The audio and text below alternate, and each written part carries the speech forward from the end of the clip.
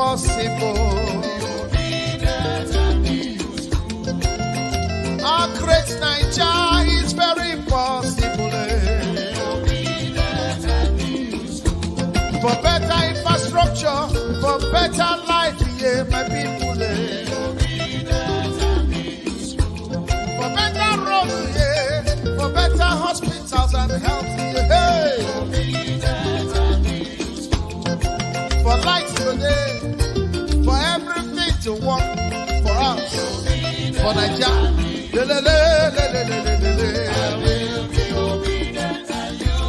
Yeah. No more hunger.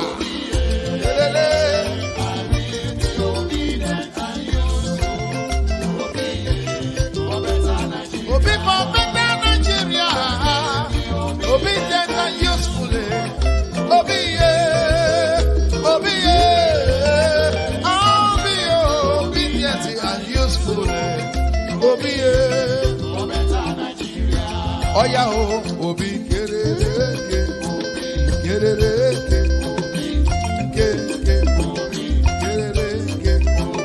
Hausa man, Yoruba man, Igbo man, Middle Belt, Niger Delta. Let us come together for better Nigeria. For better life, for better health, for better road. From consumption to production.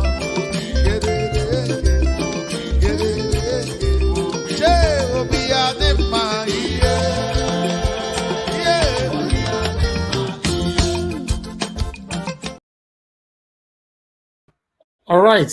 Good morning, good afternoon, good evening to you all, Naija Watch family. We are back again here today. How on a day today? My good people right there. Happy weekend to every one of you. Happy Friday, 2nd December 2022. Yes, we are here again talking about the things that's affecting you and I. Please endeavor to share, and let others know that we are here already. Yes, my people, on a day.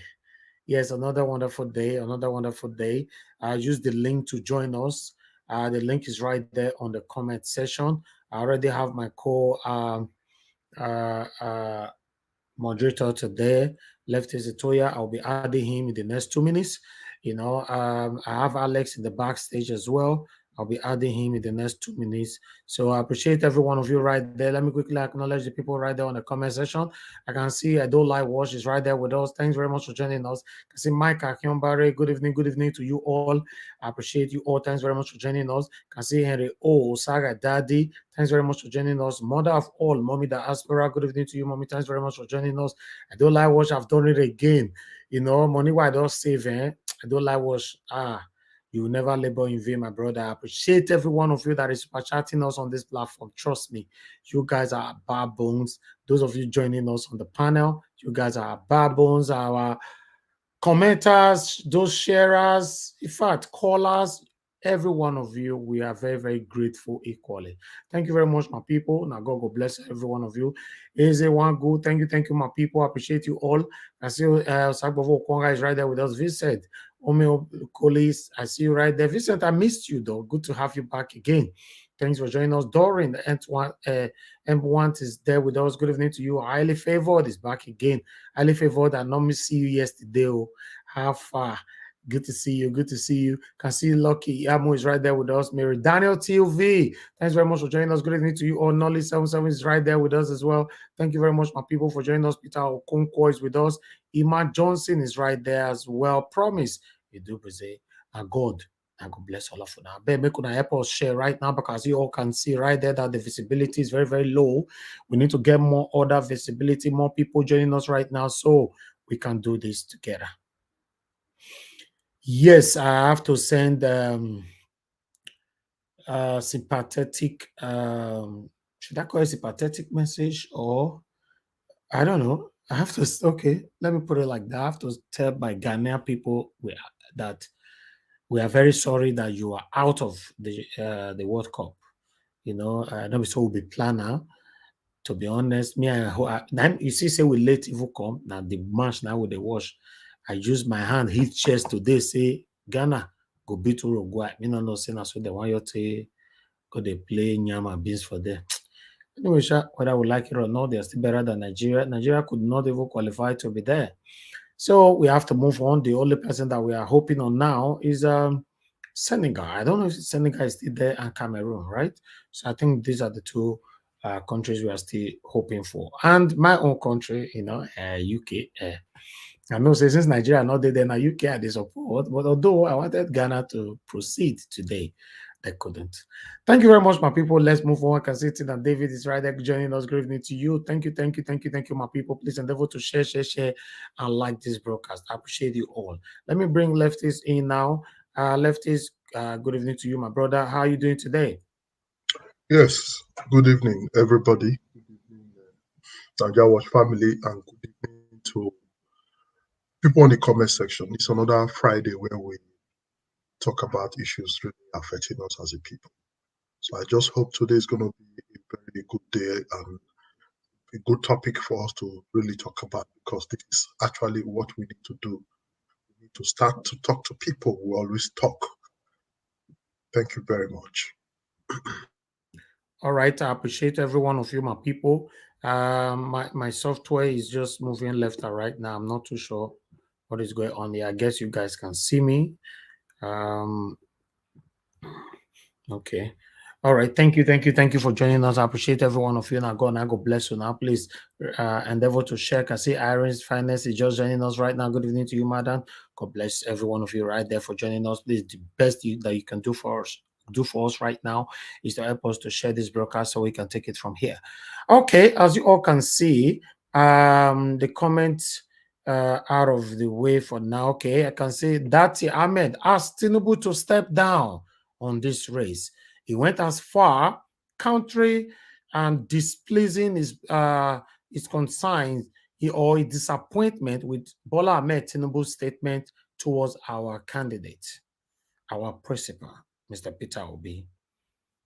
So we're going to be listening to that. Tinubu cannot be trusted. Dino Melaye came on air to criticize Oshomole and criticize Tinubu at the same time.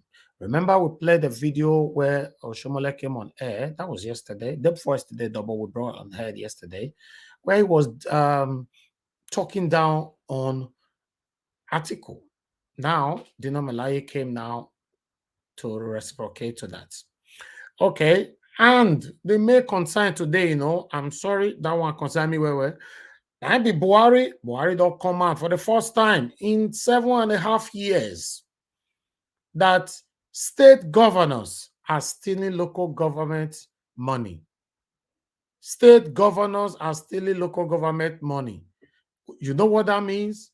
On this platform, we have been talking that Obaseki is eating state government money for more than 1 year now. We have been crying. So I told you guys, whenever I see things like this, I'm always happy. You know what that means? It means that I have been vindicated. For the past 1 year, consistently, on this platform, we have been questioning Governor Obaseki that is eating the state government, the local government money. I'm happy. The president, the number one citizen, in Nigeria, came out to say that state governments are eating local council's money. We call it council. Now, council, they call that for UK, that they call the local government, local government for Nigeria. Although that's what it is here, but we prefer to call them council here because it's the popular name. We are going to be taking that as well. We are going to talk about everything today, my people. This is a platform where anybody can come here. We talk. But you must respect what we are using this platform to fight for. We have said it right from day one. The platform is dedicated for Mr. Peter Obi, Labour Party. You are coming here and, for example, you support Tinubu, you must come with facts. All right, we have more other people joining us right now. Please use the link, join us because today, if you want to be part of us, I guess you don't want to miss out on the screen. Thank you very much, my people. Let's move on right now. I would like us to listen to what Baba Ahmed said. Thank you, my people. Let's start from here. Please make us share. I see more people joining us right now. I can see Josephine is right there with us. Good evening to you, Jolly. Uwarabona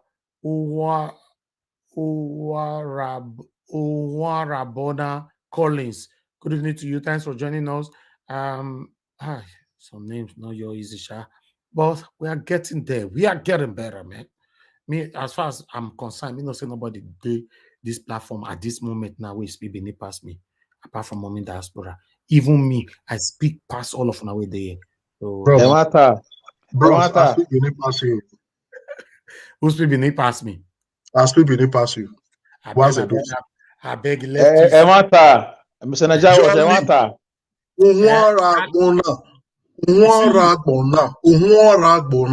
No. Uwarabona. What do you mean Uwarabona? See, person who says what are you saying, lefties? Uwarabona. You and Alex cannot pronounce that. Bring the name out. Me, I can't see the name yet. Don't worry, because the name now you see to Alex. Pronounce it. I think I'll get back to you on that. You see now? You see now? I speak. Make Collins not go bring trouble. You don't know him. You don't know him, oh guy. You know you know him. I said I'll get back to you. You see what your name don't cost for here now. We never will start now.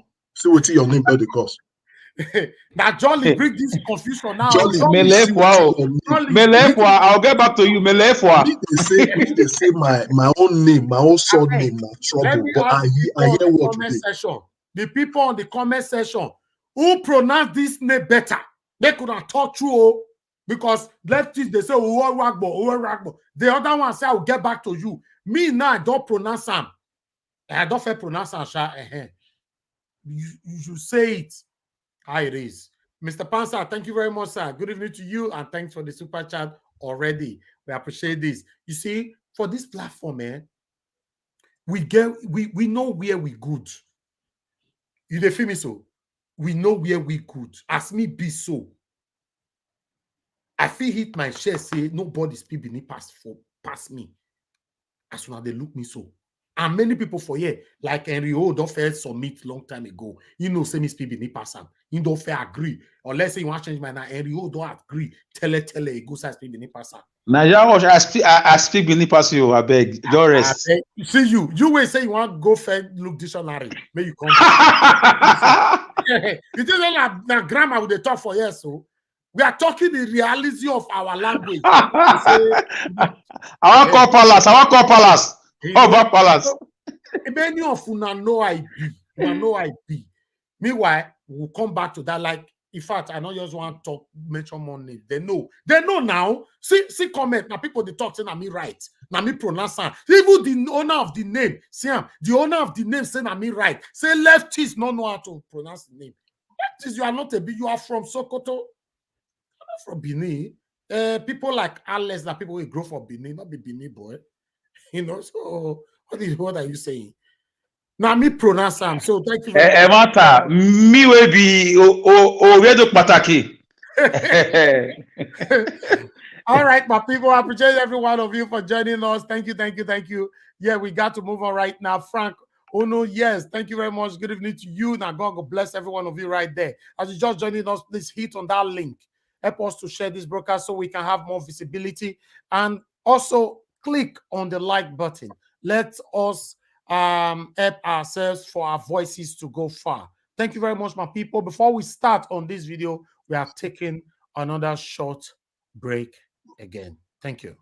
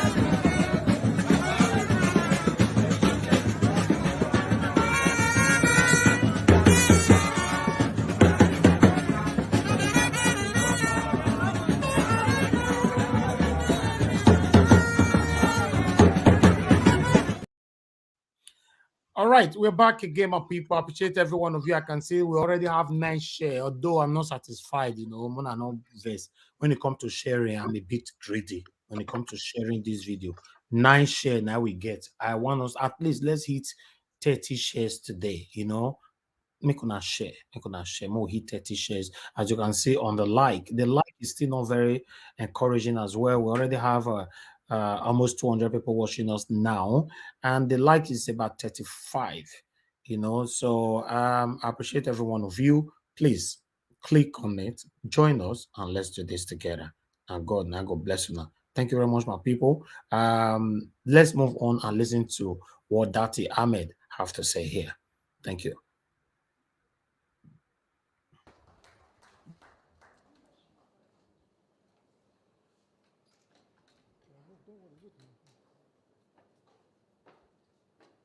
Major political parties appear to have crossed the boundaries of decency to transgress our peaceful activities and our focus on political schedules. On the 29th of September 2022, an eminent group of statesmen under the aegis of the National Peace Conference brought together all presidential candidates to sign a peace accord, which represents an agreed code of conduct for the 2023 presidential elections.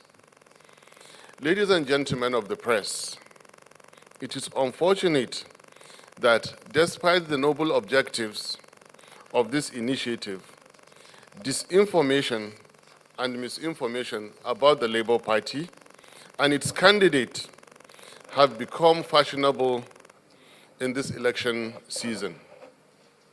Recently, for example, there was a false narrative being spread nationwide that His Excellency Mr. Peter Obi is against the production of oil in the north.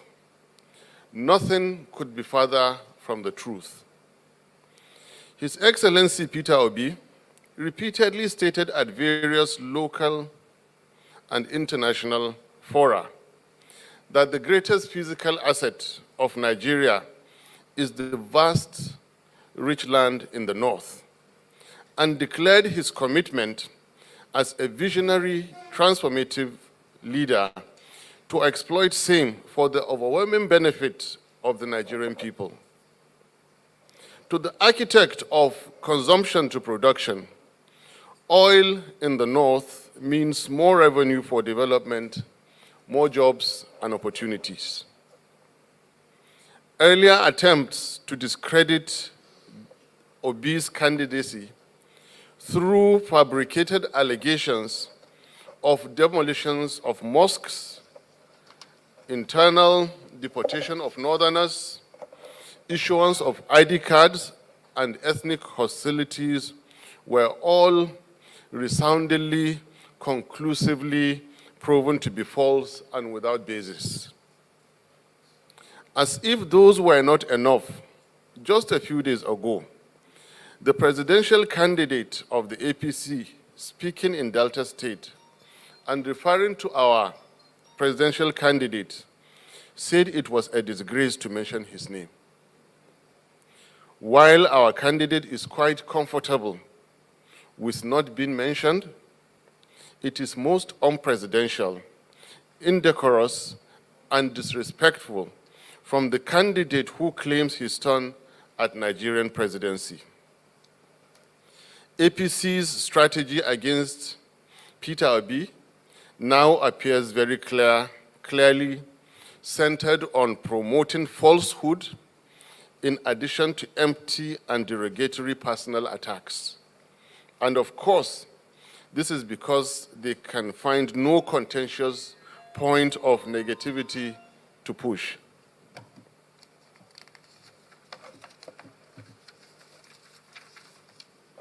Little wonder that their vice presidential candidate has consistently put to shame the noble heritage of the great Borno Empire in his unguarded and uncultured public pronouncements, which expose his intellectual laziness and discomfort with empirical facts and arguments.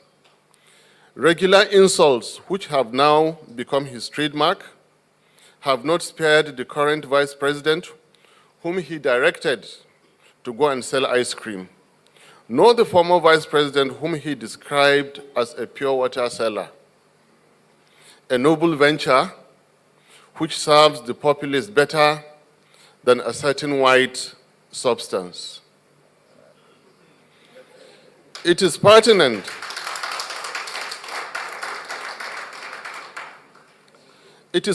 to recall how Mr. Shettima, at a recent public event, belittled Atiku Abubakar's educational qualification, as well as the modest lifestyle of Peter Obi.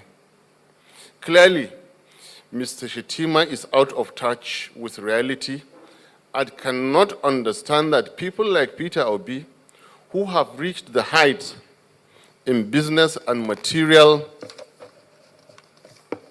achievements, have long transcended the need for ostentatious display of wealth.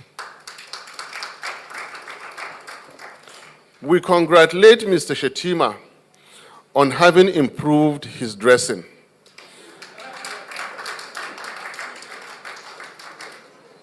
But we equally remind him that he needs to improve his public composure and discipline in communication. Shettima is called upon to speak kindly and more responsibly about all personalities, if only to uphold long-established minimum standards. We cannot also forget his disposition and uncooperative attitude when hundreds of girls were abducted under his watch as governor in 2014. That was what I was actually waiting for. You know, that's obvious. We've said it before that Shettima is affiliated with Boko Harams. We've said it before. You know, we have to say it how it is. So I'm happy that our vice presidential candidates have just said it. Now, how many girls that were kidnapped under his watch? You know what that means? So we are going to listen further. You know, we have other video here where it's talked about Tinubu. I would like us to go straight to the point on this particular one here. This answer I'm going to give you.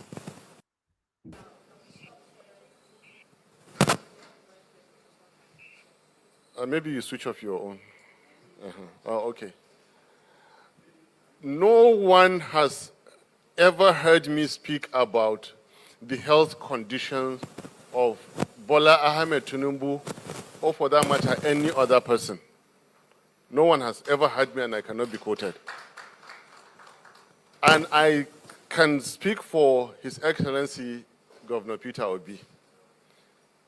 We don't speak about their personal conditions, any God-given talents, because there is philosophy behind this.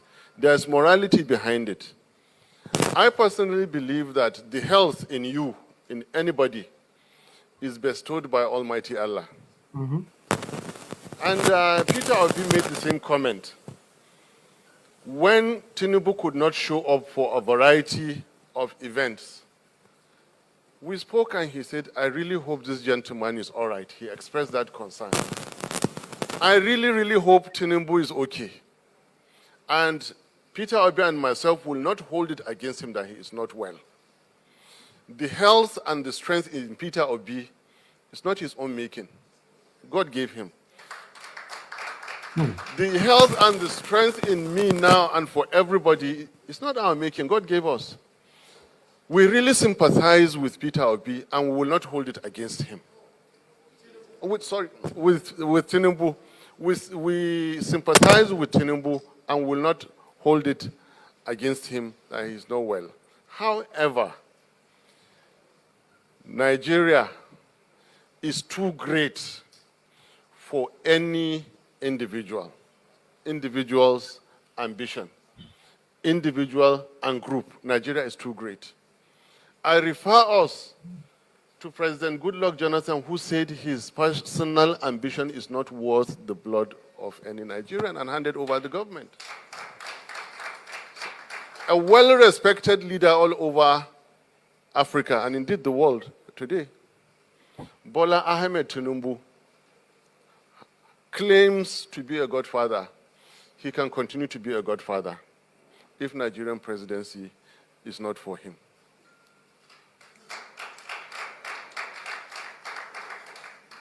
It is not in our place, Peter Obi and myself, to tell him that you're sick. Please go and relax. If you think you can, be our guest. Come to the field, we beat you.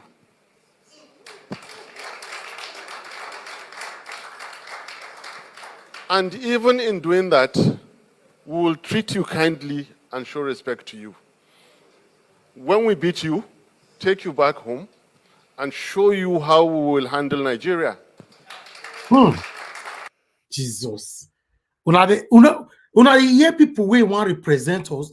Can you hear this? I'll play that part again. Jesus. I'm so pleased to be part of this.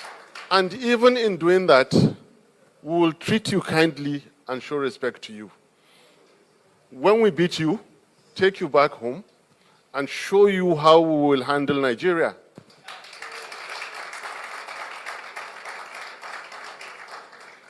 But anybody who means well for Nigeria and knows that they have shortcomings, for God's sake, step aside.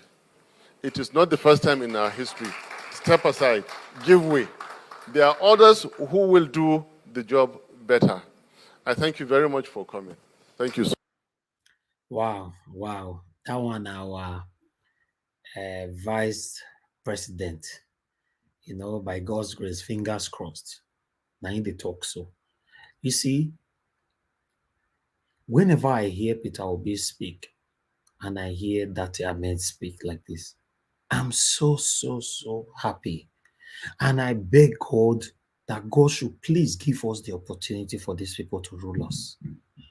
To be honest, these are the people we want, that we can refer to, associate ourselves with, reference to as our leaders. I don't want to call someone like Tinubu as my leader, my president, or Atiku. God forbid. I say it again, God forbid. You heard him. Yes, my people, I think we are just going to talk about this before we move on to another one. But I have another 2 minutes to play here. Then we'll take it from here. Thank you. verbal violence easily transforms into actual violence. Potentially, and potentially. And mostly they do. Potentially it could. No. Mostly they do. In the last 3 weeks, things with such statements from these leaders, presidential candidates speaking the way they did, calling another one that it is disgraceful to mention his name. He is just about to say something that is very bad. Another candidate in the north, for example, it is too heavy a word to use. You see, I don't call the names of tribes unless for technical descriptions. But at Area House, to say that northerners, after 4 seconds of contemplation, so it was not sporadic. After 4 seconds, you say that northerners do not need a Yoruba or an Igbo leader. Again, that requires him to honorably quit from this race. Because the meaning of GCON, Order of the Niger, is like a fraternity. Well, clearly. And you are a grand commander. Right. In the order, you have taken oath twice to promote the unity of Nigeria. And you face the North and tell them they do not need a Yoruba man. That is not true. Every Northerner needs a Yoruba man. Every Northerner needs an Igbo man. Every Igbo man needs a Yoruba and a Northerner. Every Yoruba man needs an Igbo man and a Northerner. Well, to this be is fair, wrong. These things have to stop. Right, I understand that. Obviously, he's not here to defend it. Okay, thank you very much. I think it's time for us to start talking. Yeah. Please, everybody stay mute. Thank you very much. I appreciate every one of you for your time with us right there. Please, use the link, join us, and if it's not already filled up, yes, unfortunately, the space is gone. We are completed here now. We're going to start talking. We have other segment that we need to talk about, but on this particular one, everybody is going to have enough time to talk. We don't have limited time for you to talk on this. Just talk. When you are done, we move to the next person. Okay. And before that, before I move to lefties, let me see. Orlando, good evening to you. Are you there with us? I'm here with you. Good evening to everybody. Thank you. Thank you. Okay. I just wanted to know that if you are right there with us. All right. Thank you very much, Orlando. I will be coming back to you. Lefties, over back to you. Yes, thank you very much, Mr. Elvis. It's another Friday, and it's a mind-blowing one, because the board view you just showed now is about the vice president of the Labour Party. And we also how he has expressed himself and how he has humbled himself and eloquently spoke on issues bordering the Labour Party in general, the attacks, and the peace accord, which they all signed, that other political parties seems not to respect. You know, Nigeria believe in just doing the paper thing and never act it. And that is one of the things he's talking about. We are all aware how the woman leader in Kaduna was killed, and the other of the family escaped with injuries. Why?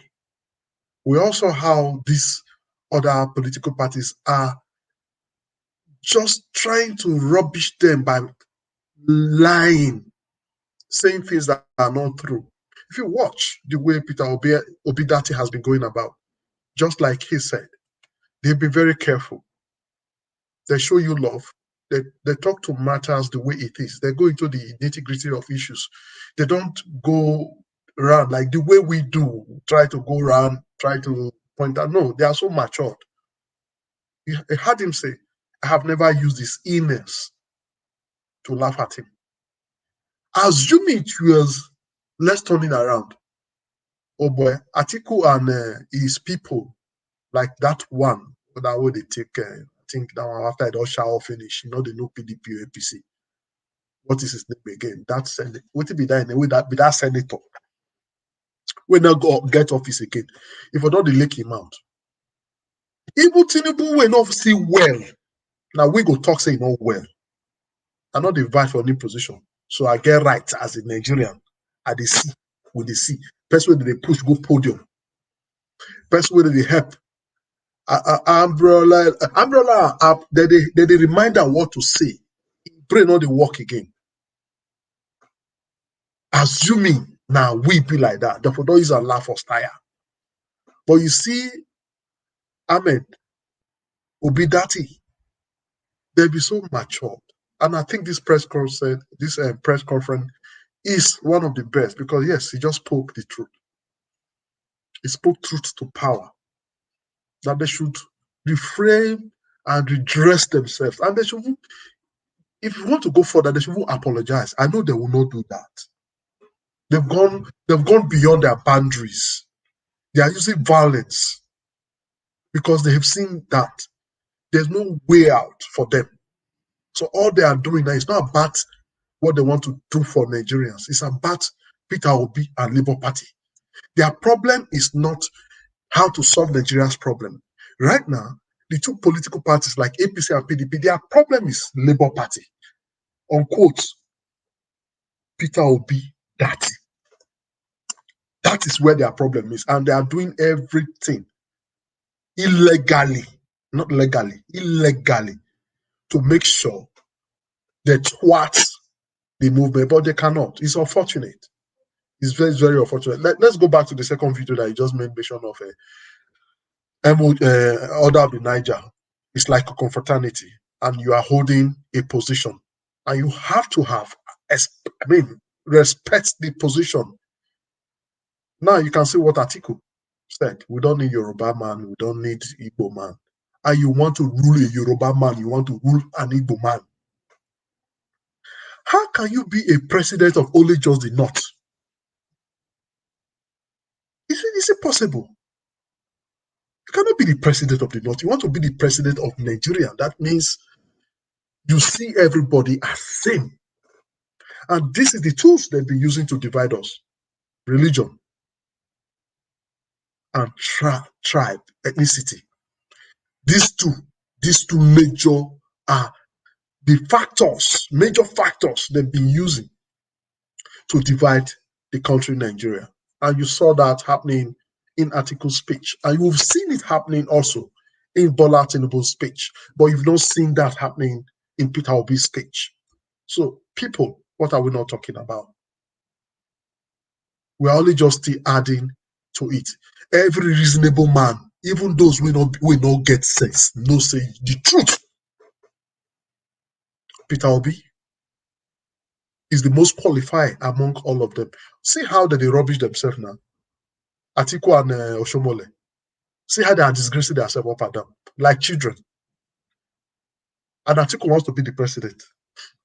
See the way he reacts. It's unfortunate that maturity, character, is actually not easy to get. And that's why we are saying vote transparency. Vote for character. Vote for somebody you can hold accountable at all times. You can see it. Let's just be truthful to ourselves. It is clear. It is very, very clear. Anyway, those are the two videos for today. And I know we have other videos to play, but in order not to waste too much of time, we just want to give audience to other people like Alice. Alice was the very first person of today, and Alice can just. But before Alice can take over, I want to quickly say, for those who not recognize on the comment section, you know as we do them now. Even if we never call on our name, we go still somehow stylishly put on for screen. Mona no say we'll see una. So if we not call on our name, I beg.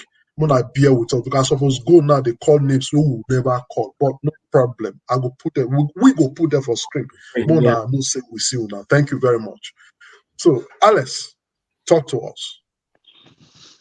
Thank you, Mr. Najawash. Thank you, Mr. Leftis. I greet the entire backroom staff for the technical team of the Najawash brand. I greet those on the comment section, those on the panelist session. I greet our lovely viewers all over the world, and even those that will watch this video later. I like the way Mr. Peter Obi and Race-Datti, they are forming a formidable team. I love the way they've emblematized morality and decency as they go about their campaign locomotion. I will use campaign movements, because Race-Datti for a while has been very calm. People thought that he has been, he has been incommunicado, he has been in oblivion. But I'm happy he came out this time around, to try to reply in a decent way to this parasitic and pretender political class we have in APC and PDP. So we cannot continue to swallow hook, line, and sinker the nitwits and the nonsensical and non sequitur display of the political parties of the APC and the PDP in the campaign of calumny, in the campaign of hate, in the campaign of malversation, in the campaign of aspersions and vituperations. In a sane society, Bola Tinubu, for what he has done for the past few days, ought to be called to order, either by the INEC who's supposed to be independent but is dependent on the ruling party, which also need to be investigated themselves, or by the EFCC, or by the ICPC, or by the law enforcement body, the police, to create sanity and tranquility in the forthcoming political WrestleMania into Martin Onipos, the highest post of the Nigerian political order, the presidency of the country, which is up for the taking. So these guys just think because Ahmed Datti and Peter Obi are politically moral, they are politically trying to hit the goal, they are not deviating. They just believe that they are the only ones who have the monopoly of usage of foul language. So it's in order what Ahmed Datti has done. This is a man, yes, he was part of the political class, but he invested in education. When people are educated and when the education goes through them, it's very easy to know. It's like putting on light in a dark environment. But whereas we have a candidate who said he went to school and his credentials are still subject of litigations of the legal luminary just now as we speak. So I'm happy the way Ahmed Datti replied. It's a very good one. You do not follow mad people to behave like a madman, but you cautioned, you try to caution them in a certain way that the whole world will see the difference between a tout who said he went to school, who said he built Lagos, and people who truly went to school and school went through them. So the movement is a no-brainer. There is no stopping the Peter Obi Ahmed Datti movement because it's the people's movement. Nigeria is now or never. We have to win it or lose it forever. Talking about of blessed memory, late Sonny Okosu. We have to either lose it and forget about it or win it now and keep it forever. We are not fighting for ourselves alone. We are fighting for the soul of this country. From a few parasitic political class who have been really parasitic, who have been sucking dry the resources of this country, who have been engaging in the aqua of corruption at Martin Onipos since 1960. This set of people, a few of them who are still alive, are still trying to continue to masturbate themselves in the corridors of power. And Nigerian students, Nigerian people, Nigerian men and women, fathers, pensioners, diasporans have reason to say no. Enough is enough. We want our country back. And we are warning them, whether they have the power of the federal might or not, whether the APC think they have the power of incumbency in terms of party-wise or not. We are not voting for party this time. We are voting for individuals with capacity, with verifiable antecedents, verifiable credentials, individuals who are capable, who are competent, who are ready to hit the ground running from the first day. Individuals who have been leaders in their various spheres of life, not people who we do not even know their classmates. How can you go to primary school, secondary school, university, nobody knows your classmates? That is an aberration. That is, I mean, I don't know what to say about that. And if this was to be on the other side, that Peter Obi or Ahmed Datti was the one having issues with their credentials, Labour Party would have gone into extinct. They would have used all sorts of ways, all sorts of mights, militarily, politically available to quench the Labour Party movement. But thank God, we have a candidate, a kamikaze in the person of Peter Obi, whose life is like an open book that we all can read through. Though nobody is perfect, but this man is just like the Jesus among the three people who were crucified on the cross. One of them was Jesus. But at some point, the Nigerians are saying, we want our country back. No more vote buying. For the first time, we are seeing Nigerian youth, looking forward, already rejecting monies, already rejecting, large numbers of Nigerian youths are waiting eagerly with all zeal, with all zest, with all, with all mental strength. They are waiting to vote out this wicked party, these wicked people. We have to also beam our searchlights to INEC. So I want to call on INEC. INEC is supposed to be like a referee, like unbiased umpire. I don't see them coming out to play that role. You must not be INEC only during elections. You can also be INEC during campaign season by coming out not only to reject minors that are registered on PVCs machine, but also to caution presidential aspirants in their campaign of calumny.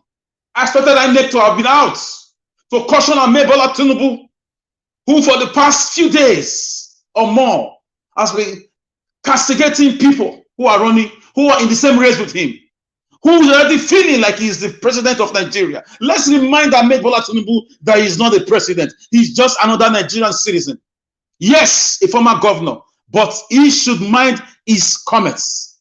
He should mind the way he carry himself about. He should stop looking down on other Nigerians who are in the race with him. No Nigerian is more Nigerian than any Nigerian. So if a man is not yet a leader, he is already acting dictatorial. He's already acting despotic. He's already acting, as if he's already there. Nobody can talk. At the time, he said the citizens who are asking for a better government should shut up. That statement alone is enough for him to step down. I support Datti. A man calling another man who's in the presidential race, the highest post in Nigerian political order, calling him an ice cream seller, calling him a trader, calling him all sorts of names. If this was to be coming from Peter Obi or Datti, trust me, Peter Obi would have been asked to step aside. But because this guy is working with the ruling party of the present-day government, a lot of water are going under the bridge. But let me tell you, the owners of the bridge, which are the citizens of Nigeria, the 50 million youths, the 1.8 million youths that were locked out of school, the Nigerian students, the 5.7 million graduates who are roaming the streets of Nigeria without jobs, they are saying is enough. And we are doing that with our PVCs. And we will not relent. And Bola Tinubu should be cautioned. It should be investigated. It should be talked to by the INEC or by the security apparatus or apparatchik of this country. If we really want to have a free and fair elections, we don't know what they have in mind. I see the APC, they are not campaigning. They are busy threatening people. They are busy, making bold statements, making bold comments, instead of going about their campaign to let people know what they are going to do about insecurity, about the massive migration of our youths, our young men and women, our doctors, our engineers, our lawyers, our farmers, our young people who are going by the airport, by the seaport, by the lands of the borders of the country. Instead of addressing the naira to dollar problem, how we got here, instead of telling people how they intend to engage the powers that be, or how they intend to return all the stolen money of this country that are in foreign banks abroad. Instead of having objective and realistic campaign, instead of having a connection with the plight of the ordinary Nigerian, to let them know we are with you, or to put forward their campaign promises or their campaign manifestos, or to even apologize to Nigerians how they have already failed since 2015 as a party. Now they are not going about attacking people. Is this the kind of people that you want to vote for? A man that is having drug courts litigations on his neck? A man that is not yet a president, is already losing memory? Old age is a blessing. We all will get old. This is our prayer, But when you are old and stupid, it's a different thing entirely. You invite insult and abuses on yourself.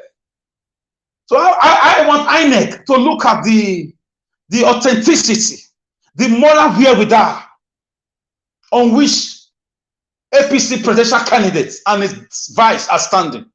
How medically are they qualified? Two of them. How medically are they qualified to stand in this race? There's no course screening before any job. Medical results are also required.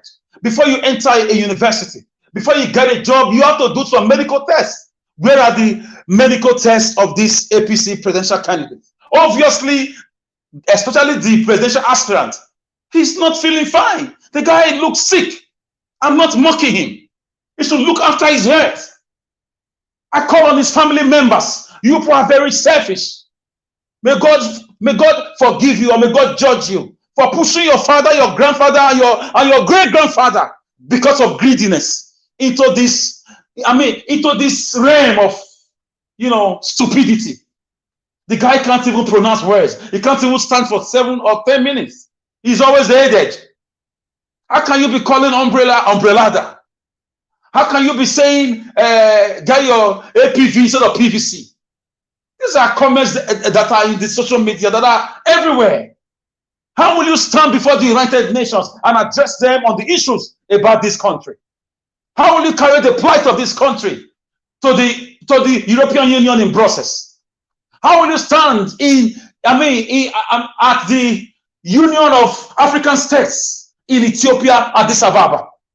How will you stand to address Chinese or the Asian tigers about our economic interests? I don't understand. So whether we have an INEC that is docile, INEC that has been purchased by this so-called political money bag of the APC, I don't know what is going on.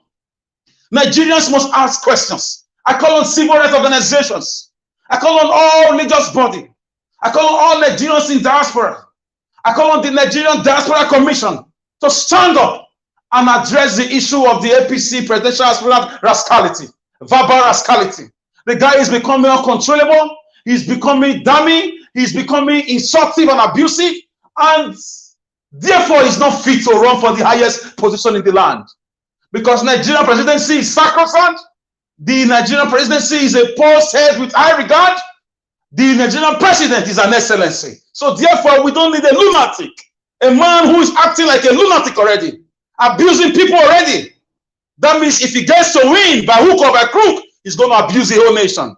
We are already being abused by a party he boasted that he produced. We are already being abused. People were killed at Lekito Gate and this in his backyard, and this man never investigated it. We are already being killed and being murdered by a party this man said he produced. And there is no press conference from him whatsoever. And he has a TV channel. He has he has the powers to do a lot of things. But he has not stood with the Nigerian students for 7 or 8 months who were shut out of the academic environment. And this man is rearing his head. I don't want to say ugly head to come and be a Nigerian president. God forbid. So I will let other people to also contribute. Race-Datti, I join you in your postulations that Bola Tinubu should step down or should step aside. If it is in line with the Electoral Act, if it is too late, then we can do the election without Bola Tinubu. Must there be APC at the ballot box? Because nobody did it to them, they did it to themselves. How can you have an Osinbajo and a lot of other intelligent people in your party, and a man who is already about 100 years old, allegedly, is a great father, a grandfather, and a great-grandfather? How did he emerge as a party leader? So a lot of questions have to be, we need to ask questions. This country right now, with what is going on, where young people's future is very bleak. With what is going on, our debt was 12 trillion naira in 2015. Now it's over 70 trillion naira. And nobody asking questions. With the things we are seeing right now, monies are borrowed. We've borrowed more than $10 billion, and we have nobody's talking about how this money is spent. So we must not allow a repetition of 2015 Buhari, who was aged and sick, to still happen again. We will not accept it. They will rather kiss this country goodbye. There will be a massive war if INEC want to rig this election for a man that's abusing people. Kiss Nigeria goodbye. I'm hearing that they are not selling petrol station. No problem. Election is in 2 months. They should keep the petrol for us. We may need it after the result of the elections have been pronounced, if we are not satisfied. So I call on all the independent petroleum marketers. You are joining this political class to punish Nigerian citizens whose only crime is to be born on this soil, a soil blessed by God. But you are greedy. But let me warn you, we will invade your stations, and we will need those petroleum products. We've got a job to do very soon. Thank you. Yes, we got a job to do very soon, and I'm very, very sure Nigerians really got a job to do very soon, because the rate in which hardship, inflation is hitting hard on the ordinary Nigerians. No easy. Yes, I would have just gone straight to Star Keys, but sorry, you go hold out your keys first. I want to quickly, please, beg your indulgence to just hold on, because we have somebody here that we would want her to also lend her voice. And that's the person you can see, she's already showing her face, facing you and us.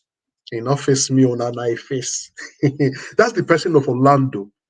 Very soon you'll be seeing this face frequently, just like the way you are seeing us. So before we continue, we don't know how our network is now, because our area is network. The Tinubu people, they really press that network. Orlando, please, good evening now. Please just talk to us. My network is okay now. Everybody can hear me now, right?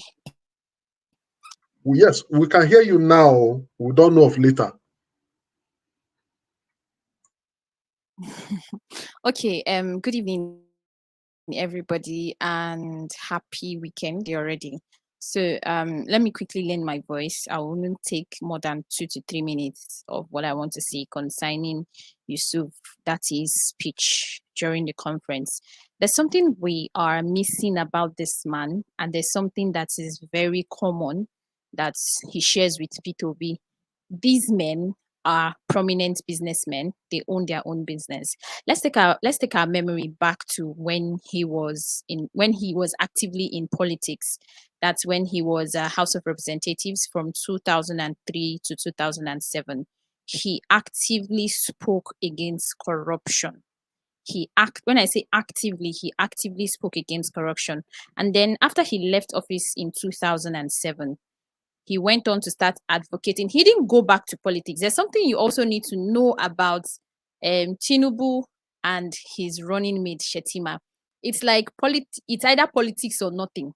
But for Peter Obi and Yusuf-Datti, even when they left politics, they still continued with their business, because, excuse you, politics, it's very crazy that it's in this part of the country that we see politicians as people who spend money, lavish money. I thought being a leader, being a governor, being a senator is a civil servant job that you're supposed to be paid accordingly. Why do they eye that position as like a position where they go to gulp all the money that they've spent and all the money that they will save for the rest of their life? Well, that's not for Yusuf-Datti, yeah. He left office in 2007 and continued his business, and also continued advocating for good governance while he was handling his own business. And also he has a university. I've forgotten the name of his university, Hayes or something. I've forgotten the name of the university. And then in 2007 to 2011 was when he went back to politics. When he went back to politics, he ran for senator of Kaduna North. And when he won, seeing that when he was in seats, that he always spoke against corruption. So the people who placed him, the people who didn't want him to come back to that seat, overturned his election, and he was removed as a senator. So this is when you're checking a backtrack of somebody's life. Is it antecedent they call it, or precedent? I've forgotten whether antecedent or precedent. When you're checking the backtrack of somebody, there has to be some things that you connect the dots together. And then you tell yourself that, oh, if this person, I understand that people change. Oh, I do understand that people change, but you have to have a little tendency before you can change. That's the truth. For every, it's just, let me use I don't know why I always use marriage as an example. Well, I anticipate to get married one day. It's just like when a young man get married to a lady, and then the young man becomes violent, and then the lady comes out to say, oh, he has never raised his hands on me before. He has never done. It's a lie. You were just blinded. You were just blinded by maybe the money or the love when you guys were dating. There was that little iota of violence in him that you did not see. So back to what I was saying. If you check all Obi's backtrack and check Obi-Datti's backtrack, there is no iota of stain about corruption. I am not saying they are a working sense, yeah? I'm not trying to say that they're working sense. But when you check these people's backtrack in politics and in business, they have things going on for them. I asked myself, I said the Northerners are struggling to hold on to power because one, I want us to name one thing that you can see an average Northerner doing that you say, even if when the Igbos were clamoring for what do they call it, Biafra, and somebody was saying that the Northerners will not agree because to some extent, just like the interview you played where Shewo Kimbaloye was interviewed, he said, we all need it at one point. But really though, ask yourself, can you stand alone as a region? Can you stand alone as a state? I understand that most of the time, it's just an Igbo man can stand alone without needing anybody's support. An Igbo man can stand, a Yoruba man can stand alone without needing anybody's support because they have this mentality of we have to hustle, we have to do this, we have to get money. But let me take us to the north. An average northerner, if it's not money laundering or the almajiri practice that is being done in the north, aside the richest man in Africa, Dangote, coming from that north, and if you trace, he did not work for that money. There's some line of inheritance that went from one person to another, one person to another, and all that before he got it. But I want to know what a northerner can come out and say, this is what we have, to hell with any other region. Because if you ask me, if we really want to restructure this country, if everybody wants to be on their own, I think Arewa people are ready to be on their own. Biafra people are ready to be on their, Oduduwa people, that's the Yorubas, sorry, not Arewas. Arewas and Northerners are ready to be on their own. But how many times have you ever had a Northerner coming to tell you that we can? I think that is one of the reasons why they hustled and put billions of naira into drilling oil in the north, because they want to be like, let's have that thing that the South has, that is making them feel like they are god of the country, that is making them feel like they have revenue, forgetting that they are blessed with a farmland when it comes to farming. Like in the north, I've never stayed in the north, I've never visited the north, but I had people who stayed in the north before the whole Boko Haram thing started. In the north, food are very, very cheap. And now these northerners are throwing away that part. Boko Haram has even made food scarcity and food prices go very high. They are throwing away that part. They are put eye for where other people money day. They won't make themselves get oil and them get oil, because is you don't need to go far.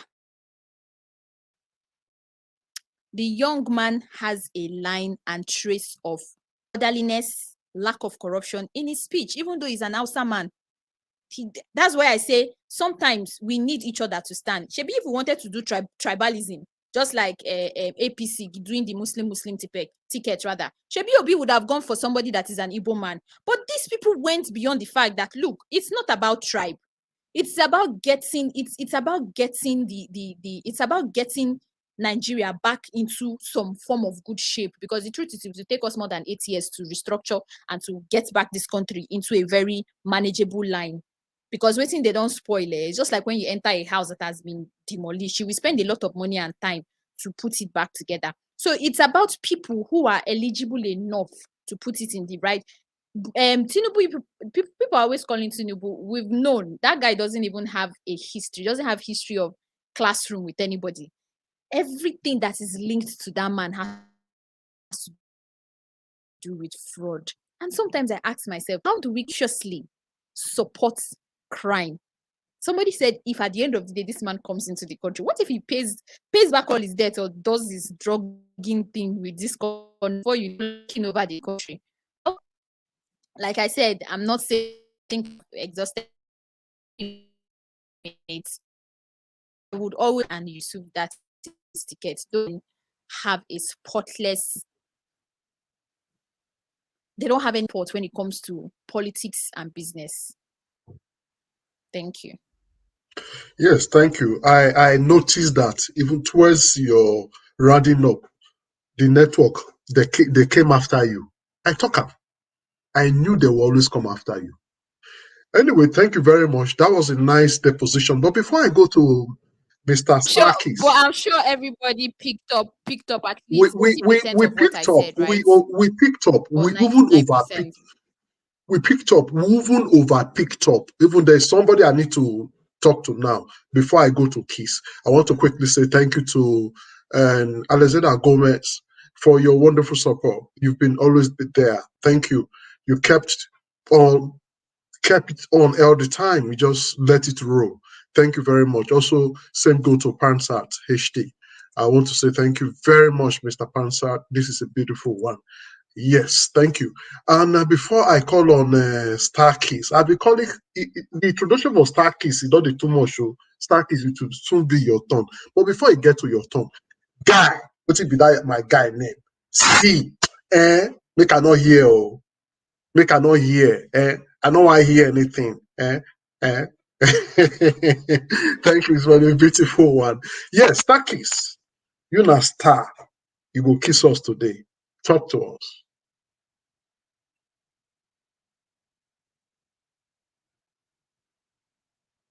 They don't visit Starkis. No, they haven't visited me. Oh, yeah, talk now. All right, Starkis, good evening to you. We can hear you now. Go ahead, sir. All right, good evening, Nigeria Watch. I'm very happy. This is my first time joining, not being live with you people. This is the first time. Although I joined in the morning, yeah, and this should be the second time I'm joining. And I promise that I promise that I will be being. I promise that I will be being with you people. Thank you. As much as possible as I can. Thank you. Yes, Starkis, where are you joining us from? Before you continue, sir. All right, I'm joining from Italy. Okay. All right, thank you. So I want to thank you people very much for this great work that you people have been doing. I've been watching you people, and I'm also urging our brother.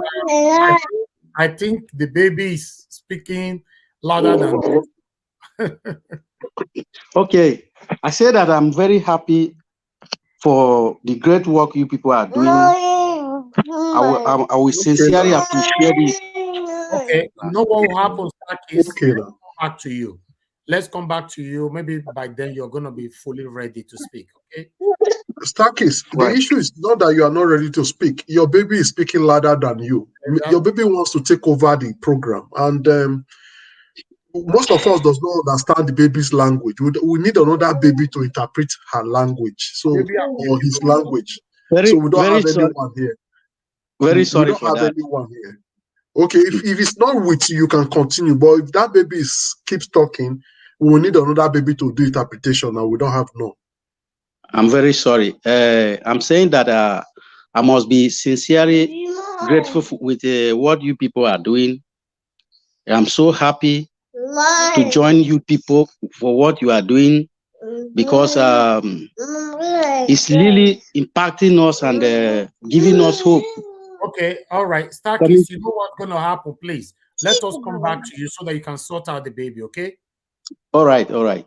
Okay, sir. Yeah, thank you very much. Thank you very much. The baby has also told us that he quite understands the problem, that this is how Tinubu is. So, yes, you had it. He had the baby. Thank you very much. Charles, do someone. Thank you very much for this wonderful super chat. So we'll just go straight to Chooks. Chooks, please talk to us. Yeah, good evening, Niger Watch. Good evening, Mr. Leftist. Good evening, fellow panelists and everyone watching us and the comment section as well. Yeah, when I listened to Baba Ahmed today, I was very, very happy. Happy in the sense that I think this election season is an opportunity for each and every one of us to know that all hope is not lost, that we still have men of vigor, have men who can come out and say things as it is without insulting anybody, without making it do or die. It gladdens my heart when I listen to him. He came out to say it as it is. Look, in a sense society, from the day Tinubu said that those who labor will labor in vain, he is not qualified to be the president. Because without labor, what can you do? Economy is labor. Labor is economy. So for him to come out and insult Nigerians in that manner, and nothing happens, and he went ahead, to say all kinds of things about other presidential aspirants. That is the lowest of the low. If it were to be in a very matured democracy, we won't be seeing this kind of thing. And if it does happen, they call him out. Everybody knows what he plans for Nigerians. I have never ever seen Tinubu in all his outings talk about things he can do and explain how he's gonna do it. I have not seen that. He completely came out to tell us that he can only attend events organized by him and his team. That shows us that when he gets there, it's all about him and his team. Look at what is going on today. Aisha Buhari picking up a young man who they starved education for 8 months. Pick him up, lock him up, and nothing is happening. I mean, even if he deformates the character of Aisha, is picking him up the best? I'm not a lawyer, but I don't think this is a criminal offense. Rather, it's what is it called? How do they call it in law? Something that has to do with a person against person, not a crime. So to arrest him and brutalize him this is civil offense. Civil offense. Okay? So it's completely out of order. And it's only in Nigeria. You see people, both journalists, they come out to defend that if you deformate person, they do this, they do that. Where have this been done before? Picking up the person. All you do, you go to court and invite him to come and defend it. If he fails, they award you whatever they will award you. I don't think even it's a prison imprisonment offense. Because all they got to do is to charge you for damages. So how come it becomes something that will keep somebody in prison? Somebody who has been starved education for 8 months. That frustration alone can lead the person to say anything. This is why sometimes when I say I'm not sorry sometimes for what is happening, because we are enablers of those things that happen to us. It looks as if I'm wicked, as if I feel unconcerned. No.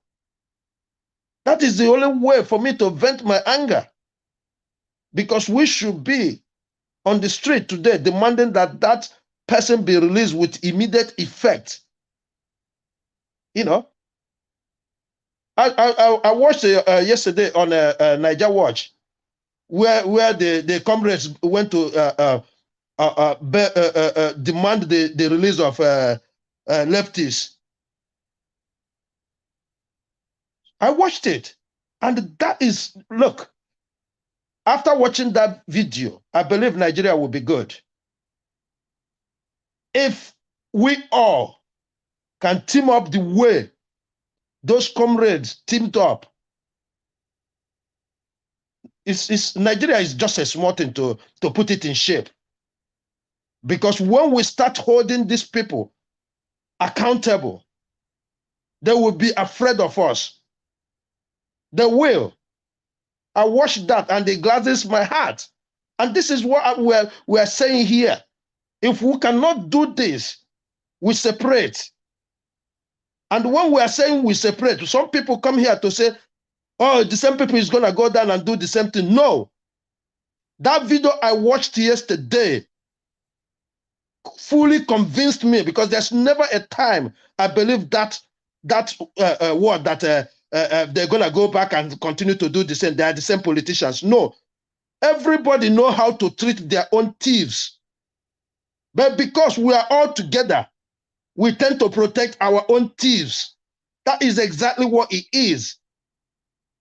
With the action those civil society took on in Edo State, if every other state start behaving like that and get up to the national, there's no reason Nigeria will be in this mess. There's no reason. I saw accountability in full force there. So when Datti asked Tinubu to step down, yes, he has the right to say so. Because if you cannot come out to tell us what you're going to do, how you're going to uplift the place, all you teach our children is how to insult people and disrespect people. Is that the kind of government we want? Is that the kind of change we want? Thank God he did not only stop there. He went as far as talking about Atiku and his statement. And the same damage the statement is doing. The children, the kids are learning from this. You're already dividing the children from birth. You're already installing those things into them for them to see every other Nigeria as sub-Nigerians, except their own. I'm very, very happy that he spoke eloquently on this. I heard when they asked him about obedient supporters, he said he never talked about supporters. Because the principle is a reflection of their supporters. These people can mask as obedient and do damages, which we have witnessed in the town hall that Abati held, calling people you don't know obedient. Or can somebody not disguise himself to be whoever he wants? And he's that smart. When you see people who are educated, people who are into education, they are different thing completely. Look at the manner he spoke. That alone tells us, what we're gonna get if we finally get there. He said, "Come out, and we will defeat you." That is exactly what it is. In fact, after listening to him, I tell you, I'm not even afraid of INEC now, because it tells me they are on top of everything.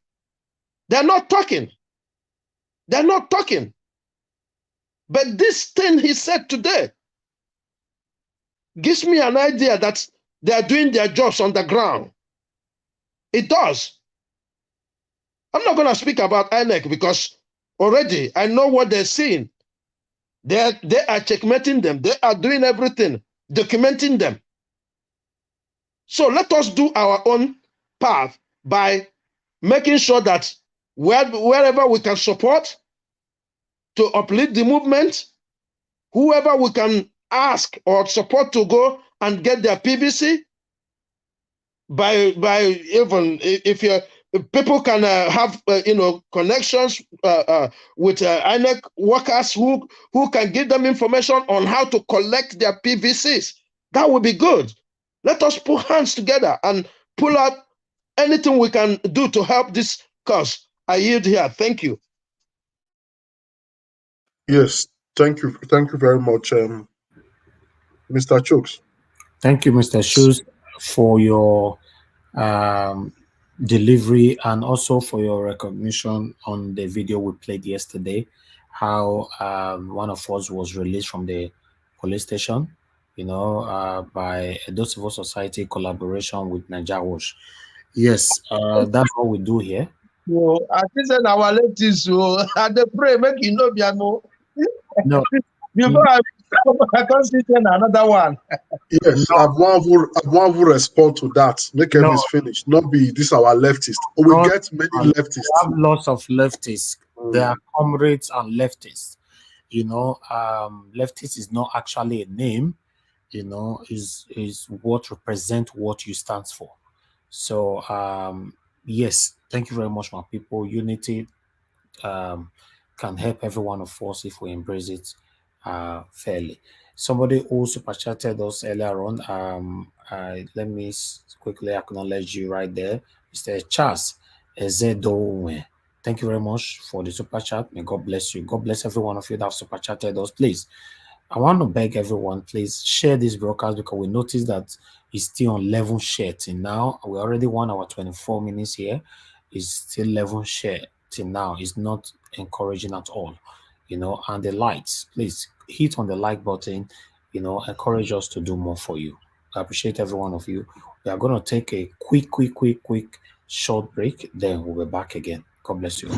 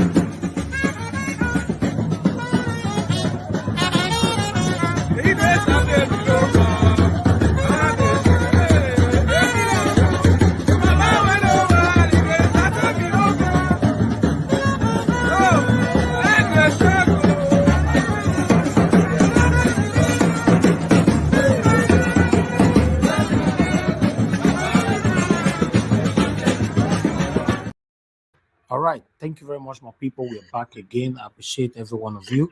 Back to you, leftists. Thank you. Yes. The matter has been cleared. The man that was asking of what happened to leftists is not leftist Amonsa or me. It's another lefty, the former PRO of Civil Society, that was arrested because he posted something that has to do with one justice. The justice flood red light on Navy's Junction in Benin City. That means a bit light.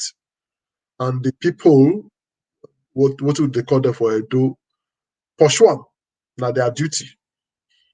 So as they pursue, he went overran one of the officers. So the Prado Jeep side mirror break. Now the woman judge controlled 2 Hilux vehicles, boys, come to attack those people. So what happened? As a human rights activist,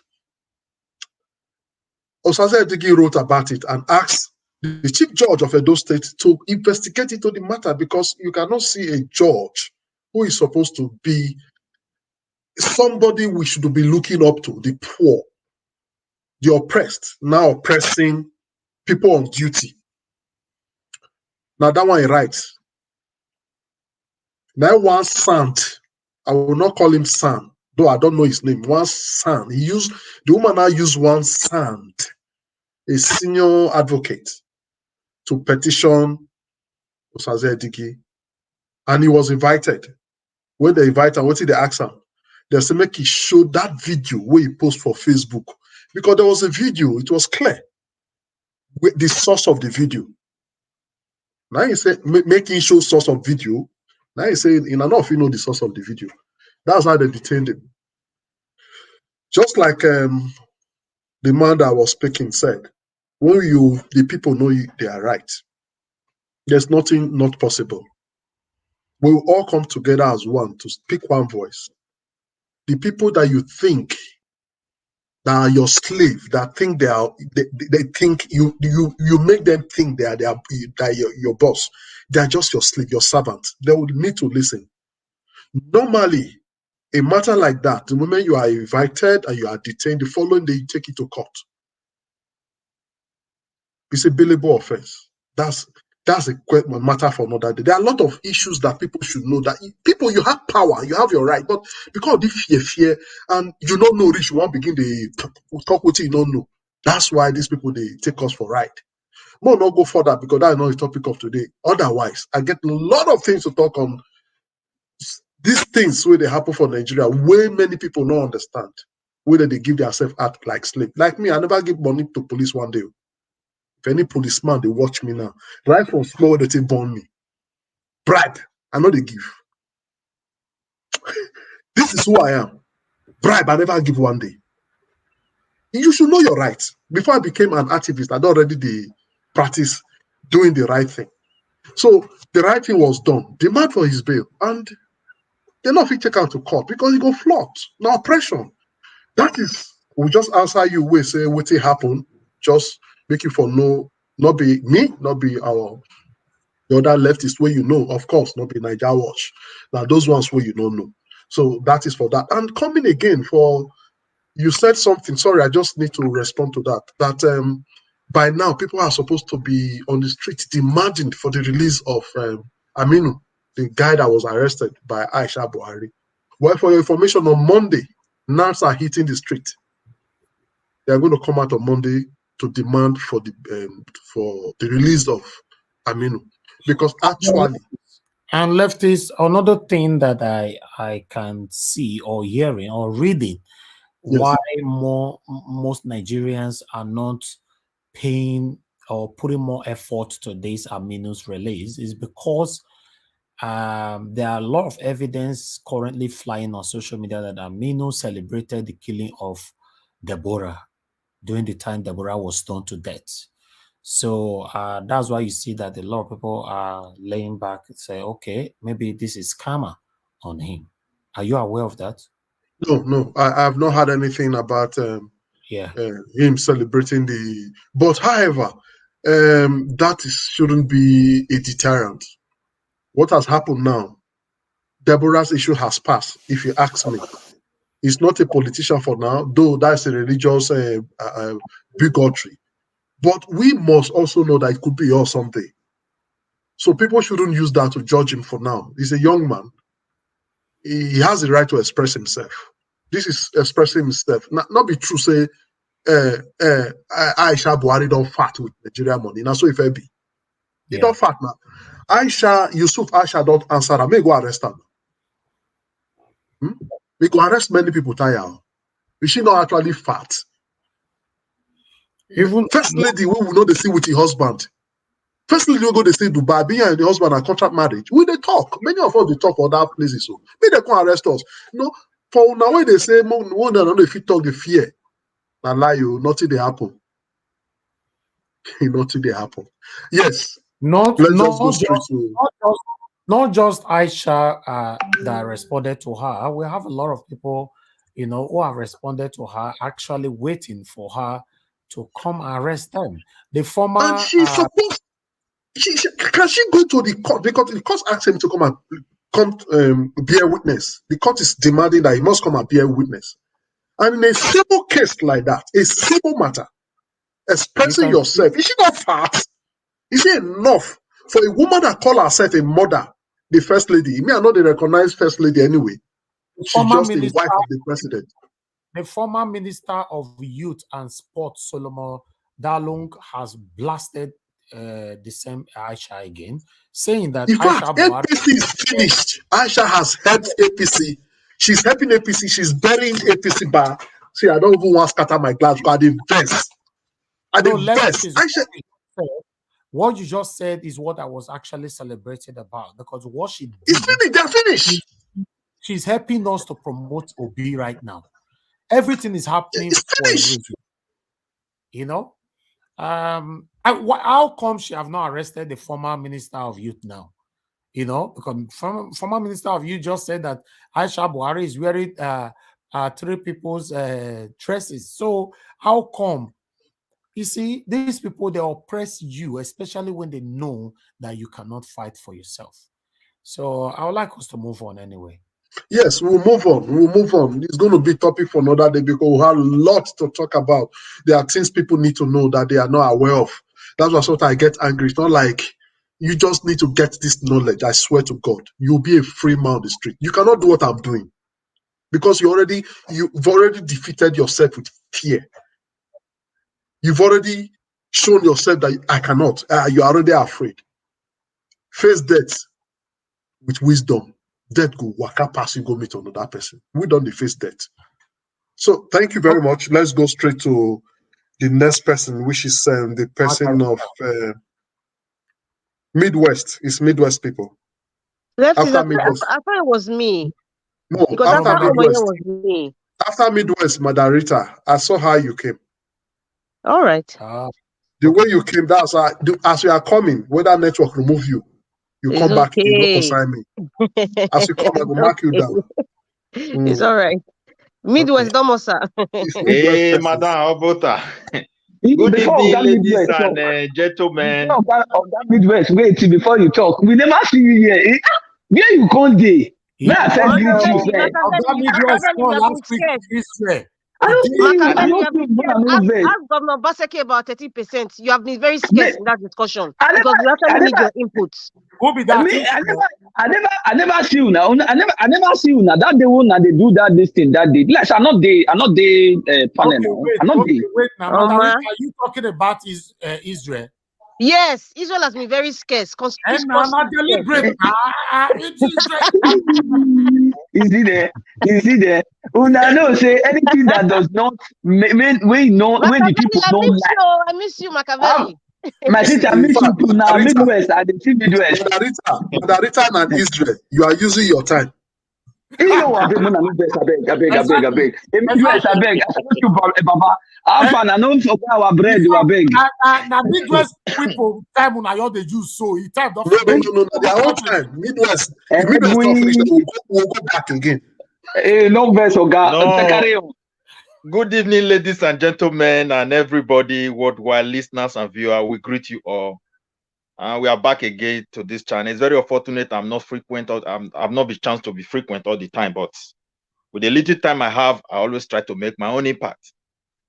Nigeria is moving towards a new direction, a direction of eyes opening, a direction of unity, and we should embrace it with all our heart. Because many people who are contesting, like I will say, Baba Ahmed Tinubu, I respected him so much. Just the way Peter Obi and Daddy Datti, cannot even pronounce that name very well. Amiable vice president to be. So we should continue to respect him that way. We don't talk about his health situation as much, but looking at the global challenges that lies ahead, which Nigeria is not immune from, and Nigeria's situation is even in a very worse situation. We need a vibrant people that can represent us, and Peter Obi and his man is the one that is capable of handling this position. Look at these two people, the way they express or the way they reflect on issue when they are talking. Just imagine in your heart that these people represent you in international community where the value of being in Nigeria has been reduced to ground zero, that when you say you are in Nigeria, nobody will even want to help you. Even in some countries, they are not even shy to say we don't need this kind of people in our country any longer, even fellow African continent there. So we need a vibrant people. These old people, they enjoy free education. Tinubu days in secondary school, in the university, they eat free food. They live in free hostels. Government supported them. Yet they could not be able to build upon those foundations. Are you expecting these people to come and change life in Nigeria, where the entire foundation, like one of our sisters just said, that is like a house that is totally in ruin? You want to start afresh. It's not going to be a joke. So Tinubu is, with his age, he cannot handle the challenges. It's very clear. We are appealing, supporting that he should resign honorably so that we can honor him as an elderly statesman and let these young guys take this mantle. Nigeria must move forward, and we will move forward in unity. And that is what I believe, because as a Nigerian, I strongly believe that the Northeast are suffering mismanagement, corruption that the past leaders have created. The Northwest, the Southwest, the Southeast, everybody is feeling the heat of this bad governance that we find ourselves.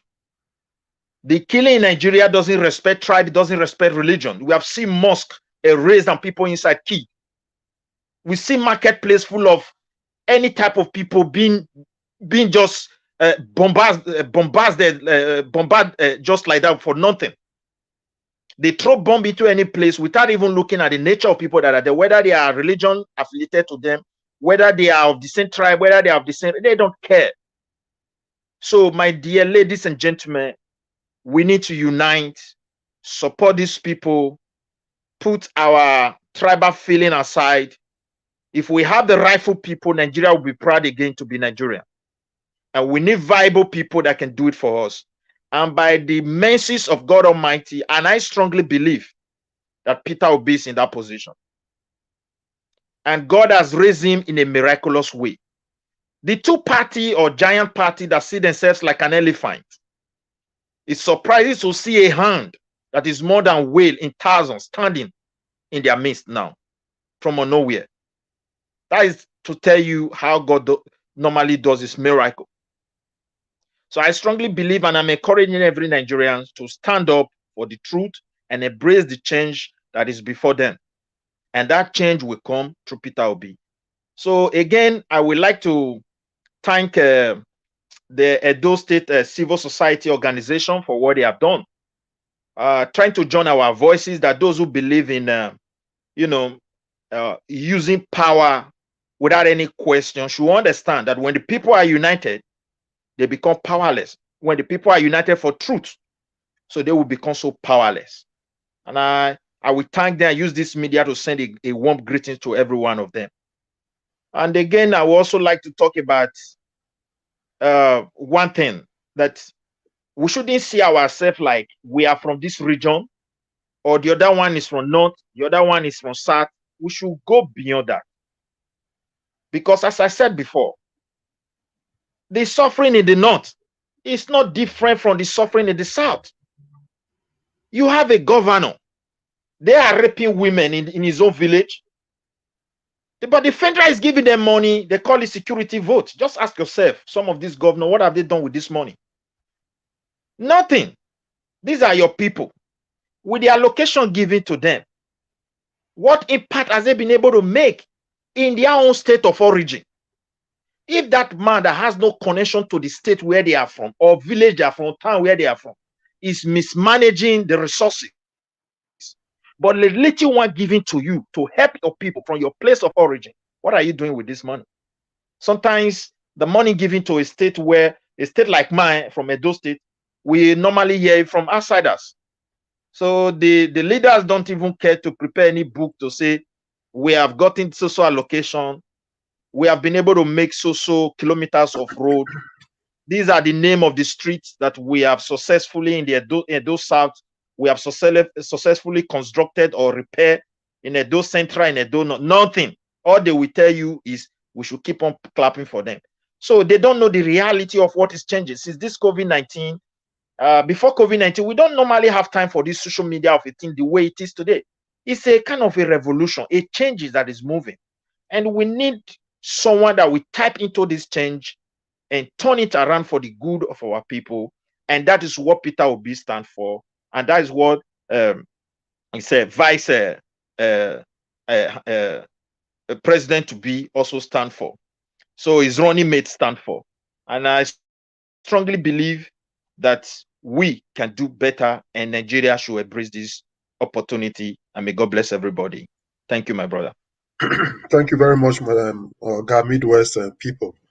You've spoken very well, but I'll quickly correct that Edo State Civil Society. No, it's Edo Civil Society. They are not Edo State Civil Society. Yes, Edo Civil Society, Edo School. So they are not, we do a lot of correction because we have to be who we are. Yes, we just move straight to Madam Rita. Madam Rita, please talk to us after Madam Rita Moyes Corner, then Machiavelli. Okay, thank you very much, Lefties. Good afternoon, Sir Elvis, everyone in the panel, Mommy Diaspora, and those people in the comment section, and those people at home as well. I just want to say something. Lefties, you mentioned that Aminu boy, you know, the guy you said he's a young boy, you know, but I think that's not a good excuse because he's a young boy. You know, he said what he said, but he wasn't a young boy when he made those comments about the murdering of Deborah. So forget that issue of him being a young boy. As far as I'm concerned, in my opinion, because of his mentality about what they did to Deborah was valid, he should rot in jail. We don't need such people in our society. Okay, Margarita, I'm sorry. I'm sorry I have to really maybe... Okay, go ahead.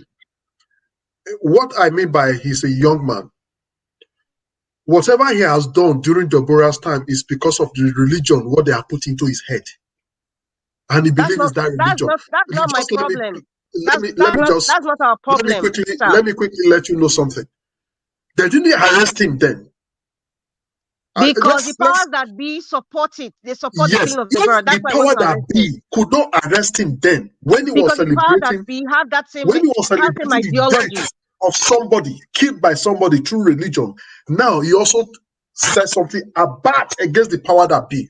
They arrested him. Then they should let him go. So let them fix it. We don't care. They should let him go. They must let him go. As far as I'm concerned, he should remain there. In fact, that is not even our business about what happens to Aminu. Seriously, because it wasn't their business of what happened to Deborah. So why should I care? Will you tell that to Deborah's mother and father? Can you tell that to their family? I don't give a rat's behind about what happened to Aminu. As far as I'm concerned, he should rot in jail. He should learn his lesson. That perhaps maybe they can deal with it, their own people and their ideology. I don't care. So saying he's a young boy or a young man or an infant, that's not an excuse or stupidity. So he should rot in jail. That's my own opinion. No, it's not Nigeria. What is my opinion? Moving forward, as per Ahmed-Datti's speech, I wouldn't say much because I think a lot of people have said what needed to be said. His speech was precise, factual, articulate, and very classy. You know, that's just how we just describe his speech. And there's one thing that really struck me when he said Nigeria is too great for any individual. That's true. Nigeria is too great for any individual. Nigeria is too great for any tribe. Nigeria is too great for any religion. You know, it's very mesmerizing when you listen to someone that stirs up your cognitive and intellectual capacity. It's very mesmerizing. And anything outside that phenomenon is just an ingredient for headache and mental distortion. Seriously. So what I would say is Agbado should just resign, get a little bit of honor that he doesn't even have before. Remi should take her husband. Sheyi should take his father inside the house because it's disgraceful for them to see him the way he is. I just have a feeling, I don't know, I was discussing with someone yesterday, and I just have a feeling that Remi is actually the one that actually wants to be the first lady desperately. Seriously. I don't know. You know, they say the power of a woman because If you guys know that woman's antecedents and the way she talks and the things that she has done, I just have that feeling that she is the one even championing this cause, not even the Agbado. Because every time you see the man speaks, his face changes, like somebody that they just pumped some drugs into, and then he's talking, and then when the drug is expiring, he starts to blue, blah, blah, blue. You understand? So, yeah, take him in, take him inside the house. You know, get some level of respect for him, some little honor that is left. And then my message for Mikano, Dubai man, you know, they said it's best to leave the stage while the ovation is loudest. I think it's time for Mikano to just leave the stage right now. I mean, you've been there for 4 or 5 times, you know, and just leave the stage now. And Obidati was spot on when he said, just resign honorably. Then they can come to meet you as an elder statesman. I'm talking to the two Kaka in PDP and APC. Now I think Kaka means grandfathers or old man. I don't know in Hausa. You know, the two of them, they can meet them and then they say, you know what, this is the plan we have for Nigeria. You know, if you're a kingmaker, as you acclaimed yourself, I'm talking about Agbado now. If you're a so-called kingmaker, the kingmaker cannot be fighting to be king. You know, you're just fooling yourself. So I just think he's just fooling himself. I know where that he was going to, being somebody who is in even the medical field. I mean, they've seen all these symptoms and signs of what is happening with Agbado. And that's why he specifically said he has never used the health of somebody or the health status of anybody, you know, for campaign, you know, because, and I know why he's telling him, enter house and just resign. Because just these guys know more than we know. You understand? So enter house, Agbado. Mikano, leave the stage while the ovation is loudest. That's all I have to say for now. All Thank right. you. Yes. We should move on. Mikano, leave the stage while the ovation is loudest. Oh, Mr. Elvis, go ahead, sir. Yes, I said we should move on quickly so we can talk on the other topic. Because yes, we are going straight to Madam Moyes corner. Okay. Good morning, everyone. Thank you very much. Or good day, everyone. Mr. Elvis, Mr. Leftist, Sister Rita, everybody in the comment section. Good morning. You know what? Yesterday, when I came here yesterday, I was mad. I was really, really angry. And listening to our VP, incoming VP, oh my God. Hey! God, I beg you. See VP. Could your VP ever see intelligence? My goodness. Man, that man, oh my God. I say, now wow. When they say power in control, impersonified, not be that. I loved when Datti said, this should be the last time that this man opens his mouth and talk, and I'm just acting it out for him. This is not how he said it, but in my mind, I'm playing the scene in my head. This is with finger in the face of a Boko Haramist and Agbadorians. This should be the last time you say any such thing about our incoming president. Otherwise, we have arsenals in a pocket for you. You do anyhow, you see anyhow. We go, they drop palm back to back. The ones when go break on our back. I loved it, every minute of it. So I don't have much to say on that. Now, I do agree with Sister Rita. I respectfully, Mr. Leftist, I respectfully disagree with you on that. That young man should rot in jail. What is happening to him is karma. He just came in a roundabout way. How can you be celebrating? It doesn't matter what the mindset is and what the brainwashing is. Well, this is what consequences are about. The ignorance of you just taking people's life or celebrating their life, that for someone who did not do anything to you, is not an excuse. Nature, if the law does not catch up, nature will certainly catch up. And that's what we're seeing playing out. So I'm not even going to soft pedal on that, borrowing Sister Rita's word. I'm not going to soft pedal on that at all. That is absolutely wrong. Let him get his karma for everything that he did during Deborah's death, you know. And everybody has echoed brilliantly every point. And I appreciate Orlando, very intelligent lady. I would love for her to continue to come on here. I really, really enjoy her when she talks.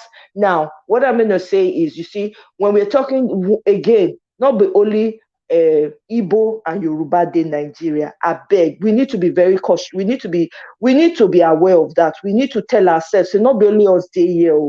There are other tribes. Every tribe can stand on their own. But we need each other because we have weaknesses and we have strengths. So we need each other in our area of weaknesses. There's Kalabari, there's Akwa Ibom, there's Edo. Even within Edo, there are tribes. So please, it's not just Hausa, Yoruba. All those rhetoric, they work again. Hausa, Yoruba, Igbo, Hausa, Mbanu. They are not the only ones in Nigeria.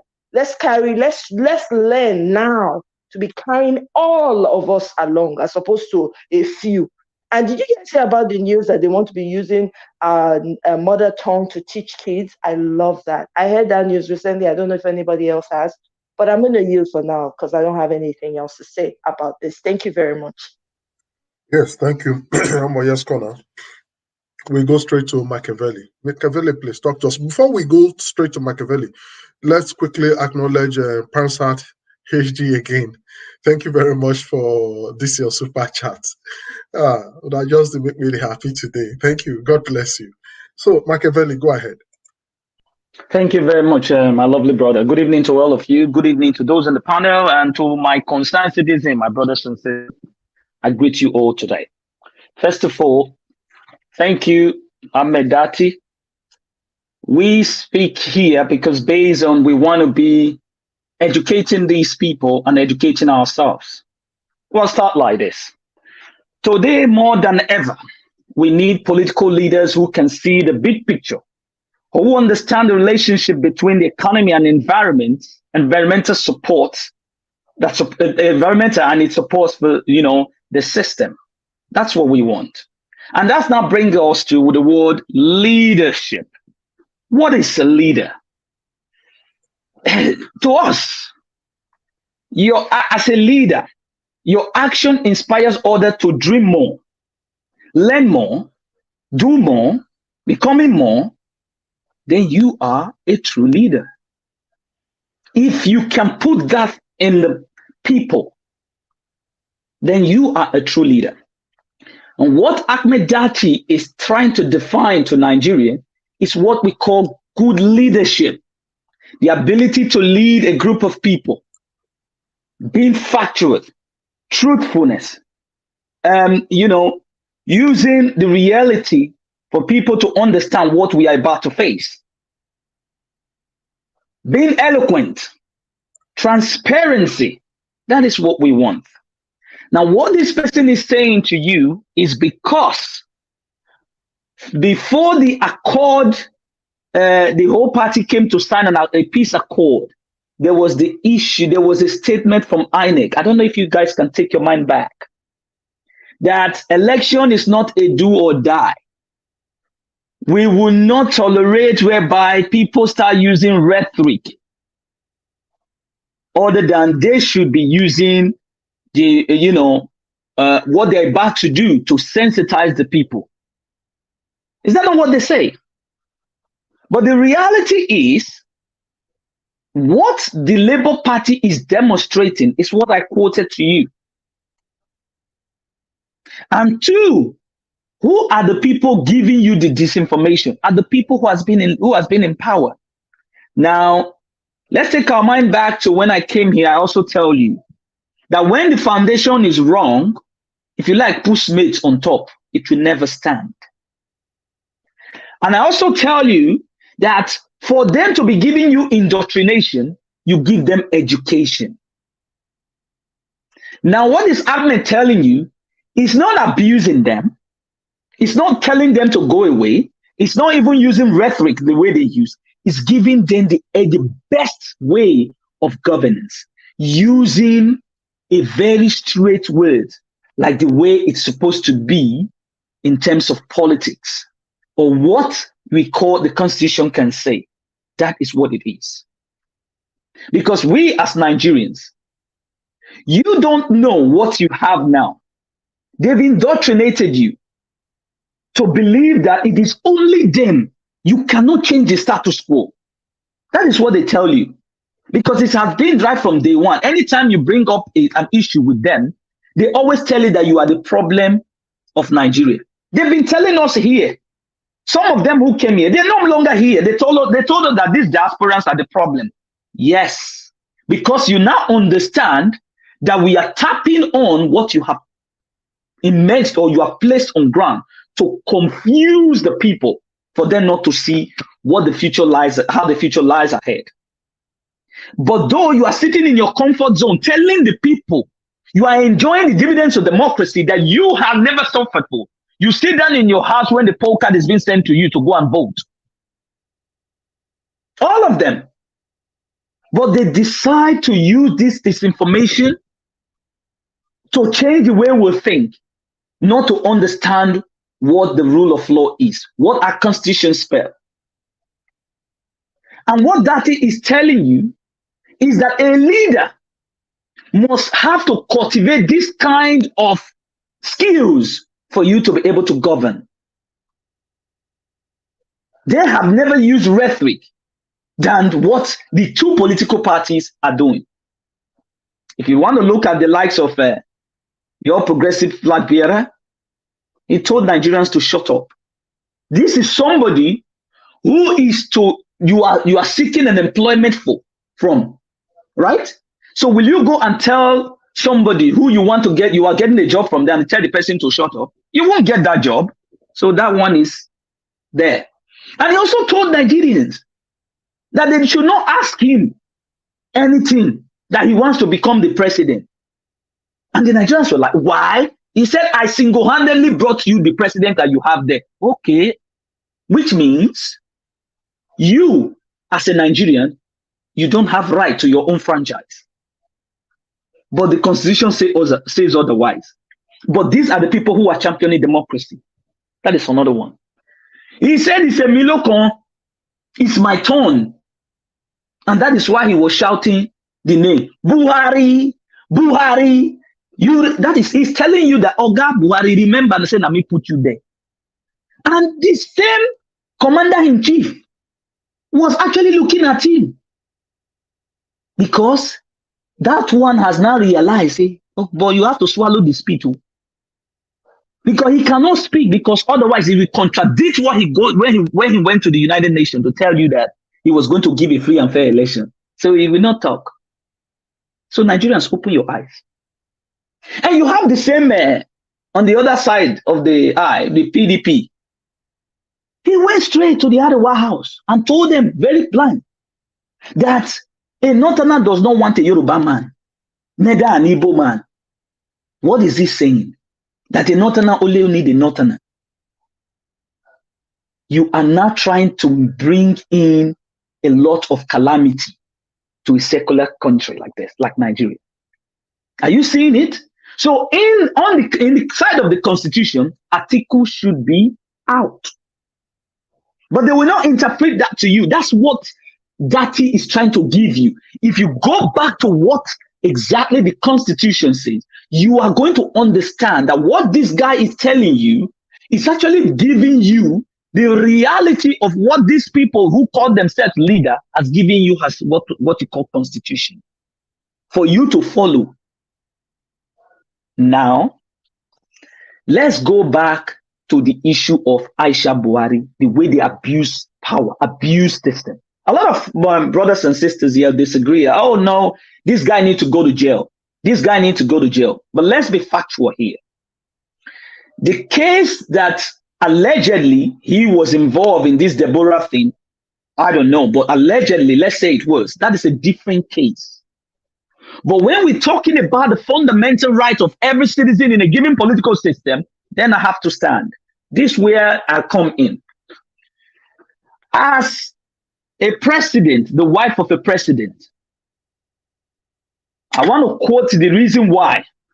Whether he didn't abuse you, he just actually told you that this is what you have been doing to the system, and you are living a lavish life. whereby the citizens are living in, in poor condition, below $1 a day, no school, nothing. Now, I am going to go back to the Constitution. Like I told you, I am not a politician. I'm a concerned citizen. It is better we educate these people rather than giving them indoctrination so that they know that the Constitution they put there was actually a guidance for them. But if they start breaking it, that is abuse of power.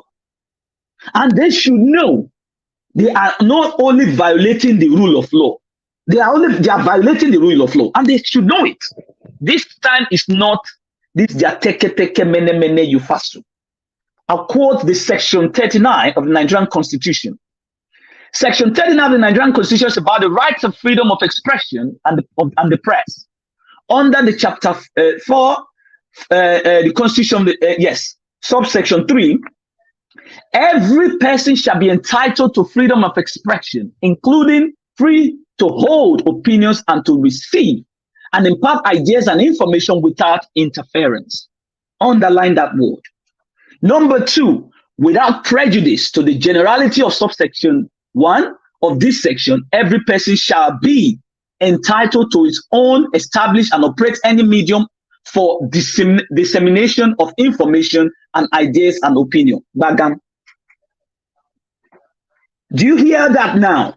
So it means, looking at what the Constitution has given to us as Nigerians, this is a clear abuse of power. So whether he has done something else, that is not my position now. My position as a concerned citizen, this can happen to any other person. And that also equates to what happened to leftists. A senior advocate of Nigeria, because you are holding an office, these are people who are supposed to be interpreting the laws of the land to the citizen. They are the one breaking the law, and the citizens are not chasing them. That is education. So Nigerians, we must be ready to take back control. All these things I've quoted to you, we have now seen that we have failed. I failed. But it is time to tell them the status quo must change. Power must go back to the citizen. Thank you very much for listening to me. May God bless you all. All right, thank you, Mr. Machiavelli. That was a beautiful one, using the Constitution. I didn't bother about the Constitution so much, but the Constitution has to be respected, has to be obeyed at all times. That reminds us of the case of the one that on camera assaulted our leftists. Why they not? See, today, why Nigeria police never have arrested them? The House of Assembly member, I'm from Aluebo say also. Have we forgotten? Okay, I will just go straight to Niger before we start the other section. To Niger, please talk to us. Hi, greetings. Thanks for having me. Greetings to everyone on the panel, the chat, and the viewers. I guess it's been a funny week, isn't it? Yeah, I had Obidatti's this interview. He seems to have gained some confidence recently, and he also appears to have this thing become more aligned with the way Peter Obi thinks. I think the last. Yes, can you hear me? Yes, I can hear you. You are talking about Obidatty have gained some confidence. Are you not the one giving them the confidence? Have you forgotten when you said that Obi and the vice must start responding back to any kind of critique? Yeah. That's what I'm applauding. Yeah, that's what I'm applauding, that he's doing that. And you can see that even the followers are feeling more confident, because leaders do set a pace. And I think what Peter Obi did the other day when he, replied to Soludo was classic. And you can tell the way Datti is describing how he will respond to Tinubu and whoever else is coming at them. You can see a formidable front now. He actually said, if you come at them, they will come at you straight up. And that's how it's meant to be. And these people are gaining momentum, and you can see that the other candidates will be panicking. How do you come after a group that can be able to respond this way? The work now is on the ground, and I heard of someone that went to some outskirts of Abuja to check how the support of Obi is on the ground, and which is something very interesting, because from his findings, he said that quite a lot of people wanted to, they were in support of Obi, because he went to the villages where, you know, these footpaths you have to use to get there, they don't even have power supply there. And they've heard of him there. So it tells you that most of this stuff they say that it doesn't have structure, it's not as clear cut. They have to say that one day. They have to say that if you are losing, you're not exactly going to come up and start crying that you are losing, just in case. So the other parties are really in trouble here. They are really in trouble. And I think I did say that towards the ending of November, I will be able to start predicting the outcomes. I'm almost convinced that B2B is going to make it to the second round, no matter what happens. Now, question now is whether he's going to knock whoever is standing, the remaining person standing down. If it is Tinubu, God help us. I think Peter will probably roll over him. Tinubu is in trouble. The guy can't string two sentences together, and Atiku is basically like a guy in Dubai that cannot even. He's not there. The whole thing is the only people that have got concrete measures right now in terms of their messaging and everything is the OP campaign, and so the only area you can argue that okay, yeah, it's a little bit shady, we are not very sure, is the fact that he hasn't run, the party hasn't run in such a massive way before. But clearly he's got the momentum and he's the person to beat, and I think that is a good place to be, better there than anywhere else, I'll say. And they should keep pushing. And personally, I've always said it, even from the beginning, push to the north, keep pushing there, because from what I gather in the north, they are very, very idealistic. And someone once said that Peter B needs to even learn some Hausa, and it doesn't kill you, you know.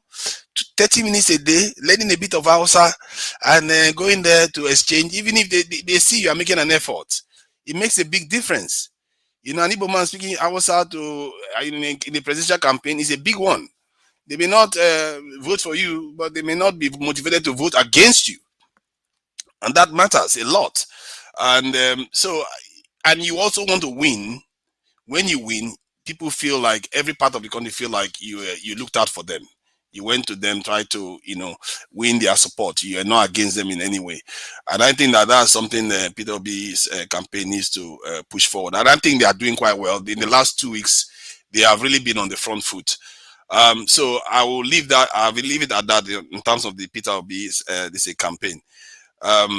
Regarding Buhari's, you know, he did highlight some things about the governors, you know, stealing, making, basically accusing them of stealing the money, which was what Nigeria was talking about with Obaseki and all the money they are not using properly, stuff like that.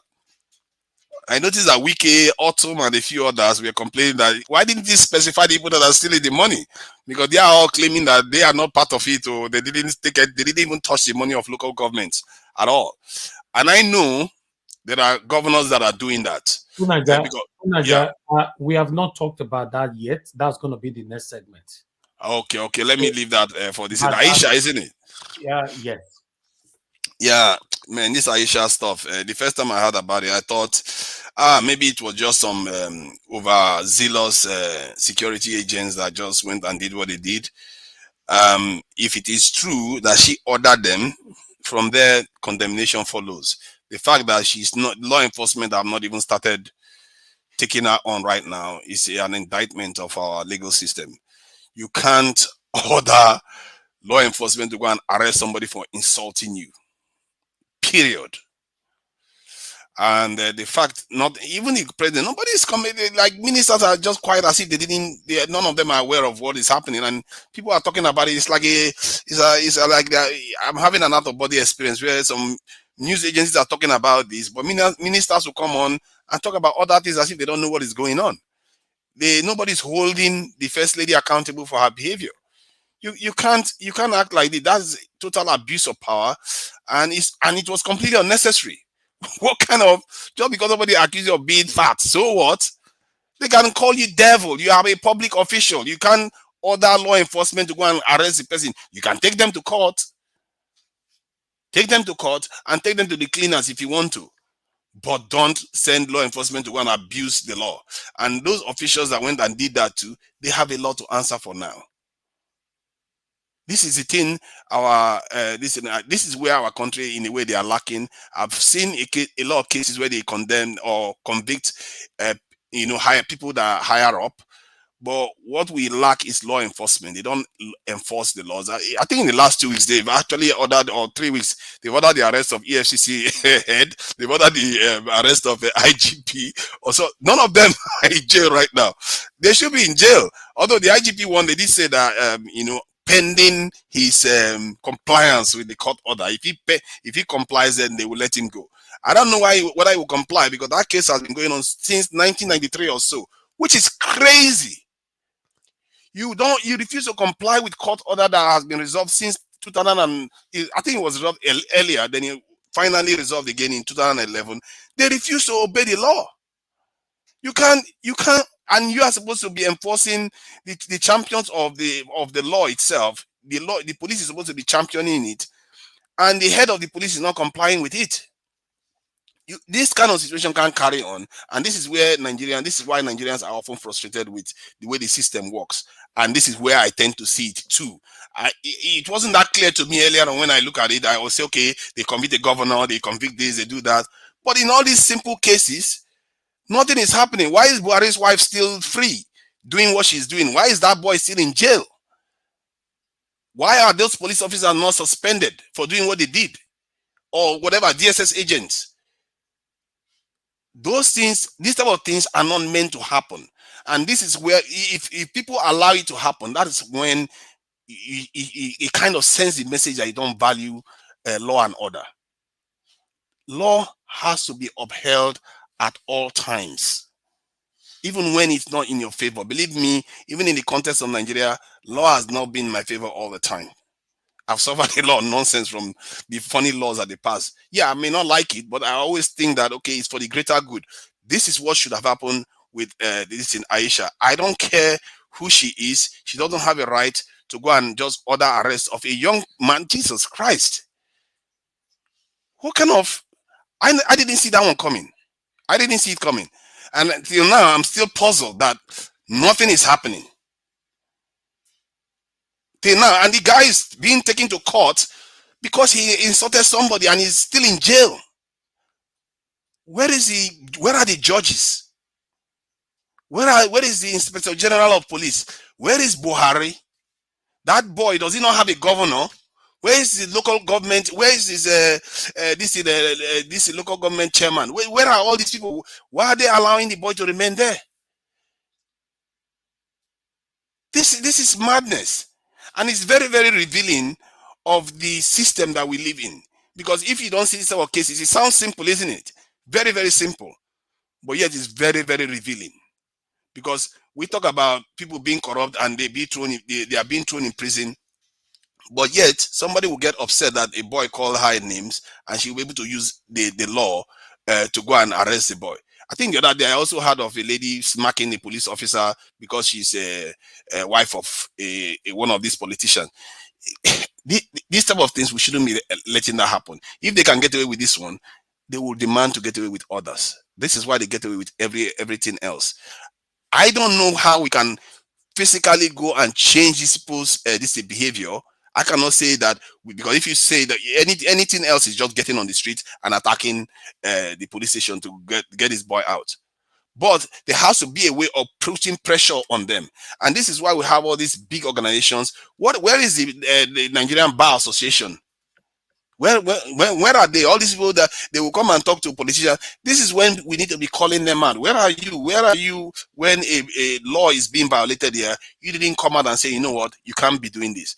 Do the police not have any investigative units that investigate police conduct? Where are they? This cannot carry on. This is a terrible example to set for the next administration. If an administration is coming in and they feel like this woman can do this and get away with it, who's next? Nobody can be able to protest openly if you can be arrested for calling a woman fat. They can call it, people Here in the UK, they wish that your child dies of cancer to your face. They will tell you that they wish your child dies of cancer. What are you going to do? You're going to arrest them because of that? You can arrest them, take them, you can sue them, and take them. The police will never arrest them for that, that's for sure. But you can take them to court because they hurt your feelings. And I doubt any judge will, except they threaten you. That boy didn't threaten anybody. So it's a little bit silly why that matter is still even on. I thought it was a joke at first. But it's still on, and the guy is still in jail. I will leave it at that. So is there any other matter that needs to be resolved? I really think that something really needs to happen with that first lady. What she did, she has to be sanctioned one way or the other. She can't get away with it. It's ridiculous. Well, not too much. We have another video we want to continue. But before we continue, before we start, I think we have two responses. One from Alex long ago. Alex, we're going to give you the time, but please just make it brief. And another one from Madam Rita. Yes, thank you, leftists. I'm happy Mr. Tunaja, who seemed to be on the other side of the political dichotomy of the compadora bourgeoisies, of the Nigerian oppressors, who seem to always articulate in their favor.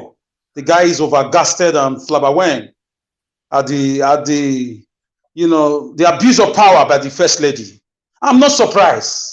The First Lady was alive when people were killed at Lekki Tollgate. She's part of the killing machine in Abuja. She's part of the government. She has monies coming to her on a yearly basis. I'm not surprised at the abuse of power. When we talk, people say, are you sure? What are your facts? People like Tunaja here, my dear brother. Yes, maybe, I don't know, maybe he's close to people in power. Maybe he's having maybe he's also masturbating himself with those who are the corridors of power. He kind of have this philosophical attachment to them. So I'm sure your eyes are opening like blind Bartimaeus after meeting Jesus. Come on, man. Stop. So What's wrong with you? My point is this: Aisha Buhari is power drunk. She's a dictator. She's part of the killing machine. She's part of the borrowing machine in Nigeria. She's part of the Nigerian problem. So, and that guy was also said to have contributed media-wise to the killing, or he was happy at the killing of one young lady called Miss Deborah, who was supposed to be a student. So for that reason, I intentionally circumvented my postulations vis-a-vis this issue. But Aisha Buhari is part of the killing spree in Nigerian politics. Thank you. All right, thank you very much. Madam Rita, please. Madam Rita. Okay, it says Madam Rita. Can I quickly speak on her? Can I quickly speak for Madam Rita's time since she's not here? Because I have quick something. Right. Yeah. So I just want to say, me stating for a fact that the young man is currently it's karma that's affecting the young man does not remove from the fact that what the president's wife did was wrong. Absolutely wrong. First of all, she's not the one that Nigerians voted for, if they voted at all. Clearly, we know that there was no, people did not vote for them. They took it by force. But anyway, that's a different topic altogether. But that in itself shows the kind and the nature of the type of government that we currently have. They don't care. There's a lot on ground. Why are they not paying attention to all the Boko Haramis, the kidnappers, the bandits that are ravaging people's homes and farms? Why? So they had the time to send a couple of people to go and pick up a young man from his school on top of waiting. Say the person fat. Waiting they fat. You understand? Many people have reasons why. There could be medical reasons, there could be anything. But that's not enough. How many people does she want to arrest? Now, she's going to even make people ridicule her the more because it's totally unacceptable. And I agree. Why are they not calling her out? But of course, we don't have the law in Nigeria. The engine don't knock. So now where will they be that? We just have to make sure that we vote correctly and vote Peter Obi in next year so we can change all of this rubbish that's been going on. Thank you, and I yield. Is Madam Rita ready now? I'm ready, sir. Please make Leftist. it very brief so that we'll allow What's Pastor the to talk. topic? I'm sorry, Right. I had to step out for a while. What was the topic? Are we still talking about the Aminu guy? No, you said you want something, you want to quickly say something. That's why I said No, I saw not your me. I think that was Alex. It wasn't me. Yes, yeah, it was me. Yes, I'm done. No. On the private chat, am I not seeing again? Okay, since you have said it's not her, now just move on, sir. Thank you. Okay, Pastor, talk to us. We have another segment. We can't spend all the time on this particular Yeah, segment. Pastor, please talk to us like 3 minutes. Okay. We have other video to quickly play. Okay, I'll try to even be briefer than that. I just want to commend everybody what we're doing here. You know, Nigeria, it will be wrong. Okay. It will be wrong to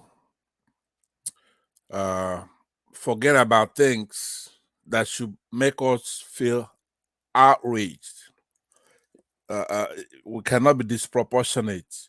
I want Nigerians to think about the fact that in December 2015, Buhari administration with Erufai went into Zaria and shot almost 1,000 people.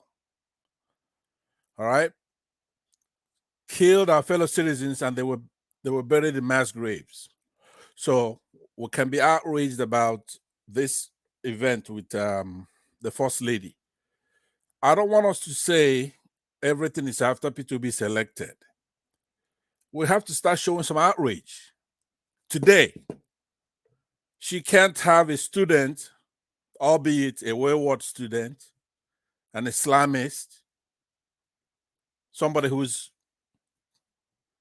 condoned the killing of Deborah, whatever her crimes are. I mean, his crimes are. But we can't have today, beyond today, having that kid released on a civil matter. She could sue. We don't have to wait for P2B to do that or Baba Ahmed. So I want Nigerians to start showing some outrage. It's an insult to have a first lady who played on the Nigerian intelligence, who thought she was different. We thought she was different from her husband. So it was all a game. So we have to be the youth. If you could march for NSARS, your next match should not be if he didn't win. It should be about this one. That kid ought to be released from that jail cell, wherever he is. It's outrageous that Buhari and his family would just come and treat us the way he's been treating us and get away with it. It's killed a lot of people. It's taking a lot of our money. So please, I want to conclude by telling Mr. Tunaija, if you and I, Leftist, Niger Watch, Stars Case, Omoyes Corner, we're in a truck, or something, and we get into a ditch, and we're flooded all around. We have to push that to get out of that ditch. I think you ought to get out of that van, that bus, and pull it or push it out of that ditch. So there's no need to. I appreciate your progress in pointing out how Baba Ahmed did, but now it's time for you to come on. Let's rally the kids, the youths. Let's give Obi, Datti, that momentum, that push to get to the finish line. There's no need pointing out when they've done good and what needs to be done. Get in the spirit. But I do appreciate your progress, and your prognostications have been correct. That's true. But get out of there. Let's push this thing to the finish line. Thank you very much. All right, thank you. I think we're just going to be going straight to our second segment on this Friday debate today. We have some other videos that we need to really showcase so that we can continue from there. Thank you very much. All right. Thank you very much, my people. I appreciate you all. I can see that we spend 2 hours, 30 minutes in talking about this particular segment. It's okay. That's fine. The last segment for the day. So we're going to take it, take 2 segments, 2 topics together for this 1 segment. I appreciate every one of you. Please make on stay up or share, and let's talk about this. Thank you very much, my people. I appreciate every one of you right there. We have a video to play, and we're also going to be talking. We are going to take these 2 together. You know, I think that will be much better for us. Okay, let's start with Buhari. As you can see right there, the governors kicks as Buhari accuses them of stealing local government funds. Ojobule. They are Ojobule. Ajibole, Mr. Elvis. How they tell the pronounce that? Elvis is at Jabota now. After you go say it, I be speak Benio. Let's not just talk. Not talk. Mr. Elvis, speak Benimo, we hear. Speak and prove us wrong. Mr. Elvis, why the man not talk? Why? Elvis, speak Bini. Elvis, speak Bini. Let's not be speak Bini, not they talk. We after that, me no get though. I think say Mr. Elvis is correct for this one, though. Why they say not correct? I know that's hard. He talk like Boti. Wait, Ojibole, not Ojibole talk. He said Ajibole. Wait, I'm just gonna give me assignment. I'm just gonna, but yeah. Well, yes, say. Chapter close. What are we talking about? Chapter close. Margarita won't tell me say it's Bini pass me now. Margarita, what yeah? Oh yes, say. Oh yeah, boy. We've said it. Let's move on. Oh yeah, did what? Oh yeah. Let's move for Alex. Which is very correct. Unless we handle. Exactly. God bless you, sir.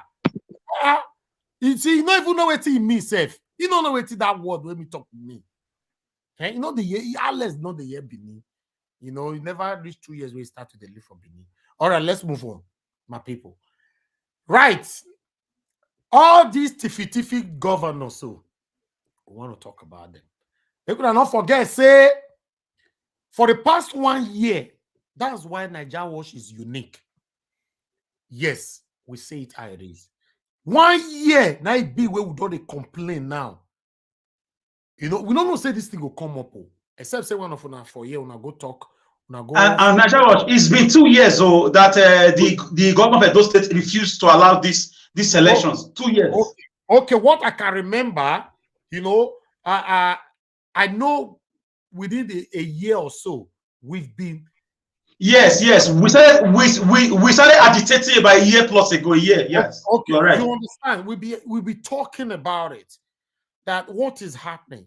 For me, I didn't see it coming. That the president, you know, will come up to talk about this. I would like to take this article from here, although not a long one. I just want to read some and leave and some will read all of them. Now you will go sleep. It's very, very long. Very, very long. All right, we're going to start from here. Autumn, I've already started saying, Autumn not stealing local government. Benue government, they responded. You know, Buhari accusation does not apply to us. Kwara, Rivers State, Eboyi government have responded. Say they're not the thief money. I never said those state government respond say not the thief. You know, it's not here. But don't worry, we're getting somewhere. You know, people when they say they're not the thief, Autumn and Kwara State government, they don't come out. They say they're not the thief. They don't get people with the thief all this money. But let's move on. I beg, make una hold on. Abuja governors struggled last night to extricate themselves from President Muhammadu accusation that they loot local government funds. It will be recalled that the president had said at different fora that local government administration in the country had been emasculated by governors who he often accused of diverting allocations to themselves. The president re-echoes the accusation. Please, everybody mute yourself. Mute yourself, please. Thank you. The president re-echoes the accusation yesterday. Hold on, let me do this myself. Somebody need to mute themselves and you're not doing this. I think I need to. I'm not sure who is this. So everybody, please stay mute, stay mute, stay mute. God bless you. Okay. All right. The president re-echoed the accusation yesterday at an event hosted for members of the Senior Executive Course 4/4/2022 of the National Institute for Policy and Strategic Studies, NIPSS, at the Presidential Villa, Abuja. But governors who reacted to the president's point-blank accusation yesterday said they were not among those diverting local government funds. Those who reacted include Benue State Governor Samuel Otom, David Umahi of Ebonyi State, Abdurrahman of Kwara State, Solomon Lalong of Plateau, Dapo Abiodun of Ogun State, and Weso Wike of Rivers State. I think saying that my governor name will come out of the river. We're getting somewhere, my people. We're getting somewhere, my patient. All right, we move on. Efforts to get other governors to react at press time last night, however, did not yet result. Speaking at the event, President Muhammadu cited a personal experience involving an unnamed governor to explain the corrupt practices perpetrated by some governors in dispensing resources meant for local councils administration. It being one imagination. He said it beats anyone's imagination how some governors collected money on behalf of council areas in their state only to remit just half of such allocation to the council chairman, who would further deplete the remittance by pilfering. President Buhari related the development to the question of lack of integrity in the character of many of those holding offices as governors and local government chairmen, adding that such actions are despicable and spoke of height of corruption in the country. He said, and I quote, Buhari, that he talks so. If the monies from the federal government to state government is 100 million, 50 million will be sent to the chairman with a letter that he will sign that he received 100 million. They will force them. Can you imagine? They'll force them, give them pen and paper, say sign up. Sign saying 100 million I give you, whereas now 50 million I give her. Remember, let me divert a little bit, my people. Let me divert a little bit. I want to know your verse. Because this matter, why you iron now properly. You're not concerned whether now 2 people they watch us or whether 1 million people they watch, or go to iron it. When I not say charity, people where they run charity work, some people will not be all. This is what they are doing. Many people where they run charity work, they will carry camera face one old woman or one old papa. They will call do wayo and everything. Use the papa and mama raise money. After they don't raise, maybe for example, now they raise 5 million, 10 million. They'll come say they don't give everything to that papa. They'll tell that papa or that mama say 500K now your money. Because that papa and mama not see how much they raise. But you go sign this paper and we go bring you come back to camera. Maybe 5 million I will give you. Listen, guys. I've said it before on this platform. We know if you know you have anything against us when it comes to corruption, money, or anything, expose us, especially me where they talk so. Expose me. It's only once we have ever raised money, which is legitimate for land grabbing, and the money is still pending till tomorrow. I don't use my platform to raise money. So I told you guys I want to divert. There's reason why we are saying this. Because enough is enough of people coming on air thinking that, oh, you can always deceive the gullible ones. Governors deceiving the people, and you still see gullible gullible Nigerians. I'm not very on the way the bonita the pepper, I make they go at those states all the time. Gullible Nigerians still clamor and rain praises on this criminals in the name of governors. Let's continue because we have a lot to talk about on this particular one. The Buhari continue, and I go quote him here. He said the governor will pocket the balance and share it with however he wanted to. And then the chairman of the local government will see how much he must pay in salaries. To her goes development monies for the salaries will be given, and the balance he will put in his pockets. This is what is happening. This is Nigeria. It is a terrible thing. You cannot say the person who was doing this was educated. He was a qualified lawyer. He was experienced. Yet, he participated in this type of corruption. A matter of conscience. Let's continue. Buhari continue to talk. So it is a matter of conscience, whichever level we find ourselves. As a leader, you sit here with all the sacrifices the country is making by putting you through institutions and getting you ready to lead. The fundamental thing is personal integrity. May God help us. I will stop here. Like I said before, it's a long speech. It's a very, very long speech.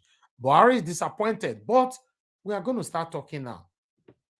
I'll play the other video. Then I want us to take everything together. Buhari is disappointed. My question, which I want some of you to answer later, please bullet point this question down. The first citizen of this country, Nigeria, is Buhari, right? 1. 2, he have the power. No, I want to ask, does Buhari have the power to remove any governor if caught being corrupt? Is a question. Nobody should answer it now, but when it gets to your turn, please answer that. Thank you. Let's quickly move on to video here. As we played the video yesterday where Oshomole came to talk down on Atiku. Then his colleague, Dino Melaye, also came, to respond to Oshomole. Let's listen. Yesterday, we had a chieftain of the APC and a former governor of Edo State, Mr. Adams Oshomole, where he spoke about the PDP presidential candidate, Atiku Abubakar. Tonight, the PDP will be responding to some of the statements made by Mr. Oshomole. But for those of you who couldn't catch that, well, the episode is on our YouTube page. You can watch the whole episode. But let me allow you to at least to give a background to what Senator Dino Melaye, spokesperson of the PDP presidential campaign organization, will be speaking to. Take a listen to Comrade Adams Oshomole on the program yesterday. So if 5 people have reason to question the character of Atiku Abubakar, that you can't trust his word, that he can't even manage his own party, he can't grant concessions, he's so fixated about certain things, he's totally insensitive to Project Nigeria, the need to keep Nigeria together. He could go to a place like Kaduna and speak to a part of the country and say, don't vote for a Yoruba man. He didn't say don't vote for Tinubu, because that's a huge difference. You might say don't vote for Tinubu, but when you say don't vote for a Yoruba man, and you say these people who call themselves ethnic nationalities, don't vote for Yoruba, don't vote for an Igbo man, the Igbo nation. So, because the man is Igbo, it doesn't matter. The fact of being Igbo makes him unelectable. A man who seeks to govern Nigeria has said this publicly, on record. How can you trust him? You can't manage your household. You are a serial divorcee, and you want to preach unity, family unity to me? No, that's not that. Well, that's a clip, part of what Comrade Adams Oshomole said yesterday. Senator Dino Melaye, thank you so much indeed for coming tonight. Thank you very much. First, I will start by saying that Oshomole is a victim of is a victim of his own untamed tongue. And I'm surprised that Oshomole is yet to learn his lessons from what his unbridled tongue have cost him, including the disgraceful, shameful, humiliating, and unceremonious exit as national chairman of the APC. before I go any further, I want to state unequivocally that the quote on what Atiku Abubakar, according to him, purportedly said in Kaduna is not true.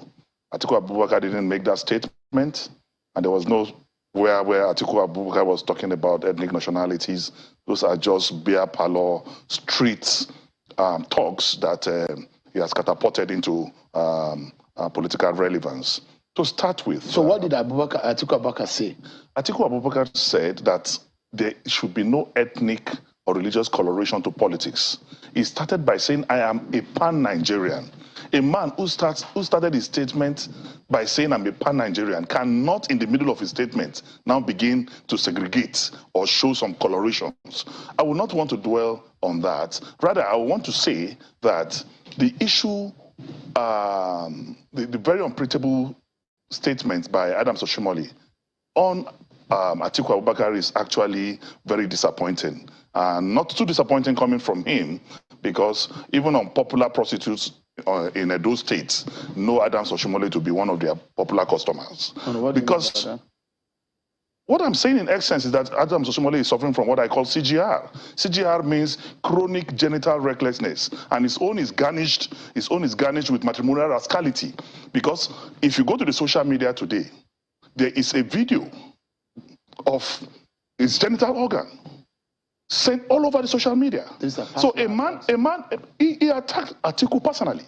So, and I'm saying that a man with this type of moral decay have no moral grounds to come to a respected studio like this and begin to disparage a nationalist, a philanthropist, a statesman, a former vice president of the Federal Republic of Nigeria. He's coming to defend what is not defendable. He's coming to campaign, because I've said this on this platform before, that it is impossible, Sheung, for you to campaign for APC without looking stupid. It's not possible. Who is he trying to defend? He's trying to defend Bola Ahmed Tinubu, and he's saying that Atiku is a serial divorcee. Atiku is married to Titi Atiku, his first wife. That marriage is over 50 years, and they are still together, happy and together. And you are now trying to defend a man like Bola Ahmed Tinubu, you have Sade's mother, you have Sheyi's mother, you have Jide's mother, you have Abibat and Zainab. Those are the children of Remi Tinubu. 5 children from 4 women. And out of these 5 children, only 2 are known. Only Sade and Sheyi are known. Out of these 4 women, the only one that we know is Remi Tinubu. Others are mysteriously hidden somewhere. We have no record of them. Atiku Abubakar as an individual, you read his biography, you read his autobiography, you read his history. If you read it 40 years ago, 30 years ago, 20 years ago, he's still talking about the same person. You can identify his classmates. You can read about the school he attended. You can read about where he's from, Jada. There's no controversy about Atiku Abubakar, but everything about Bola Ahmed Tinubu is controversial, mysteriously controversial. Atiku has no controversy surrounding anything around him. Because as I speak with you, the aspect of where... And the most important, let me wrap up this thought before, please, so that I don't get distorted. And the most shameful aspect of it is that Bola Ahmed Tinubu's mother died a few years ago because of shame, because he's ashamed of himself, because he has identity problem. He could not attend his own mother's burial. Is that the kind of character you show? No, I don't understand. What does Atiku attend his mother's burial got to do with someone that want to lead us? These people, they don't have anything meaningful to say to Nigerians. They don't have any kind of conviction they have to put to Nigerians. I don't understand. He could not attend his mother's burial. Atiku gave birth to 5 children. He left 1 woman. He left. What are they talking about? I've said it before that these guys are fighting for themselves. These guys are selfish human beings. They are fighting for themselves. They are not fighting for Nigerians. When it comes to satanic PDP and APC, they are colleagues. They are the same. They are fighting for themselves. We're supposed to start talking right now. Due to the breaking news, I would like to quickly take this. As you can see right there, Aisha Buhari withdraw case against Critique Aminu. So I would like to quickly take this here. Shamelessly. The First Lady Aisha Buhari has withdrawn case against a final year student of the Federal University, Dotse Aminu Adamu. Adamu, 24, was arrested by the police in Dotse for allegedly publishing a defamatory statement on his Twitter handle against Mrs. Buhari. In the alleged offense tweet, Adamu, who is studying environmental management, posted a retound picture of the First Lady with a caption in Hausa saying, "Mama is feeding fats on poor people's money." The tweet was posted on June 8, 2022. After nearly 2 weeks in detention and alleged torture, he was arraigned on Tuesday before Justice Yusuf Halilu of the Federal Capital Territory High Court in Matama, where he pleaded not guilty and was remanded at Sulaja prison in Niger State. But withdrawing the case against the accused on Friday, the prosecution counsel Fidelis Ogbobe said the First Lady, as the mother of the nation, decided to withdraw the case following the intervention of well-meaning Nigerians.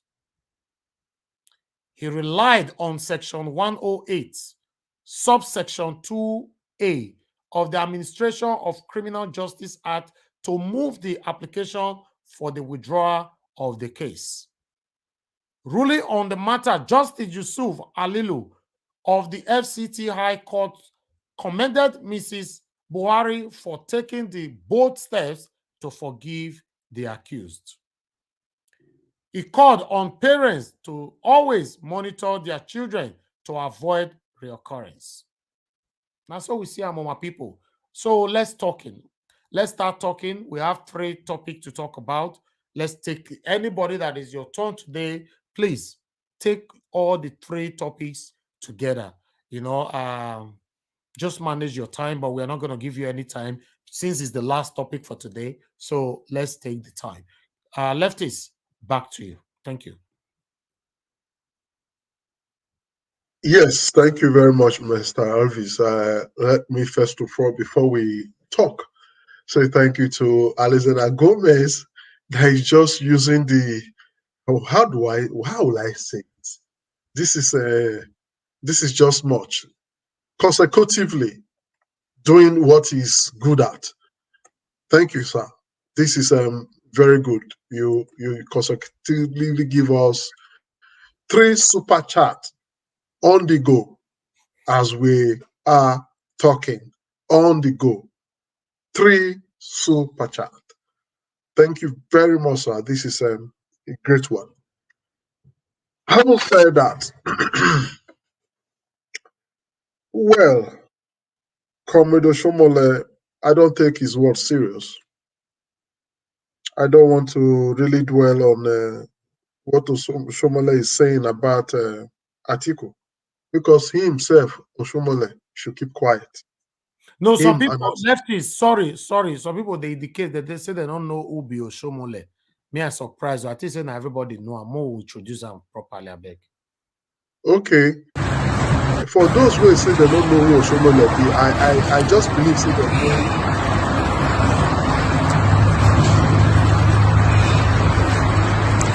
Niger was this introduction now. This comedy.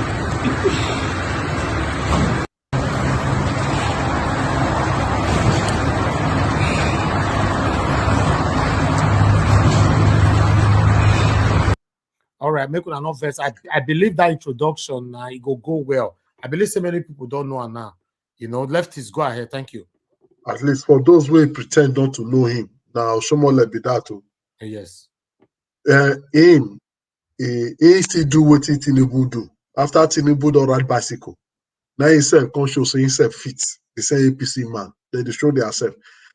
That one alone reach the one be say if I be picking, I go deny him.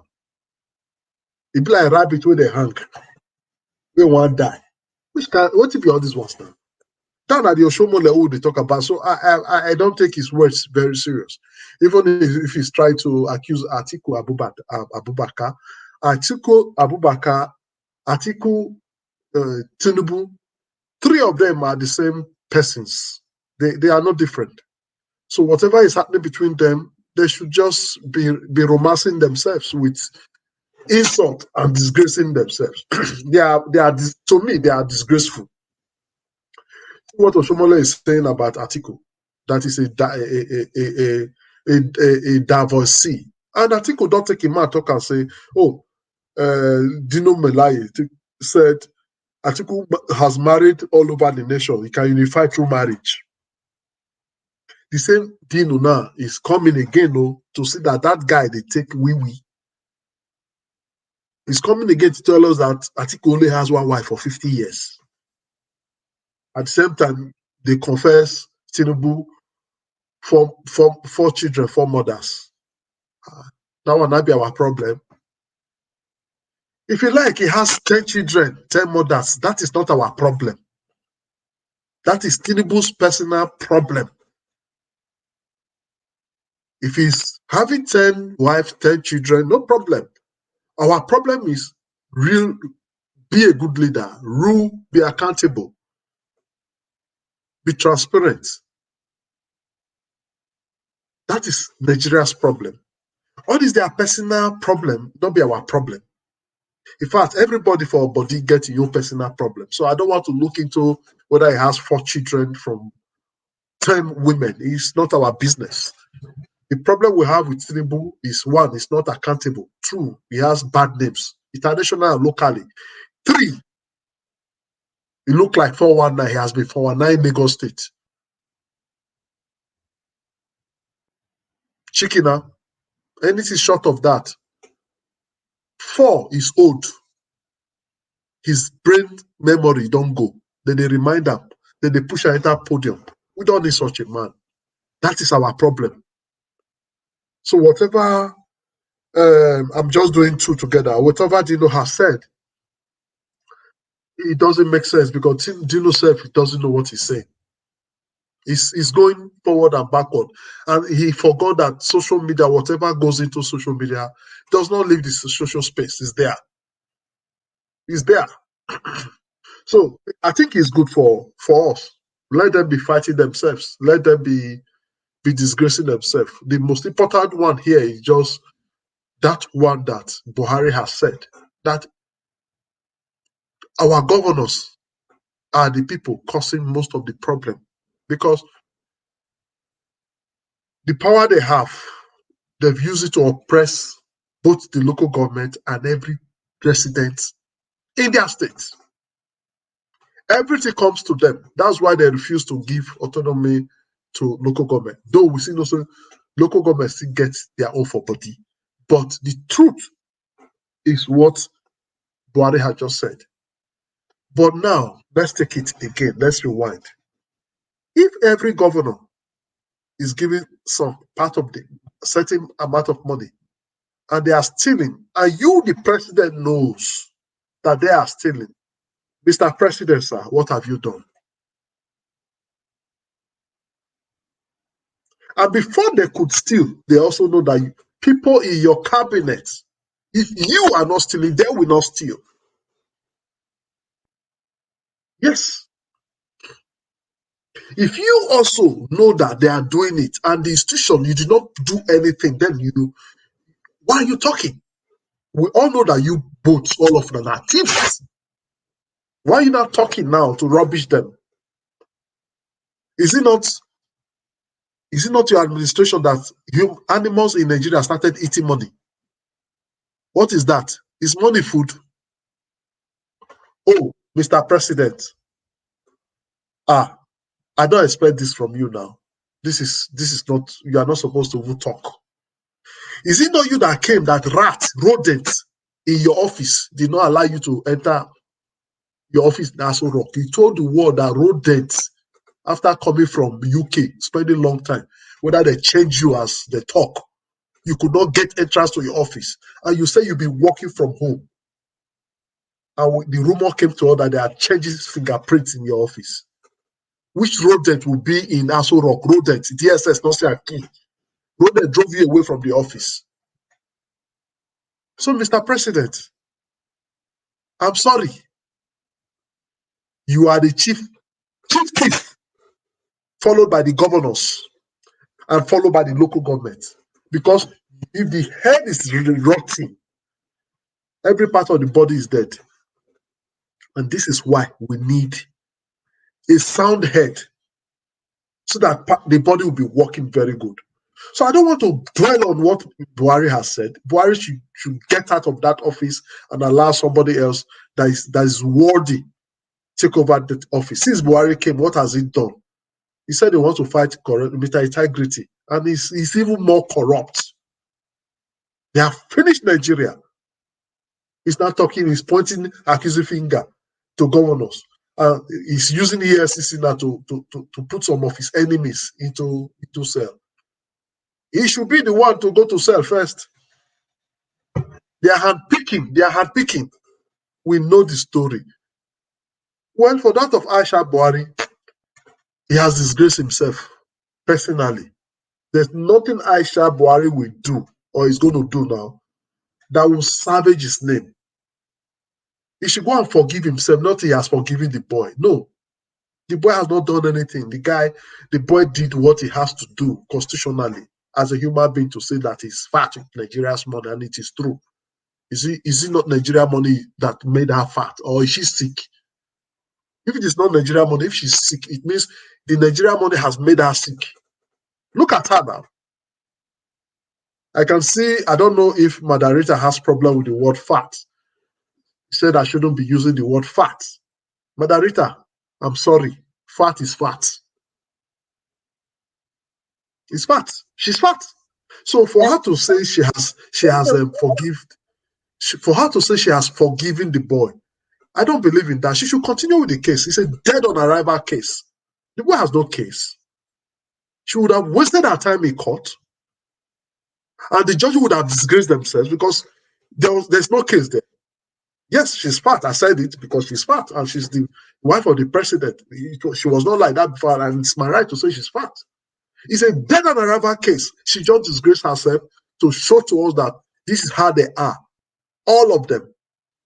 They think Nigeria, they can do whatever they like. And look at the police even going to arrest puppets, Mumu. What fella will say, zombie. Arresting who?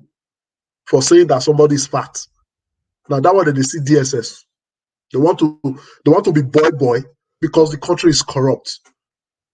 Can that happen anywhere in the world? You just go pick somebody for saying it doesn't make sense. You pay the hell of money. It does not happen anywhere in the world. It doesn't. Anyway, now the way that you see the boy, make the Congo arrest many people we talk now. They see the boy as who they will feel oppressed. That is Nigeria for you. And some of us are saying, yes, it is right. I'm surprised. Then if it is right, there's no point for us to ever say anybody is doing anything wrong, because we need to use the Constitution. And that's why everything I do, I try to do it the way it should be. Follow it rightly. If you don't follow it rightly, then there is a problem. Okay. There will be a problem. All right, We must not be selective. We must not be selective in any way. We must do it the way it should be as of the time it happens. So, well, let me not take too much time. I know they see, all right, yes. Otherwise, I will speak up. Okay, we just start with the first person now, as usual. Alice. Thank you, Mr. Najawash. I have never taken Dino Melaye and Shomole very serious, even if for Shomole at the time we give it to him, did a little bit well when he was the governor, but he stole 30 billion water storm project. The two of them, I see them suffering from morality or multidimensional morality, personality cataclysm. They have problems because Dino Melaye was APC at the time, and now is PDP. Dino Melaye once told us that Atiku Abubakar married so many wives around the nation that is a unifier. The guy communicates in peripheral platitudes. It shows the emptiness of his academical falsetto goal. He has nothing. I don't know how these people get awarded with their degrees or which schools. If Dino Melaye is to be investigated, how are we sure he went to school, as he claims? A former senator of the Federal Republic of Nigeria, communicating in platitudes that even market women, the layman on the street, will not even communicate. He has suddenly become garrulous because of monies. These are the snakes and monkeys swallowing our money in this country. They are the tigers. They are the monkeys, the termites eating Nigeria's money. This is a man that showcases, Dino Melaye, showcases 24 exotic cars, 11 Lamborghinis, 6 Ferraris, 3 G-Wagons and other exotic cars worth millions of dollars. Is that not a case of mental illness? Again, he needs psychiatric attention. Even people working, even the people that own the car factories abroad, they don't even have such cars. So I call on the medical body of the country to go and rescue Dino Melaye from psychological problem, from emotional problem, because the guy is not normal. He's looking for more money to fund this, his lifestyle. These guys are out of touch from the ordinary Nigerian problems, the Nigerian masses problem. In other, the sun, they were in this country. Students were at home for 7-8 months. Oshomole and Dino Melaye never said anything about it. Dino never responded. Him and his principal never responded when Deborah was killed. He never led the protest. He never condemned the act. Dino Melaye also did not condemn Atiku Abubakar for deleting the tweets of Deborah. So these are people you don't take seriously, because I see, like the biblical Menemeteke that the days of their political, rascality, the political financial, masturbation is coming to an end. It's numbered, because they know what Obi comes. Obi will put a round peg in a round hole. He will not be in for games. He will bring in experts to governance. As for Oshomole, it's a pity he's supporting an old man who is old enough to be his own father. Even if Oshomole is in his 60s, late 60s, approaching 70s. I don't know where the world, the children are the future leaders of Nigeria. Where does that word exist in the conscience of this Homo sapiens, of the lives of Oshomoles and Dino Melaye? Guys, I moved to the governors who came out to challenge the man at Martin Onipos in Abuja to name the governors, because clear conscience, fear no accusation. That is a bold step. For me, that is a step taken by people who have facts and figures about how the monies that people are being accused of, theirs have been spent. I salute the courage of the governors, especially my friend, Governor Wiki of Rivers State. They are not perfect, but I want to narrow it down to my state, because east or west, home is best. I call on Governor Obaseki to step down on this account. He deserves to resign and apologize to Edo people. For 2 years now and some months, he has been in power.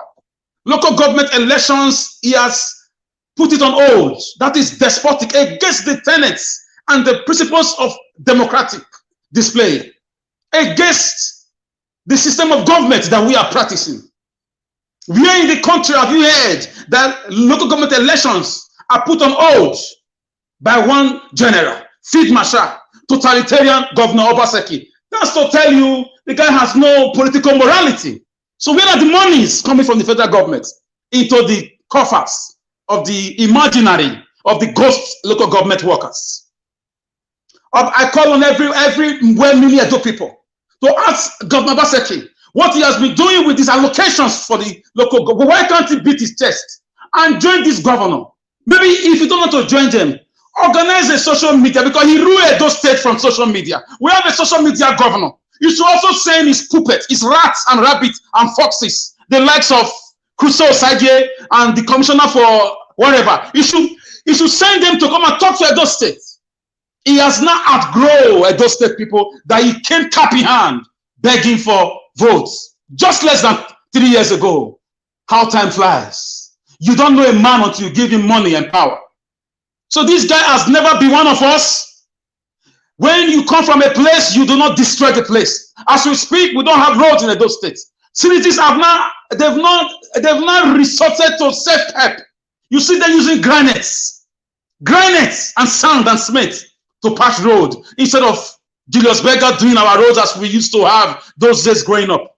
And we've had a governor that has received allocations. For example, he has presented another 322 billion or 320 billion plus as next year's budgets yearly, and this money has been approved by his half-house of assembly members. Where will a governor have a 9 or 11 house of assembly members out of 24, and he refused to conduct by-elections and allow people to be equally represented at government house? Obaseki should be arrested immediately he resigns or immediately his term is over. He should be interrogated, he should be tried, and if found guilty, he should be sentenced to jail according to the law. The man is totally out of touch. He lives in Lagos and he rules in Benin. Wow. He has allowed the doors to be invaded by foreigners in the guise of the Fulani herdsmen, because directly or somehow he's working with the killer machine in Abuja. The guy has forgotten the market women that voted for him. He forgot the diasporans that campaigned for him with their millions of dollars and campaigned for votes. He forgot the pensioners who were in the villages that came out to vote for him. He has unleashed killer herdsmen on them. For 2-3 years now, a lot of them have been killed by killers invited by the Obaseki governments. So I'm not surprised. I'm not surprised that he cannot account for he cannot even allow local government elections to happen, because he wants to dismantle everything. He has dismantled the judiciary, he dismantled the legislature, he is the executive. He's just running a one-man government, like I will call it, in my own term, no crazy system of government. So in Edo State is in hand of a mafiatic, presidential, Napolitan, mafia working in Edo State. Everything is done by phone calls. We no longer see the governor anymore. I've never seen a government that don't visit primary schools. I've never seen a government that don't visit local government. I've never seen a government that don't visit villages or roads, project sites. We have a governor on Facebook. We don't know if Obaseki is there or not. Like in 2017, people said Buhari has been changed. We don't know if we have Obaseki as a governor in Edo State. I'm ashamed. The same governor also is not at peace with the royal kingdom of the Benin kingdom of Edo State. So for me, I'm waiting for a day where those will rise up and lead a march to call for the resignation or for the impeachment and subsequent arrest of Mr. Governor Obaseki or Governor Mr. whatever Obaseki. All he's interested in is about money. 3 billion naira is being generated every month, IJRO. Nobody knows where that money goes to. About 900 million security votes goes to him every month. Where does that money go to? Now, Buhari has released a bomb now that governors are stealing local government money. And up to now, there's no press statement. So, ladies and gentlemen, we have a man that is a disgrace as a governor, a man that specializes in demolishing people's houses without a replacement program, without compensation, a man that is known for being an ingrate, a man that fights left, right, and center with all his friends, including those that voted for him. So I'm very sad at this information from the presidency. And I want Edo people worldwide to ask Obaseki, where is the 30% derivation money? The guy is going to be the richest governor ever in the history of this country if we do not stop him now. He has demolished our library. Where do human beings demolish a library? Where a library that you made from a previous government that you are supposed to upgrade and put recent books and computers and gadgets. You demolish it for a mere restaurant in the name of ShopRite. Up to now, the place is still empty after a year plus. The guy now wants to take over the Nigeria Union of Journalists building because they checkmated him. They asked him questions. He started asking for the documents of the landed property where they are having their, their meetings. This same governor has told us in Edo State that security is for the federal government, but he was able to mobilize 10,000 military men, soldiers, vigilantes to carry out a demolition that he wants to do for his personal aggrandizement. If Edos lack the power to ask you questions, history will ask you questions. One day, power, according to Rufai of social media, he said, power is transient. Nobody remains in power forever. One day, books shall be opened. So I'm not happy, talking about this. What are the farmers done to you? People were, a man came from America. He was going back home. He was killed. Our governor saw it and kept quiet. A woman cried out that her mother was raped and beheaded. He kept quiet. Showere's brother was killed. He released a statement, he managed to release a statement because he was scared of Showere's prowess. So you can see that Edo right now is at the mercy of a set of people that came to enrich themselves, that came to demolish buildings, that came to disrespect our royal, our royal palace. A set of people that came just to work with the Fulani killer machine in Abuja to achieve their personal goals. So I'm very sad. I will drop it here, my brother. All right, thank you very much, Mr. Ellis. That is a very sharp one. You need to be very sad. We are all sad. After that, we'll just go straight to, do we still have Star Keys? No, I think he has left. Star Keys have left. Yes, we'll go straight to Chooks. Chooks, please talk to us. Yeah, thank you, leftist, the panelists who have spoken. Mr. Alex, you spoke well with that passion. This is the issue, and that's why I said I was very, very happy when I saw what comrades they did in Edo State yesterday. Because look, we need to. In fact, I'm with recent happenings. I think that the problems we are facing lies on our hands. It's just because we are callous. We as Nigerian citizens, we are callous completely.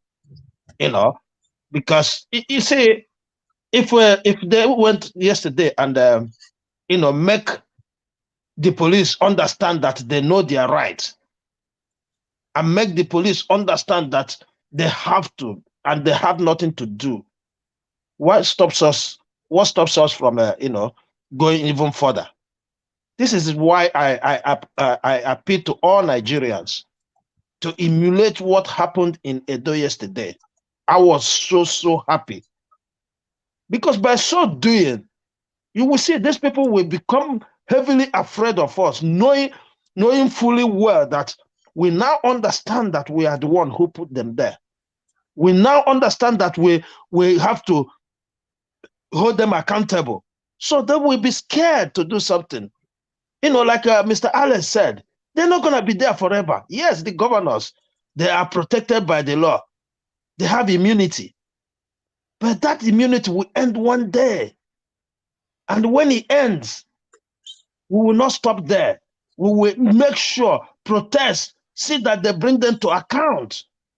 We need to stop this. It's too much. This statement Buhari made is a clear picture that it's not just the federal government that is suffocating us. The actual people that is suffocating us is our governors, our own. Not people from the north, not people from the east, not people from the south. It doesn't matter any corner of Nigeria. We are all suffering the same thing.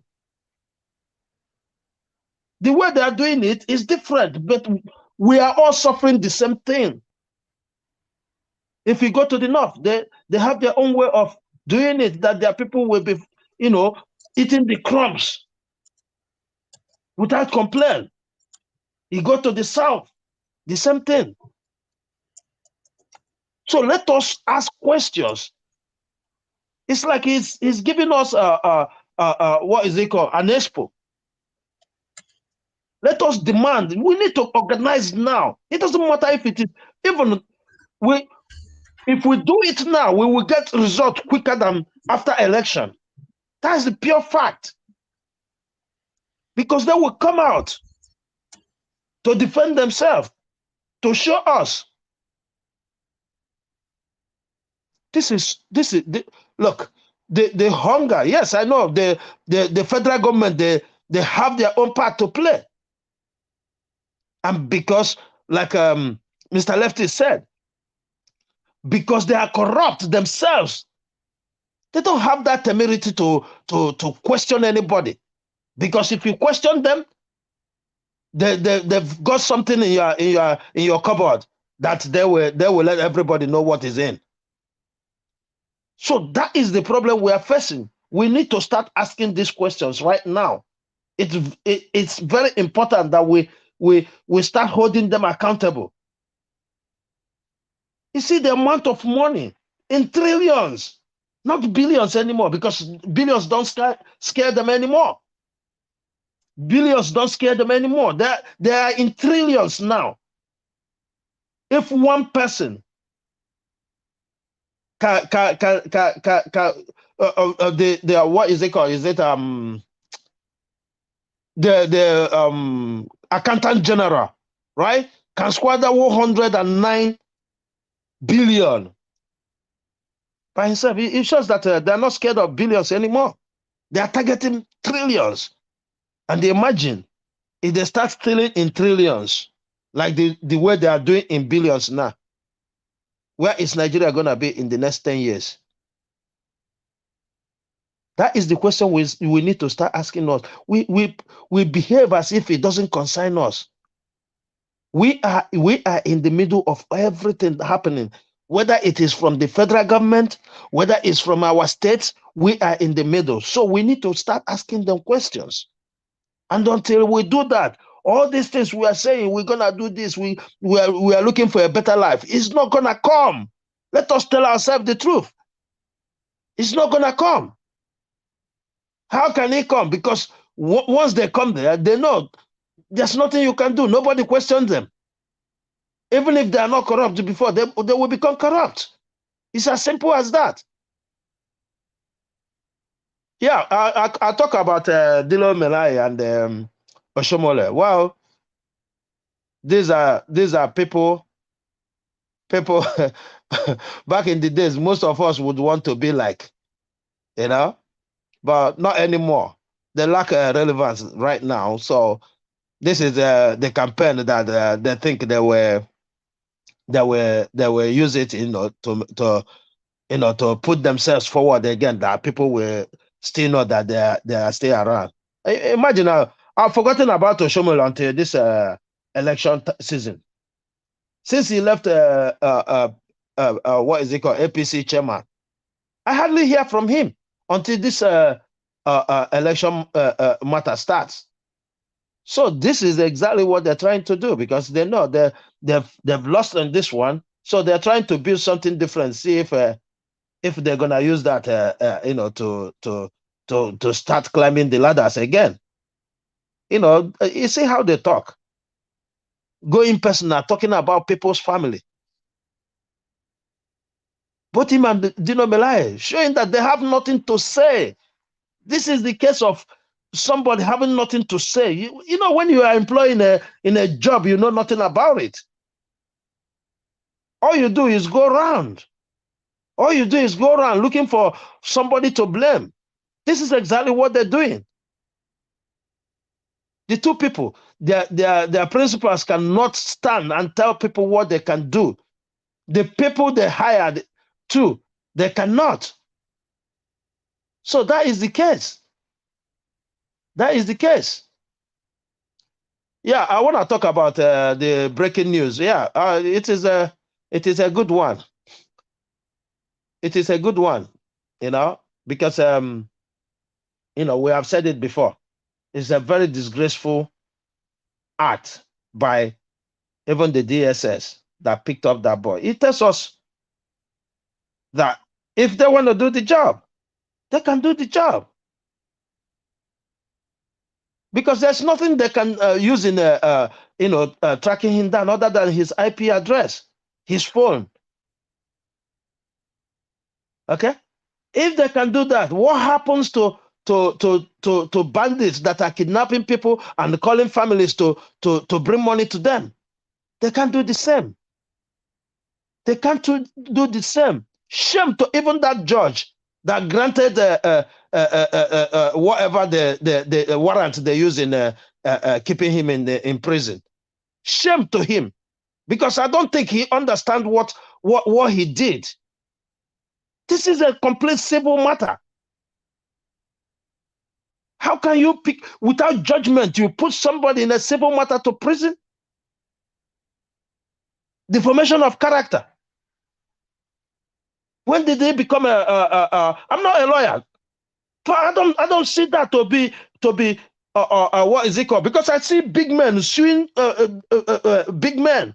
I never hear that there's anybody was arrested. So how come they have to put this young man to prison? I think we shouldn't let it end there. We need apology from her, not saying she has forgiven him. Forgiving him for what? How can you forgive? Have you proven? Until you go to court and the court sentence him or fine him, that's when you have the right to say you have forgiven him. This young man, you took him to court, he told you, no, I didn't believe I defended her. So how can you come out and say you are forgiving him? No, you withdrew the case because you know you're going nowhere. You're going nowhere with that. So you withdrew it. Let's tell ourselves the truth. She should come out and apologize to Nigerians the same way he apologized for her husband. That's what we're waiting for. So if she's not threatened, if the nurse didn't threaten to shut down everywhere, I mean, this is, you see, and you will see some people now talking about, oh, she has done well. We wait, in the next 24 hours, we will see it. Oh, she has done well by forgiving her. She behaved like a mother. That's what we will hear next. And we will start clapping because those people they put on TV are our idols. We will start clapping hands. Yeah, it's the right thing. Yeah, it's the right thing. So let her, come out and apologize to Nigerians, even though the said person, has a questionable character. Yeah, I know people might say let him rot in jail. Yeah, but we cannot continue like that. We can't use illegality to make legal. No.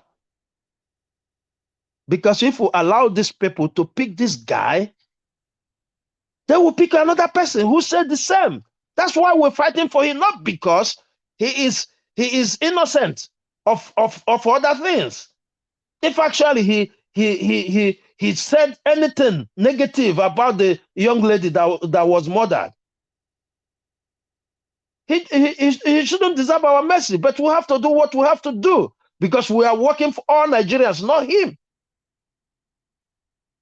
The time Buhari arrested the person who called his dog Buhari, because when no action was taken, that's why this one come up. She knows that nothing will happen, but gradually Nigeria is changing.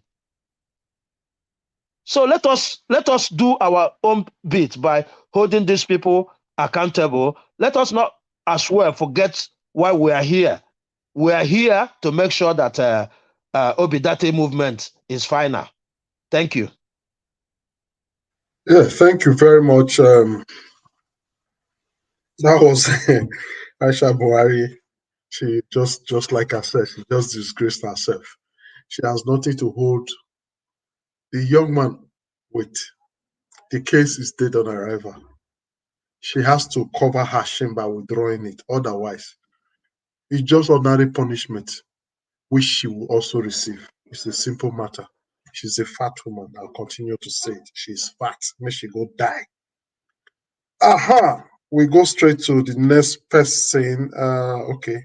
Don't think she's around now. Midwest persons. Midwest people, please talk to us.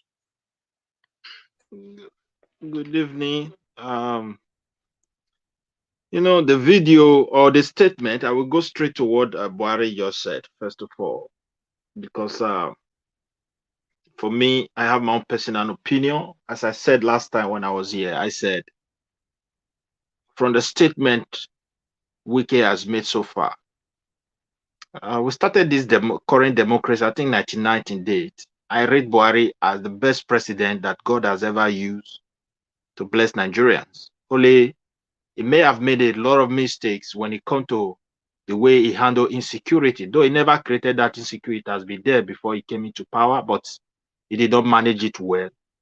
A lot of people were confused, and also with me seeing it as an ethnic. I think it is time we need to ask ourselves a question.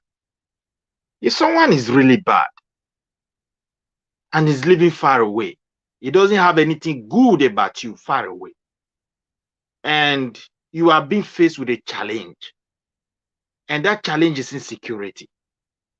And number one thing to tackle insecurity is resources.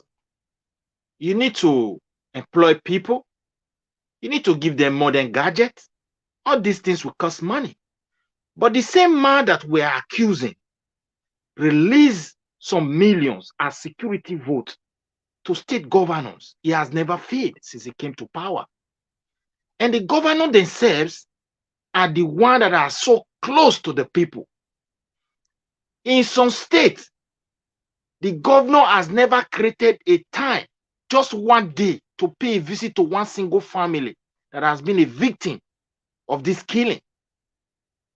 Then when you compare with the man that you are accusing from far away and the one that is in your house, you will know the real devil that are really in Nigeria. Now, he also gave them money. Obasanjo is from where? The western part of Nigeria. Or I can say from the south. Let's put it that way now. But people are be agitating. We want 13% derivation. We want it. We want it. We want it. It must be given to us. Jonathan came. These two guys from South never paid this money. But the same man we are pointing to. This man is bad, is bad, is bad, is bad. Is all our problem. Is the one that has destroyed Nigeria. Release that money. Even if some governors are saying, oh, he has not paid all. But he has started, and he started it well. He agreed to release this money because he believed this money should go direct to the indigenous people where these resources are being taken. I think we should commend. We can't just see all the aspects, every aspect of his life he was not able to get right as a president and use that to say, oh, it's all our general problem. Because we have to see some certain things that lies ahead. That there is no way our people that is close to us, if there is no way to hold them accountable, we are going nowhere. Now he released money to them unfairly. Unfairly, he released money constantly to local government chairmen. Now imagine a society where there's no local government. It means there's no. I keep on saying we don't have government anyway. We only have a governor, and we are a bit confused about government and governor because of the situation we find ourselves. A good example is this. The governor of my state want all Edo people to account to him, but he doesn't have anything to account to him as a governor because the government is not in existence. If the government were to be in existence, by now Basek is out. His media aide said some of the road they awarded, they discover that some people they appointed were not doing their job, and those roads, my dear, who designed the road in the first case before he released those state people's money? Under normal circumstances, in the days where people were having, they were not even opportune to travel, study the way he is, because even Buhari If Buhari were to be opportune to live in abroad, studying abroad, he would have done better than them. That one is very clear. He studied under military. He never learned anything that have to do with democracy. It's now that he's learning it. So definitely he's bound to make mistakes. But those who are civilians, they know how to use police brutality against their people. That's the only thing they know. They know how to steal their people's money. Buhari has made a mistake. Let us agree. But let's wait with the same mistake that our own people are making. Then you will understand that Buhari is an angel where these people are. We have to be sincere. They are the closest people to us. 900 million monthly as a security vote. He cannot even buy fuel and say, I'm going to Yokorion. I want to go and visit that family that they have killed somebody there. I heard that they have killed somebody in the village. Only paying a visit is going to, give some kind of relief, and someone is there that care and that is concerned about our pain. And though people have never seen that from our governor, they haven't enjoyed that condolence from our governor. Nothing like that. We don't have a functioning state of assembly. It's comfortable. The local government money is not being accounted for. It's comfortable. Now the president, Wike has made his own statement. The president has made his own. Let him accuse the president, because he also has made so many statements that as a great economist, they are printing money. We all understand that printing of money recklessly can lead to inflation. It's also dangerous. At the same time, they are going to do this. But what of the money they give to you? You that read economics, you read something related to accounting, but we don't have Ministry of Finance in our state. All we have, they are all inside your office to prepare heavily manipulated data, and tomorrow you announce it, we have spent this. If you are a true accountant, there is no single street in Benin that doesn't have a name as far as the Edo state is concerned. Whether even in the village, they have name for quarters. Tell us the number of kilometers you have made. Tell those state people the cost. Even layman will see it and say, yeah, this guy spent money here. Let it be so. That is how accounting works. You must tell them, you must reflect where you spend that money. And sometimes you have to also reflect where the source of the money is coming from. There's nothing like that. So we don't have state, local government, means our people is completely disconnected. That's why you go to villages in Benin, my brother, what you will see, you will not believe your eyes. Nobody is there any longer. There's nobody to support their productivity, because our governor and people in the south are the most wicked Nigerians, except you don't want to analyze it properly. In northern governance, they release money for agricultural support or loan or whatever. The president will release to the governor, and the governor will put this money down to their farmers in the village and support them with loan. Go and visit all Benin in the history of Edo State and even Delta State, and say that local man in that village has ever received even single penny, apart from the days of Ogbemodi and Ali. And say, even those people did not receive money, but there was agricultural extensions. They were shifting technologies to them. People go there to go and teach them how to use fertilizer. They were trying to improve on it, to introduce all these tractors and everything. Today, they are expecting these local people to remain in local with cutlass and be produced. Even when they manage to produce, there is no storage facilities. Now, insecurity has chased them away. So it's a serious, it's a total mess. We have people that read, that have traveled, believing, will come back and say, look, this problem is really big, and we have to do things differently the way he promised us. Only for us to find ourselves that in Edo State, the government of Edo State has not successfully been able to build a single building and use it to help the less privileged in Edo. But he has a commissioner for demolition. He said people have occupied government land and their houses have to be destroyed. But this case is supposed to be a judiciary matter, because people have violated government law. Let the court see it and question it, because we are not at war. There is no a vacuum or a period of time where a state was not having a government or a governor. How come people just go there, start building houses, not even 10 houses, not 20 houses, not 100 houses? You are cutting close to 400, 500, even a total community with mud house that we have built that is older than the title of the name of his father. How come these people are illegal? This is the question people are asking. You want to demolish a mud house in Benin? Do you know when they build these houses? Even some of them, they show when the Benin plant a village, they always plant a tree. If you go to nearly the whole Benin, they call it Ihimi. Now, when you see the size of Ihimi in some of the villages this guy want to destroy, you will wonder where is this man from? He's really an alien. He lives in Lagos. He's governing Benin.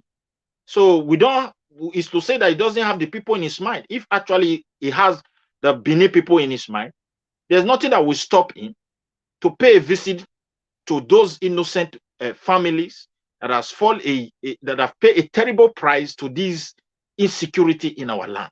What will it take a governor to do that? He has people, but he doesn't have the people in his mind. And he has awarded Edo State contract to ghost companies. That today, for Obaseki is out of office, you don't even know the address of these companies. There is no trace, there is nothing. And their job is not being supervised. No document that cover what they are doing. They are the one that anyway, there's nothing they can do, because if you look at even the nature of construction they are doing, you can just remove it with your hand. It's very clear. And yet the governor has not successfully been able to even arrest one single person to say we are persecuting this person for a job that was not properly done. There is nothing, because all the job is kickback. I give you 1 million, tell them what is going to do, you do it with 5 million. And the person will agree. When the person collect 5 million, or maybe before the person got the 5 million, another man will demand 100, he will take the 400 and do job of maybe 100 and take the remaining 300 and go away. It's nonsense. So whom are you going to arrest in that situation? The governor is guilty. All his followers are guilty. So no, there's no way you're going to question anybody. For me, with what is coming out, I see Buhari as the best president as far as this democracy that we found ourselves has ever started. Because if it is bad, if Buhari were to be opportune, to travel, to study in abroad, and to have this opportunity, these people who boast of I'm PhD, I study here, I study that, I think he would have done better than that, because he have a good heart. This man is releasing more. Why can't my governor release money to the local government and hold them accountable? So I don't want to be seen far away people as our enemy. Let us unite as a Nigerian and support Obi and Ahmed Datti. You never finish. How much you feel you see what me and Rita they do for private chat? Yeah.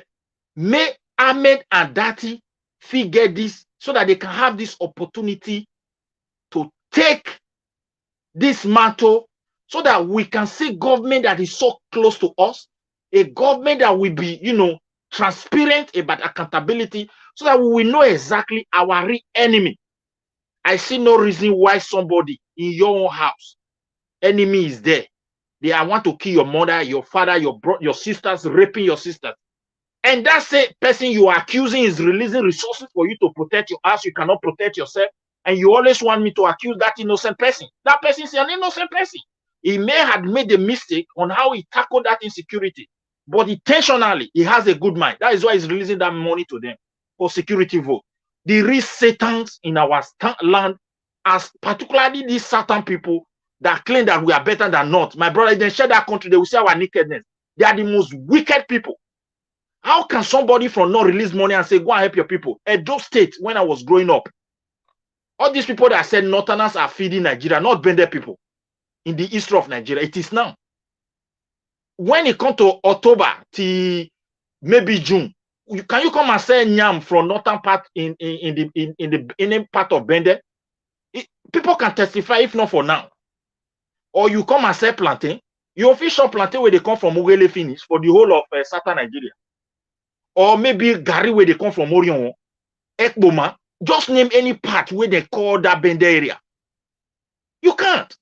But today, these evil leaders destroy this local economy to zero. They never even allow a drop to get to these people. When they hold a meeting, they will only invite big people, share this money, and they depart. I will give space to other people so that they can also contribute. People have right to counter me. We are in a debate, but with the revelation that is coming, the real snake is at home. Well, and we need to start tackling them. Thank you. All right, thank you very much. That was a very brief one and beautiful one. Though I was busy doing other things, but it's okay. Let me go straight to the next person, which is after you, Madam Rita. So, Madam Rita, we still have her. Yes, she can talk to us.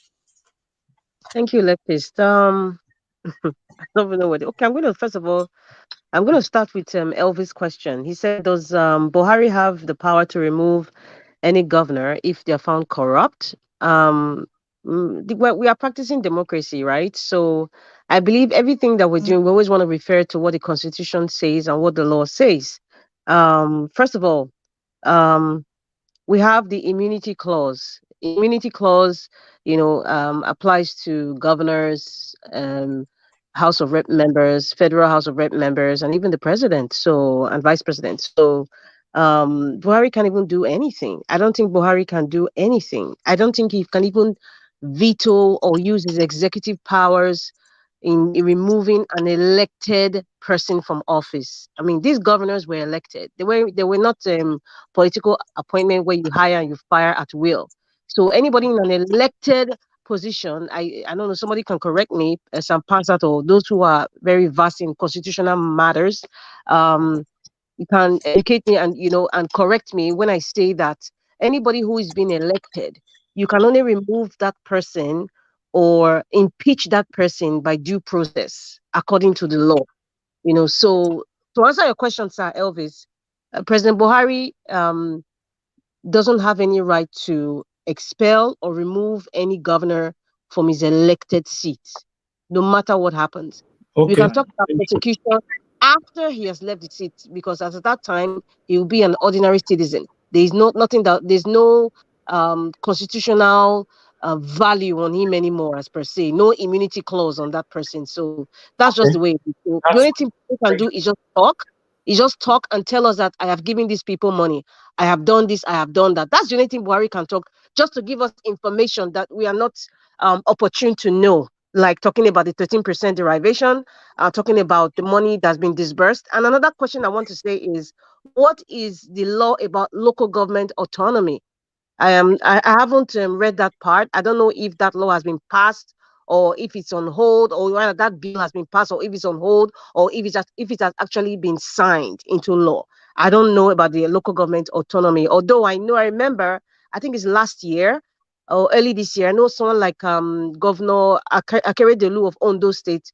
He was championing the causes of not supporting local government autonomy because he's not practicing it. He's taking the money meant for local government and he's dispersing it at will. I mean, at least there's some existing local government chairman in Akeredolu state compared to my state where it's non-existent for now. Well, anyway, that's just about it. As for Buhari accusing them, accusing the governors of stealing the funds. Now, we all know, well, maybe some people don't know. There's something I want to ask. Like, if you have a person whose life before being elected was practicing 419 as a profession, he or she comes into a political office, what do you expect from them? What do you expect?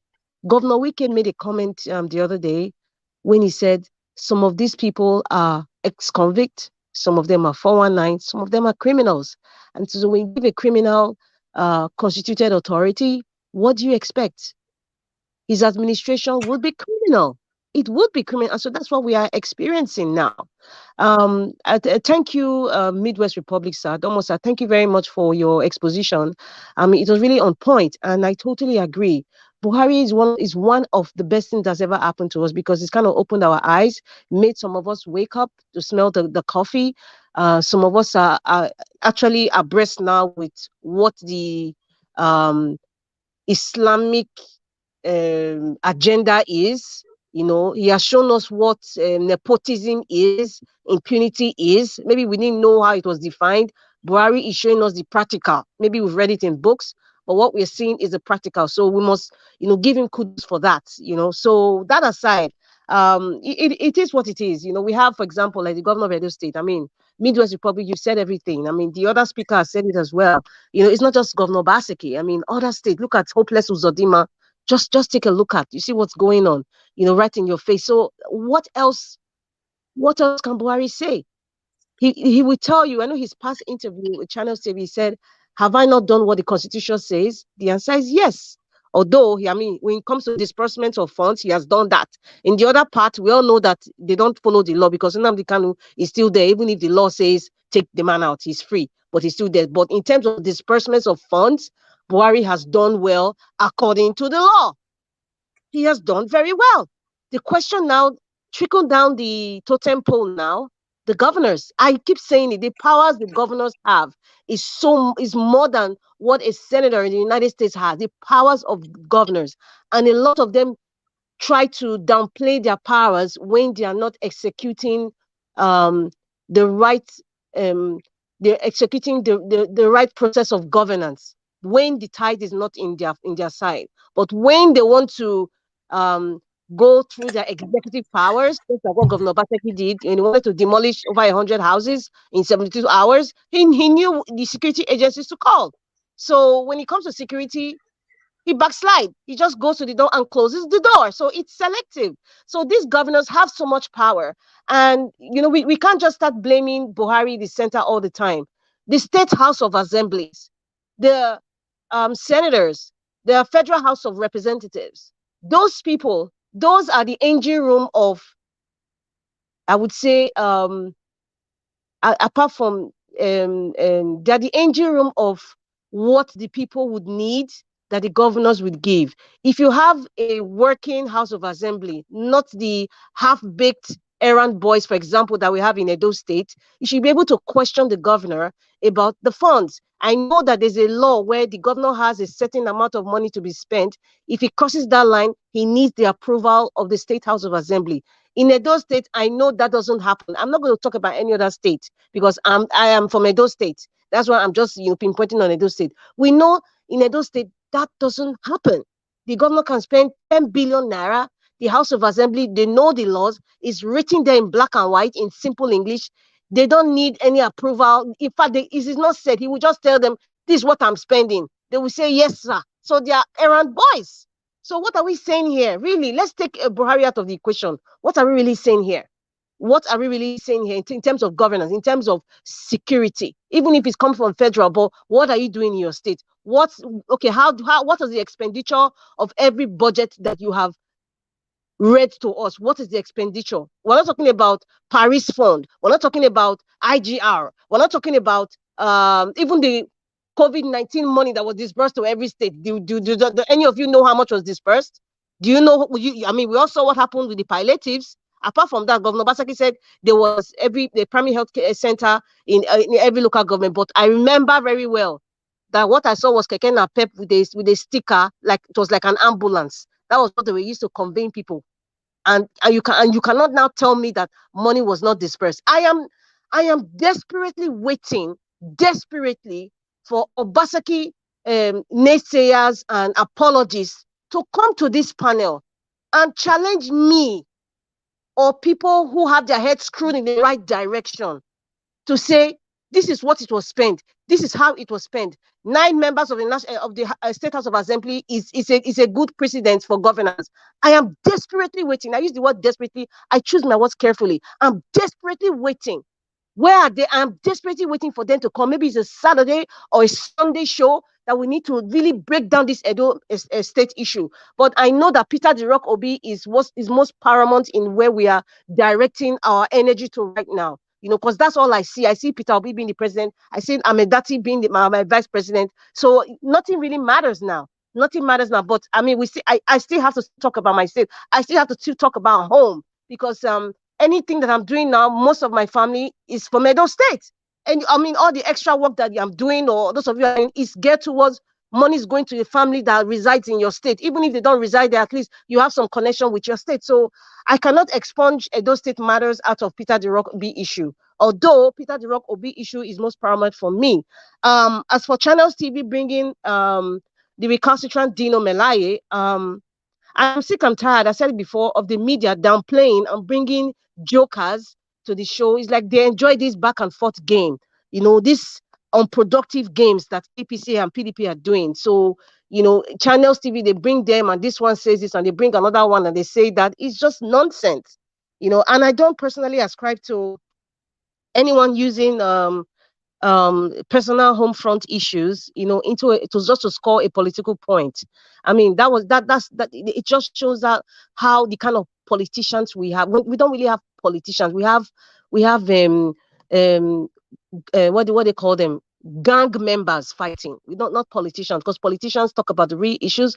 Politicians talk about accountability. Politicians talk with facts, not people who are like gang members.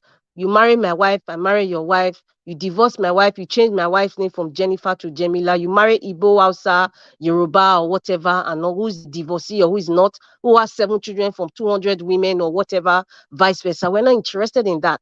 There are people in the IDP camps.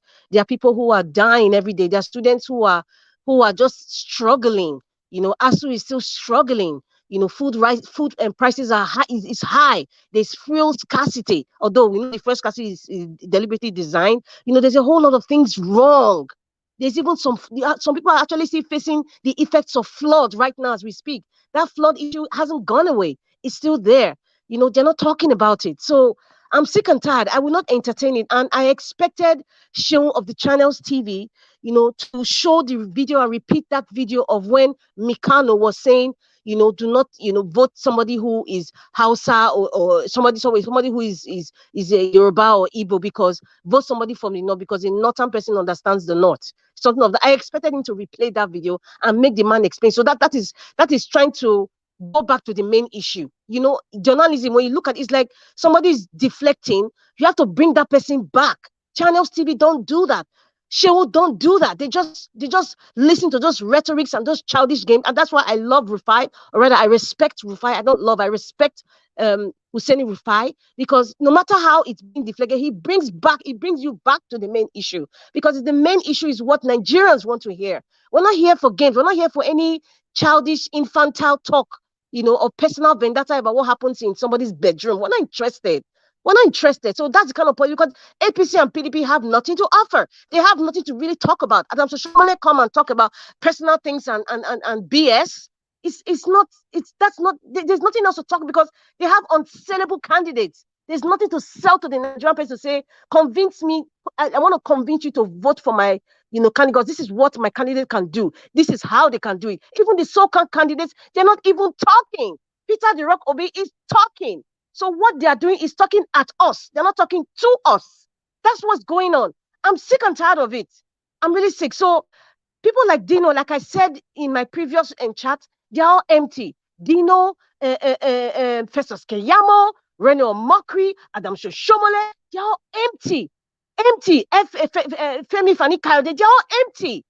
They're just empty. There's no substance. They're empty. There's nothing to show. Nothing. So I don't know why these media houses keep bringing these empty harlots, political harlots on TV, because they're all friends. They're all aburos. They're all jolly fellows. When one of them's child marry, all of them are mother and father of the day. So we don't need this kind of jokers coming to tell us about useless personal and vendetta that has no bearing or no positive impact in the Nigerian people. I'm sick and tired of it. I'm just sick and tired of it. So what I'm just going to say and reiterate is that we should be talking about what INEC, should do. INEC should go to plan B or plan C. This is not a game. It's Peter the Rock Obi. We should keep speaking, talking about Labour Party. I see most people, especially in the north, they're still sharing T-shirts. And when I see most of the stickers and all that, it's usually Ahmed Datti's face and Peter the Rock Obi's face. I think, we should actually think of the fact that people need to see the Labour Party logo and what is going to happen at the ballot, what you should do on your thumbprint. I think the Labour Party should start showing those educational programs. I know some of them are doing it, online, but I think they should start having paid programs on TV. Radio. In the north, I know they use a lot of radio. They should start doing that. However they want to say it in Kanuri, Hausa, Fulani, or whatever language, in the north especially, and even in the south too, in the villages, whatever language. I think we should start going to that route now and start, putting it in their mind, so the people will have that conditioned mind that it's not just umbrella and broom. There's something called Mama, Papa, and Peking logo. I think that's what. That's one of the things that I think the Labour Party should invest in now. the media, the radio, different languages about their logo, about their flag, and what to do on election day. Thank you. Yes, thank you very much. Before we go further, I want to quickly recognize and appreciate those people that have super chatted us while we've been talking. Like Daniel O. Daniel O. Didn't forget you. Thank you very much. We just wait. Thank you. God bless you for this. And after that, followed by Alexander Gomez. Alexander Gomez is surprising me today. This is back to back. Thank you very much. And after that, we had OG Joseph. Wow. OG Joseph, God bless you. Thank you very much. So, having said that, we'll go straight to the next person on the list, which is Madam Omoye Connor. Please talk to us. All right. Can you guys hear me? Yes, we can hear you loud. Okay. So I re-echo everything that everyone else has said. I'm not going to spend too much time, and especially what Rita said. Again, to your question, Mr. Nigel, the president does not have the power to sack any governor or take him out of office. At least that's as far back as I can remember. If my memory serves it correctly, that's what happens.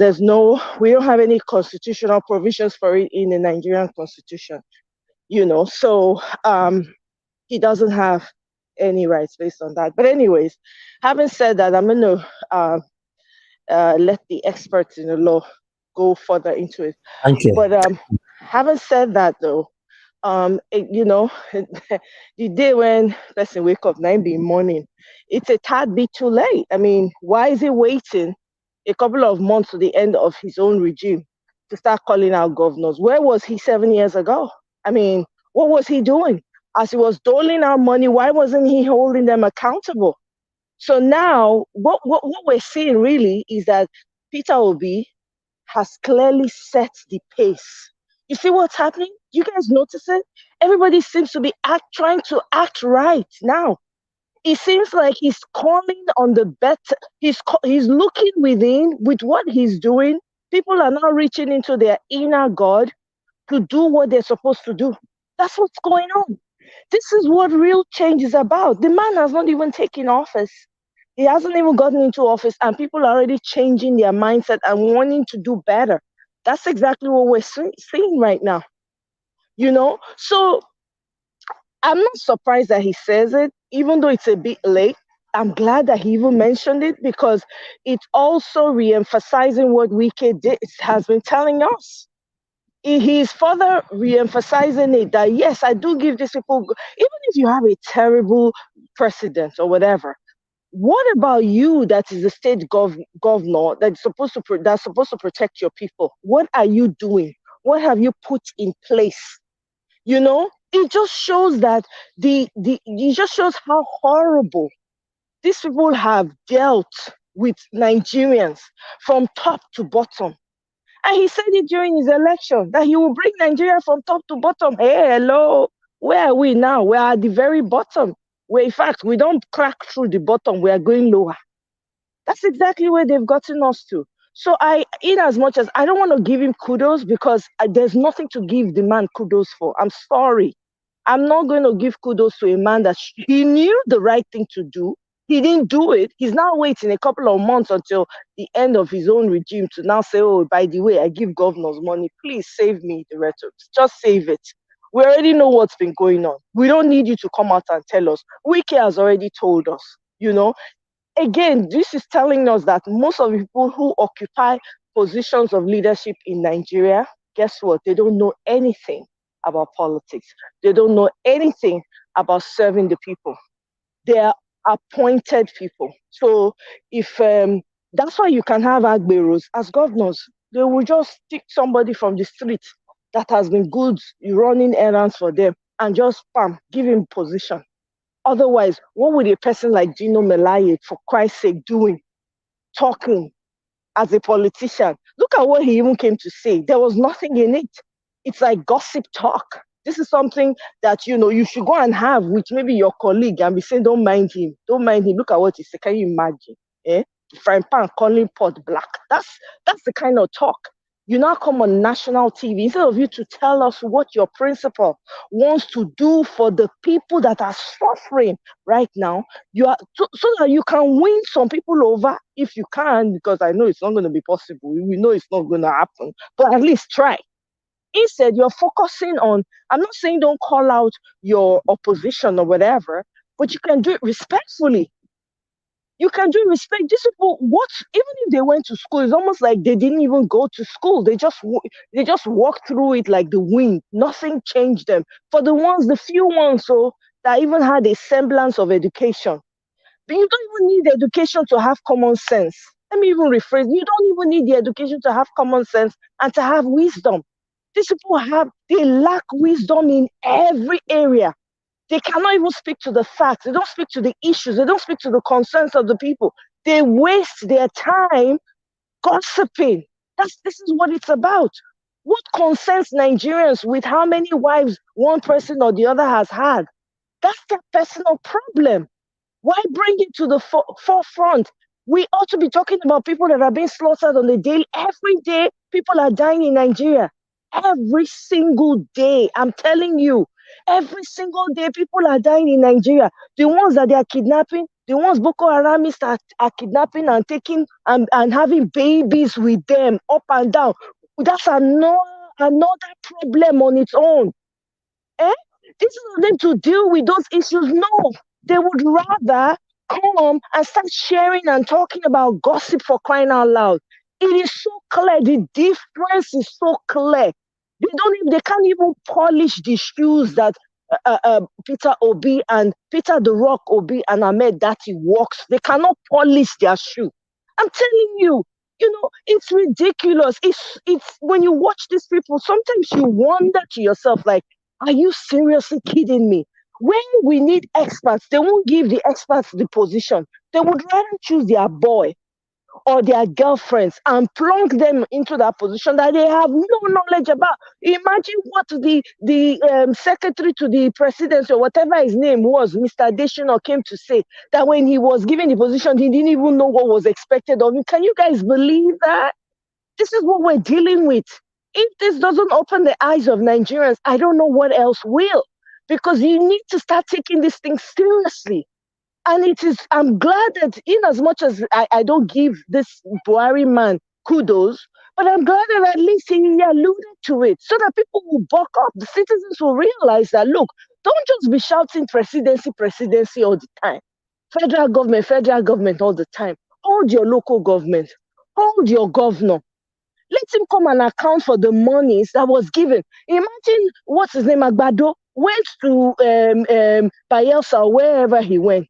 He's telling them he's going to take care of the erosion and whatever. Meanwhile, there's erosion, there's flooding take care of their flooding. Meanwhile, there's flooding in Lagos that he hasn't taken care of.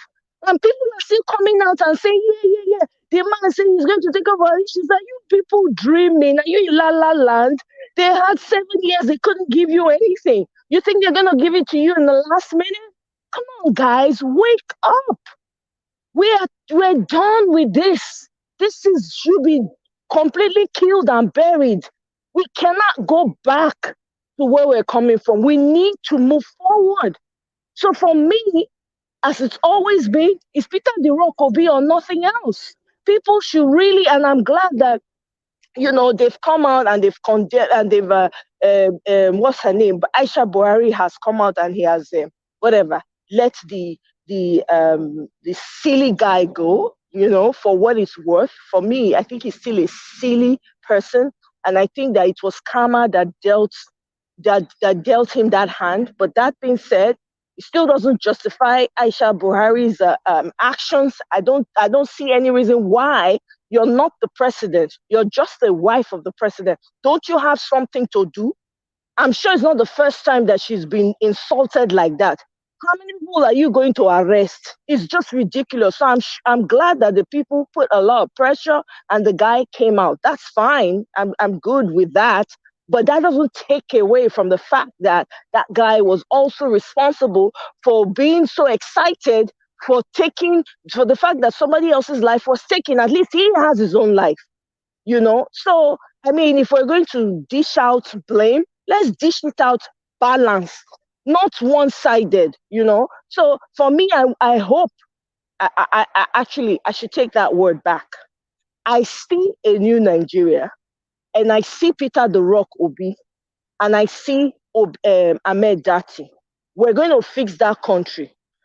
And please, if you have not yet collected your PVC, Biko, please run and go and collect your PVC.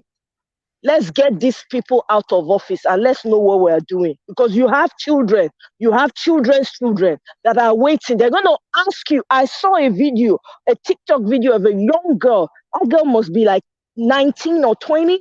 She and her parents, they had to migrate to Canada. This girl was pouring her heart out about how the elders have failed, about how, you know, Nigerian parents have failed. I mean, you don't want your children to question you. I'm telling you, it's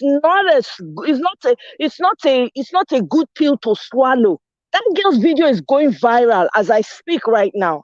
You know, so let's do the right thing by these people, because the chickens will come home to roost, and it will be asked. Your children will ask you, Daddy, what did you do?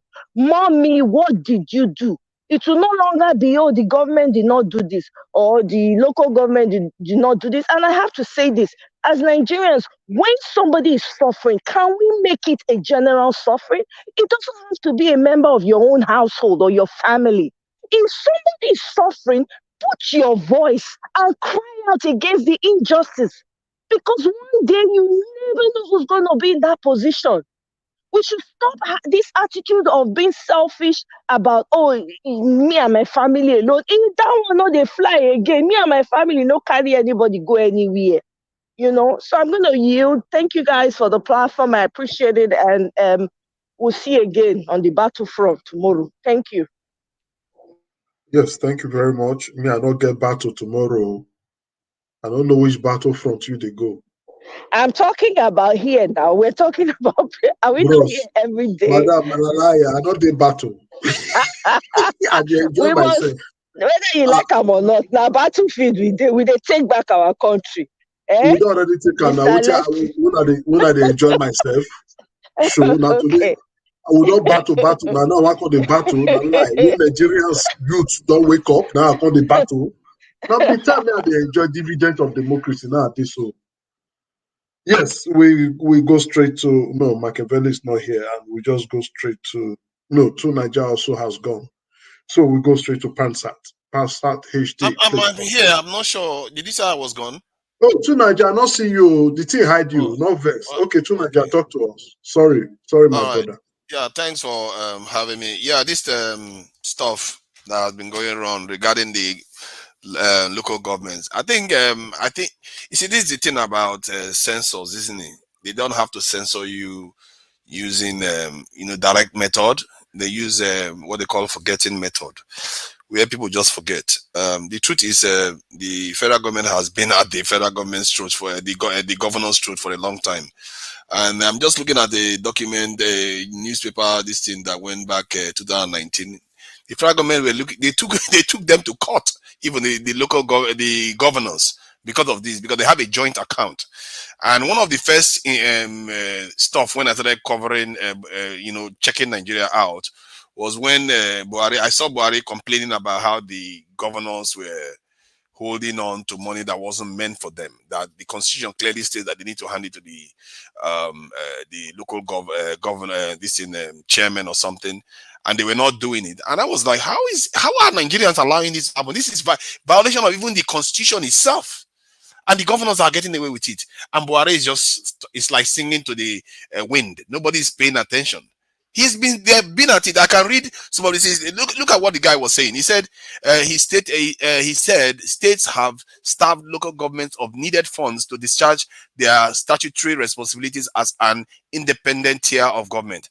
After so many ruinous years of our recent past, we certainly cannot live with the continued mismanagement of public funds. This is government saying this too. Most of us know too well the dangers and consequences of this sustained degradation of our local government system, which manifests in increased waves of crimes, social maladies like terrorism, kidnapping. These are government officials saying it 2019. And the governors were blocking them. And when I talk here, I talk about this, people say, why I'm not focusing on federal government. Because I've seen these type of things happen, and it's like people forget. This is the forgetting thing that people do, that I don't know why I don't forget, because when I see information that I think is actually pertinent, I don't tend to forget it. Because I know the Lagos governor has a different way of working with the police that makes them more effective in Lagos. So while the other governors not doing it, I ask myself that question. When people keep talking about constitution on an exclusive list, this exclusive list nonsense and constitution people keep talking about is a kind of conditioning they put on people to distract them from what the governors are supposed to be doing, and they are not doing.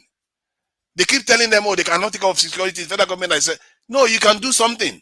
How did Lagos do it? They are not from this is not voodoo. So these are the kind of problems that are going on that Nigerians are not paying attention to. And we can say whatever we like about Jibril or Buhari or whatever they like to call him. They've called him all kinds of names. But some of the things he has been pursuing, we're actually in favor of the citizens. But because they didn't like him in terms of security, everything else is clouded now. Security is his biggest malady and he doesn't talk. He's the worst communicator I've ever seen in my time. I've seen presidents in my time, but Buhari is the worst communicator out there.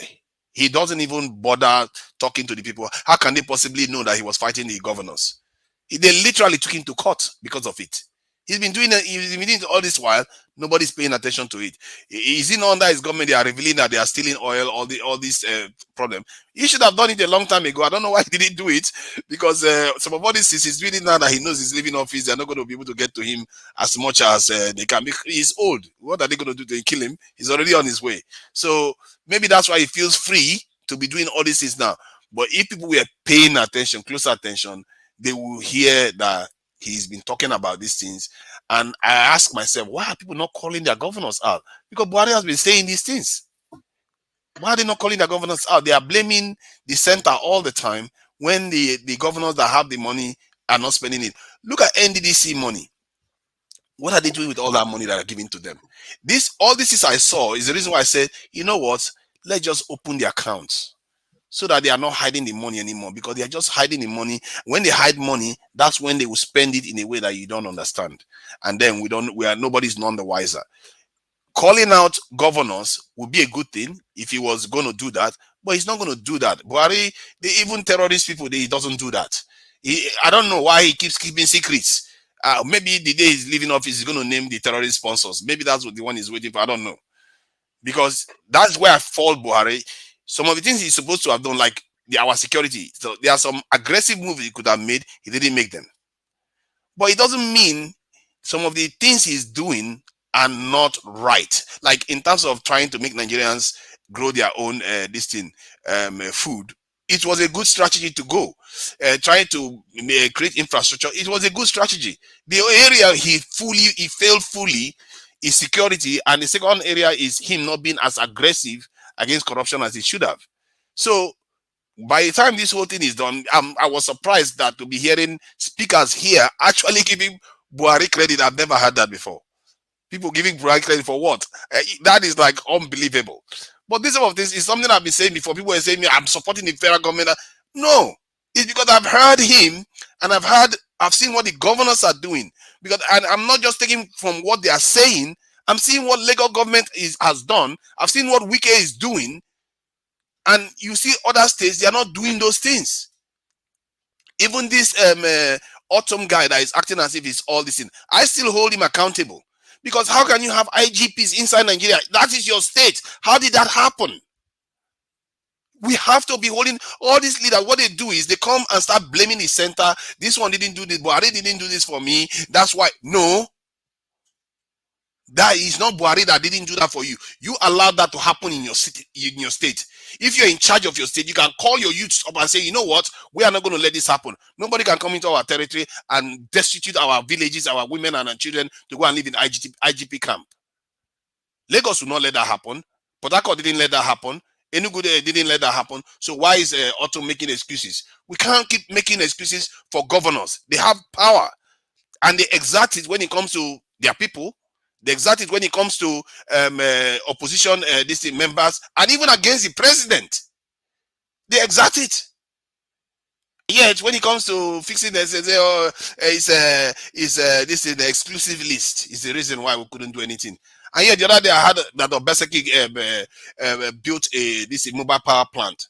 When I was saying that you can use mobile power plant to forestall this energy failure that we are getting, it's not very expensive. You can put it in different regions of the state to power 100,000 homes. You don't have to be there doesn't have to be energy failure. So governors have power, they are just not using it. They are busy stealing money. And that speaker was right. Southern governors are wicked. They are really wicked people. The other day when I found out that some northern states are giving their students free tuition, books, food, uniform, and they are busy charging southern children money to go to school. Some of them, they charge them fees. They charge, if they're not, sometimes they will say they are not charging them fees, then they will charge them levies in form of fees. I think it was wicked that removed this situation in Rivers State. I don't know how many states have removed it, but many of them still have it, including Lagos, if I'm not mistaken. Why northern people are encouraging their children to go to school, we are penalizing our own. Even if we are more educated, instead of us to build on what we have, they are penalizing them. Some of our governors and local chairmen and all those people, some of the things that they are doing, we really need to be holding them accountable. And I'm quite happy this time when Buhari said it, for some reason, it became more magnified. People are actually hearing him. It's not because he hasn't said it before.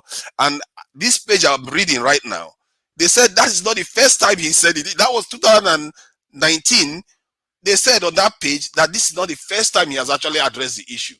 So this stuff has been going on. It's just that people keep forgetting that, because that wasn't their priority, to be fair. The people were focused on security and economy, because the economy wasn't doing well. So that is that. Regarding this lady releasing the young man, I think that is the minimum she can do, and I'm not even sure we should be thanking. No, if anything, they should be investigating why she did that in the first place, because that's abuse of power. Nobody gave her, the boy wasn't posing any threat. Because they call you fatty, then you say the person is posing a threat, and you go and bring him to Aso Rock. Maybe a police station, not Aso Rock, not to torture him. If you feel threatened, tell us why. If you feel bullied, tell us why. Not just to arrest a guy and bring him to Aso Rock to torture him as if he was some kind of old school dictator. So releasing him is the minimum, and I think she should be she should have questions to answer herself. And I won't be surprised. I'm telling you, I won't be surprised somebody drags her to court for this. And they should, rightly so. They should drag her to court for what she's just done, because you have to set an example that, you know what, the boy wasn't threatening your life. He wasn't saying, I will kill Aisha, or Aisha's children should be targeted, or he didn't do anything like that. He just was talking about, you are eating people's money and you're growing fat. Yeah, he may not be respectful in the terms of a Nigerian or African traditional respect for their elders, but that is not a legal or law enforcement matter.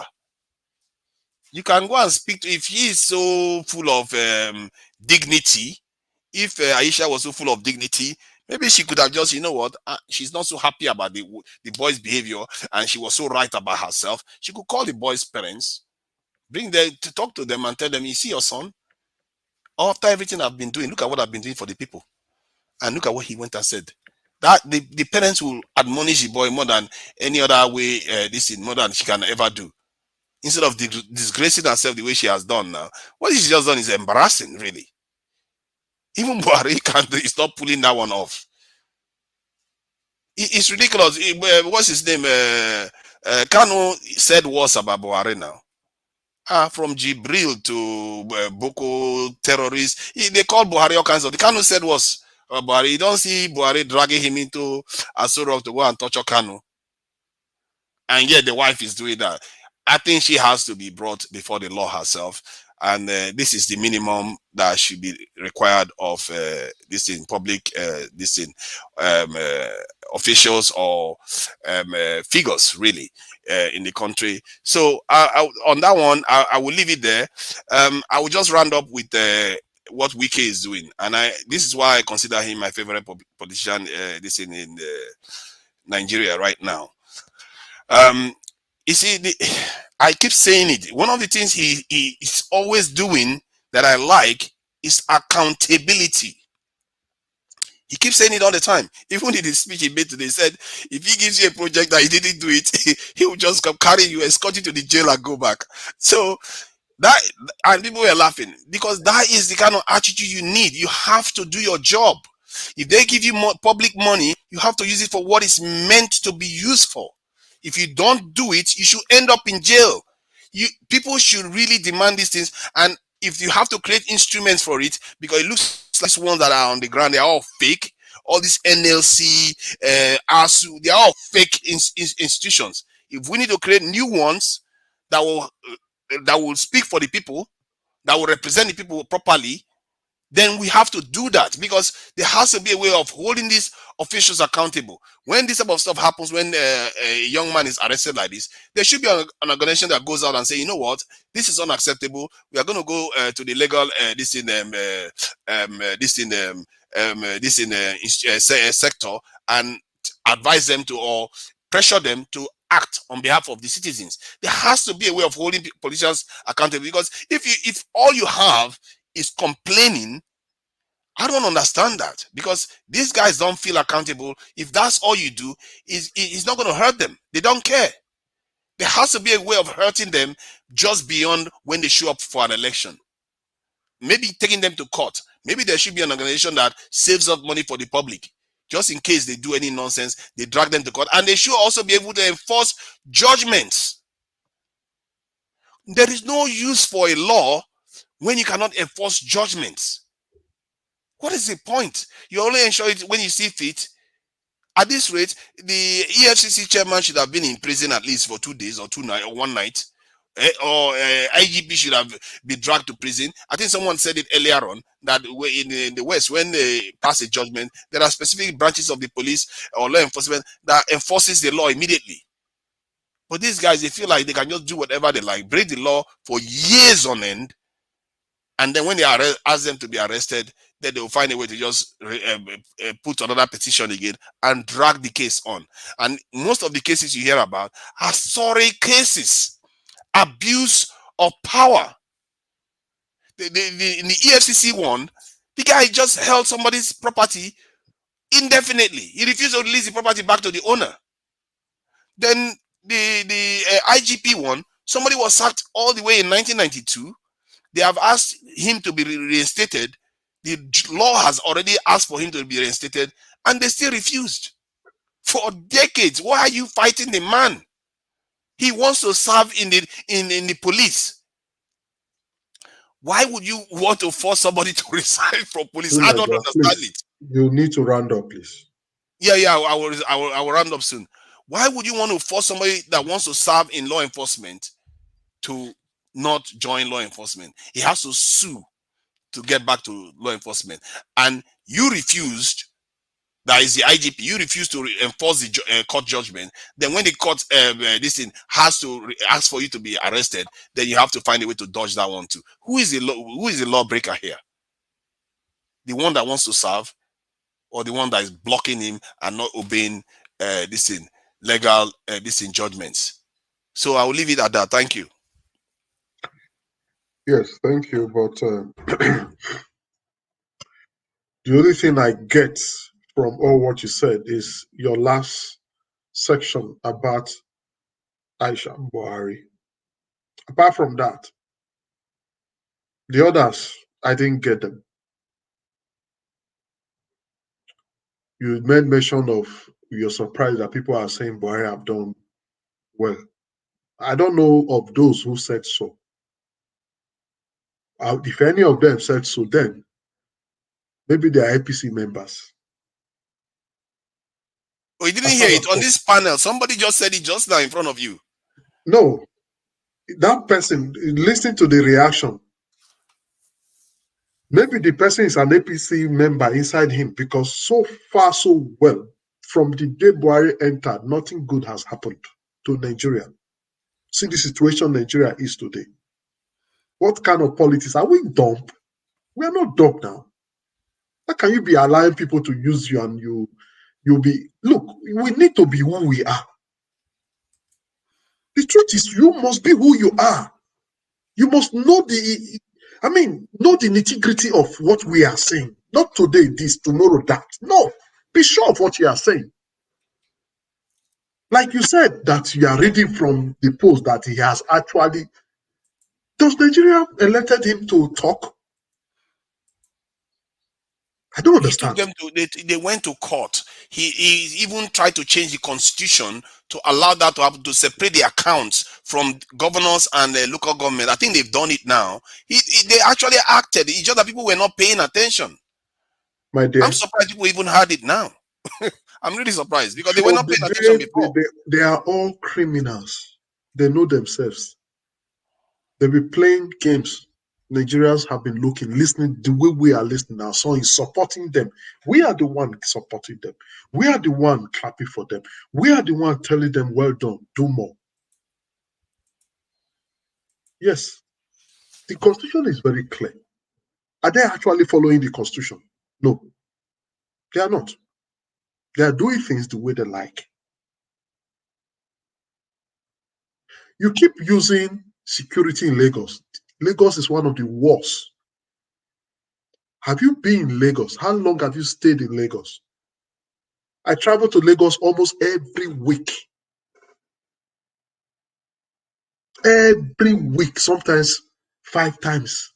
Always on the road, Lagos Road. You want to tell me Lagos is safe? If Lagos is safe, let your car just have small fault in any area and see what will happen to that car. Even if in an afternoon, you say Lagos is safe? From what I hear, there's a very low Niger. robbery That's rate why and I'll stuff keep like that in telling you. Lagos. Listen, you don't talk from what you heard. The only place that you can say safe in Lagos are those maybe VGF, those big estates that have their own private security. Before you go in there, will call you out. These are the places you call safe. Areas for the big people. The street of Lagos, the road of Lagos is not safe. Don't say that again. And Lagos I police don't is know one of about the that. worst. I'm telling you now. Well, okay, when we talk I am about safety, telling we are you, talking about normal crime rate, I don't want us to argue not this. When you were talking banditry, to not Niger, terrorism. please. Okay, go ahead. When you were talking, I did not allow you finish totally. This is the problem I'll be having with you now. Because once somebody else is telling you, responding, you keep interjecting and you're not allowed the person to finish. Then if later you have anything to say to oppose the person, and you say it. All right, sorry, go ahead. So Lagos is not an example of anything. Go and ask Lagosians, people living in Lagos. Like I said, I go to Lagos all the time when I was there. There's no week or no month I don't do business in Lagos. I'm always on the road. I don't fly. I drive. It's a worst and oppressive state where Agberus will eat from you. Police will eat from you. Last month, every opportunity, everybody who first died had been meet for Lagos. Don't use Lagos as an example now. Lagos is far worse now. It's far worse. But we shouldn't just be reading from the papers and be believing all this. You cannot believe them. Ask people that are on ground. You go there yourself. So if people that are on ground is talking, also look at the person that is talking. Is he talking in favor? Is he a partisan person? Or is he a tribal person? Or is he a religious person? These are parameters you need to use to judge a lot of people. And you must have an open mind to be able to do this. You must not be biased. Because once you are biased, you cannot judge well. You get it wrong. If you are biased, you already have a biased mind towards a particular thing. Your judgment towards that area will be wrong. Have an open mind, clean mind. Then you say it the way it is. The only thing you have said, I've just told you, is that Aisha Buhari. Every other thing about Buhari is zero. Every other thing about the government is zero. They are just playing us fucking game. God damn. And some of us are coming here to say yes, yes, yes. Who are we?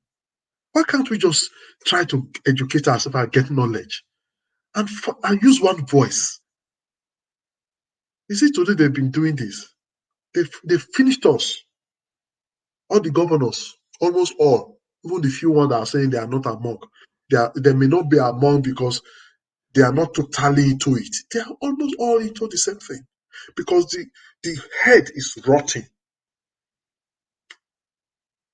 And the head is not empowering the institutions that is supposed to take over these matters.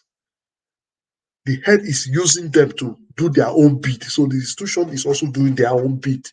Corruption. That is just the truth. If the head is not stealing, would government be stealing? Saying Buhari is actually Buhari. What is actually what? Have you forgotten how insecurity came? Buhari is actually. Have you forgotten how they try to force cow into everybody? Have you forgotten how they try to make human being cow more better than human being? What are you saying? Are you forgotten how they want to take over all the whole land by force, legally? Come on now.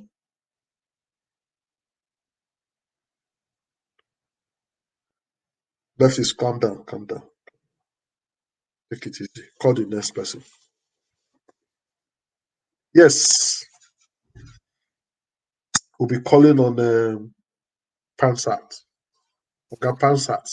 Yes, thank you very much. Yeah, I was gonna start with Buhari, but let me break the news for those who haven't checked the news. It looks like Aisha Buhari has withdrawn her case against the kid. Yes, we have already announced it here, sir. Oh, okay. About it. Thank you. All right, thank you very much. Yes, all right, then let's go to, I believe I will be remiss if I don't start off by congratulating my brother Alex for a very awesome presentation, the oratory, the points that he made. He just wasn't talking fancy. He made his point eloquently with a spirit that only an orator can muster. And of course, imagine to be followed. I didn't want to follow him. Obviously, Chooks followed up with equal passion and points.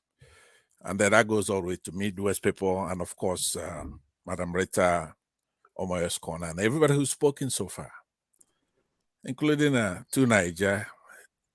I'm still thinking that he's just wrong. He makes his point eloquently, but he's flat wrong on virtually everything he said. Because for somebody who's that intelligent to assess Buhari and give him credit, and when it comes to P2B, he labors.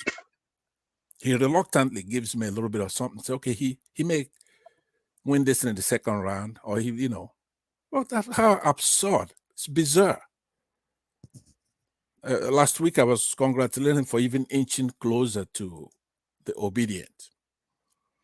Buhari, now in his 8th year in this dispensation, he's been a coup plotter before. Was head of state. He's a known phenomenon now. Everybody knows who he is. Even in the current setup, I think it was 2021, in Twitter posts listed the corruption allegations running into the hundreds of billions of naira in the federal ministries, departments, and agencies, even though they also indicted the National Assembly. Now, There is a saying that you do not shoot the messenger. But I guess by logic, it's only if that person is a messenger. If you're the ringleader and a messenger, you can be shot. And that's what I'm going to try to do now. I don't want anybody to say, hey, Buhari brought news of governors being corrupt. Why don't you want to hear it? Right? Well, it's him. Governors might have immunity for criminal prosecution. They don't have immunity from civil action. They can be taken to court. If a governor is corrupt, you can sue the governor and the government and every department under the state to recover those funds or stop it, have the courts freeze those assets. Besides, a governor can be impeached. The power of the presidency in disseminating information to the citizens and say, hey, look, this guy is taking your money. We've investigated this and this is what's going on. It's unparalleled. So the scale of the alleged corruption is huge, systemic, and mind-boggling under Buhari. Outright stealing of funds meant for running the government and non-remittance of money deducted from staff and members of the National Assembly agencies. It runs the gamut. The Office of the Auditor General of the Federation in 2019 had a report that corroborated everything listed by Serap. According to that audit, federal MDAs failed to account for $323.5 billion 2019 alone. Now, let me tell one of Buhari's tricks. Now, I know Nigeria is a paradox, a country of the absurd and society of uncertainty. If you recall, what Buhari is doing now is like a pointing the finger at the governors because it takes Nigerians for a ride. He participated, believe this or not, when Sabo Dasuki, he's accused of taking a lot of money from the defense budget. Do you know that Buhari got $300,000 before he became president from that loot? Right? He said, I only got 2 SUVs from the former National Security Advisor. But still, he did go ahead to accuse this man of corruption. That he's shameless. He participates in all these corruptions. He accepted a degree from a non-NUC recognized institution. That's the National University Commission, Kaduna State. Unaccredited university, he accepted a PhD from them. He's a deceitful man. He took money from there, from Sabo Dasuki. He's a hypocrite and deceitful. So to come here and give him credit for pointing something out that he's participating in, it's alleged that his son, Yusuf Buhari, is one of the, I think, 3rd or 4th richest sons of presidents out there. So no, I believe it was Chooks who said that Nigeria is callous.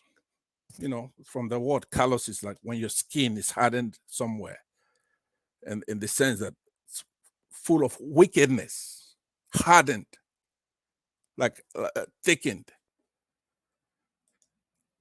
And that's unfortunate because people make this happen. People like Niger, believe it or not, is doing more dangerous things to our country than those who are ignorant. Far more dangerous things. Because how can you be condemning ASU Nigerians who are working hard, or those who are protesting against the government and giving thugs, thieves, credit in our midst. It's shocking because in as much as I try to be civil, understand that people have differences, just like Aaron the Finance is supporting you there and say, hey, your experience might be different. What you saw in Lagos from what leftists might have experienced, giving you the freedom to be different. But look, when you put 1 and 2 together, that's just something unbecoming of somebody that intelligent. When you spoke here, you tried to pinch out a little credit for Obi-Datti as much as they're doing on the ascendancy, the youth. Us, like me, I'm sitting here. I don't have time for this. I've never been supposed to waste my time talking about politics. I'm wasting my time because we have to do everything to rescue the country. Oh, a little encouragement can help. I saw you laboring very hard to give Peter Obi and Datti credit, whereas they've done very well this week. The opponents are on the run. To say he's not going to win it outright, that's not enough for you. You predicted that maybe he will eke out a victory. No, so that's not what we want to hear here. It's not. If you're gonna lie, get the hell out of here. Because there's one thing, if you're telling the truth and it's critical, we have to endure it. It's the truth. You have you have right to your opinion. But to be deceitful, deliberately trying to dump us down, that is unacceptable. In my book, that is the way I look at it. But as our brother, an intelligent brother, I'm appealing to you to have a change of heart. You're an asset because you're ubiquitous on the internet. Everywhere I look, you're there talking. On the panel, and a lot of people like you, and that's okay. Because you're not aggressive. You don't try to demean anybody. You're a gentle person. You're educated. And you make sense. But what I'm against is deceit. To be a wolf in a lamb's clothing amongst our midst. No, we're not going to accept that. I'm not. And I don't want to come off condescending. I'm appealing to you. There is nobody, a rational actor, who is going to give Buhari credit for anything. Because it's not like he's even trying and he falls short. Because an ant would do better than that. He is deliberately dealing with us. Nobody could be that kind of failure. I don't think I have time to recite for you some of his pitiable indulgences and culpabilities in this, in all the scandal we have in the country. Is it security? You don't think that's deliberate? There is no country that is insecure. This is a man who used to be a general. It has to be a deliberate act, wickedness towards our country. Is it economy? You promise you're going to try to make the naira to $1, and it's approaching 1,000. We have oil. We have resources there. It has to be deliberate. So no, I'm urging you, because instead of what I was going to talk about, I'm not talking about this because I've been here an hour waiting for my Emiloko, my turn. But I'm going to spend it on you because I am trying to have you come all the way over, leave the deceit. You're not fooling anybody. Don't do that anymore. Thank you for giving me the time, my leftist. I will stop right there. Thank you very much. Yeah, Yes, leftist, thank can you I come very in? Mr. Alex, can I come in? No, Mr. Alex, hold on. It will just hold on. We have 1,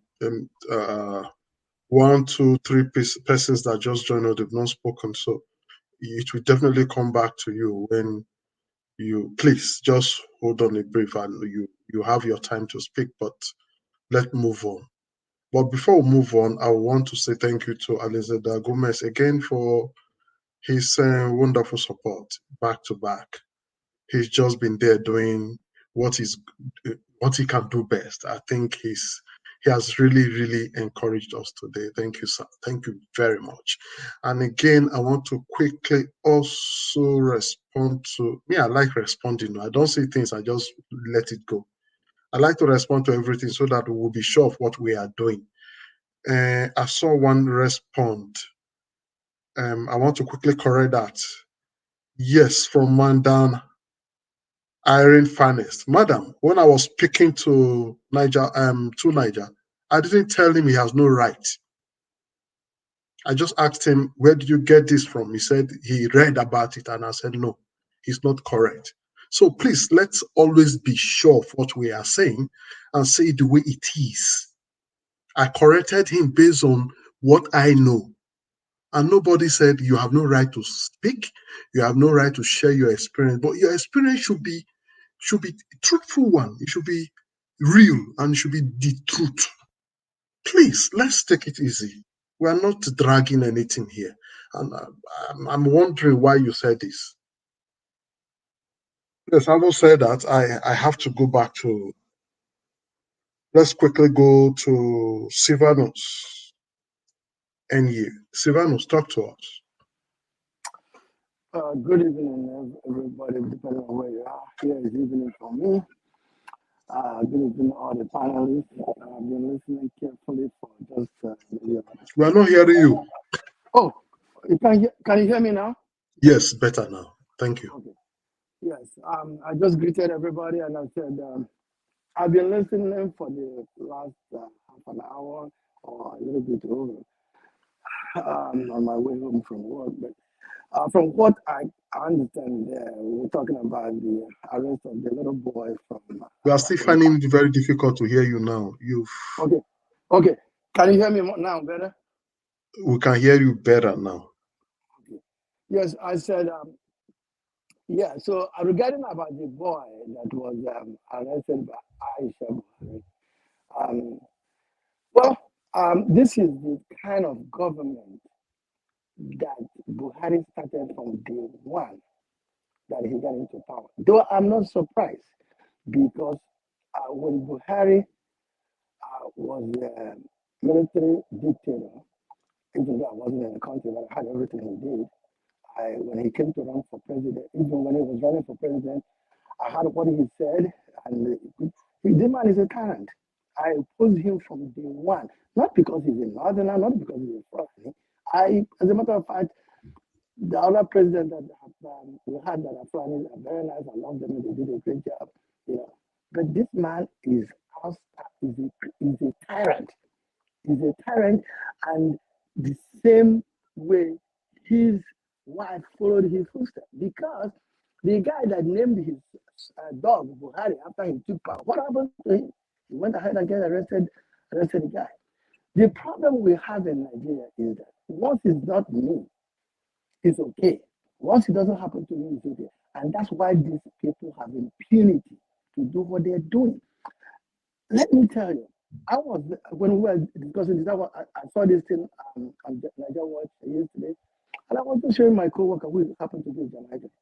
And I told her what Ms. Buhari did. He said, I told her about a little bit about Nigeria. She said, we have crimes in Jamaica too, and all those robbery and stuff like that. But if it was in Jamaica that this thing happened, that the people, the masses, would be uncontrollable, the kind of riot that will happen in that country, that the president probably would leave, they will chase him out of office. See, in Nigeria, when these things happen, we relax. And that's why they have the impunity to do this. And they, when they do it, they kill somebody. And then we all get scared. Oh, I don't want to get killed. They do that deliberately.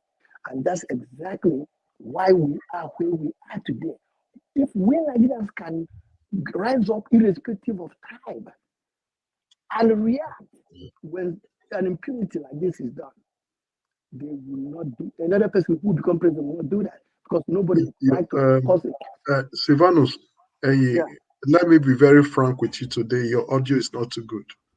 Okay. If you look at my face, you see that I'm trying to use both my nose, my mouth, my eye to hear what you are saying.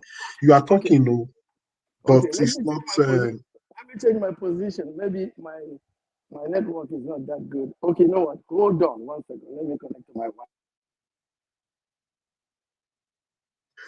Okay, while we wait for you, Alice, I don't know if what you want to say is very brief.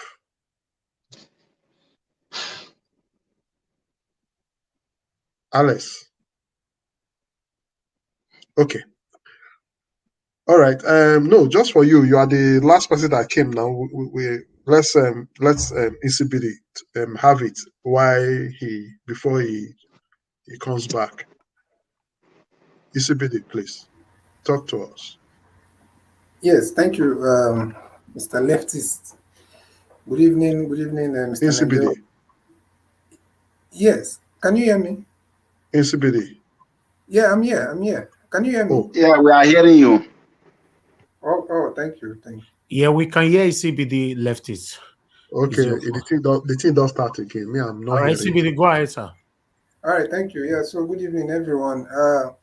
Well, I think I've been hearing what people are saying. I agree with some, and obviously I disagree with some.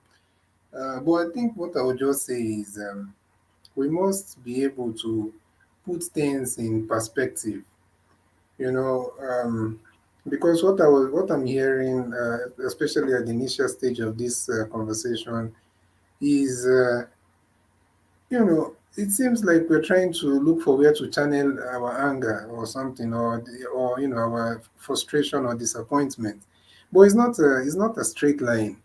We must be able to put things in perspective. If the governors are failing, we must be able to point out where they are failing.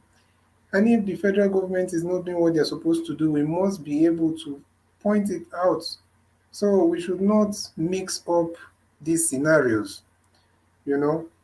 So like for example, yes, I'm among the people that have always been saying that our biggest problem is our own leaders or representatives in the South.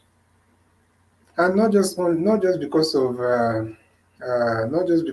maybe the money that they are giving them, no, but it's because of these people have allowed themselves to be divided and to be ruled over. And also, these people also have a lot of greed. They are only interested in creating an empire for themselves, being called Jagabans and godfather of this and that, instead of helping their people.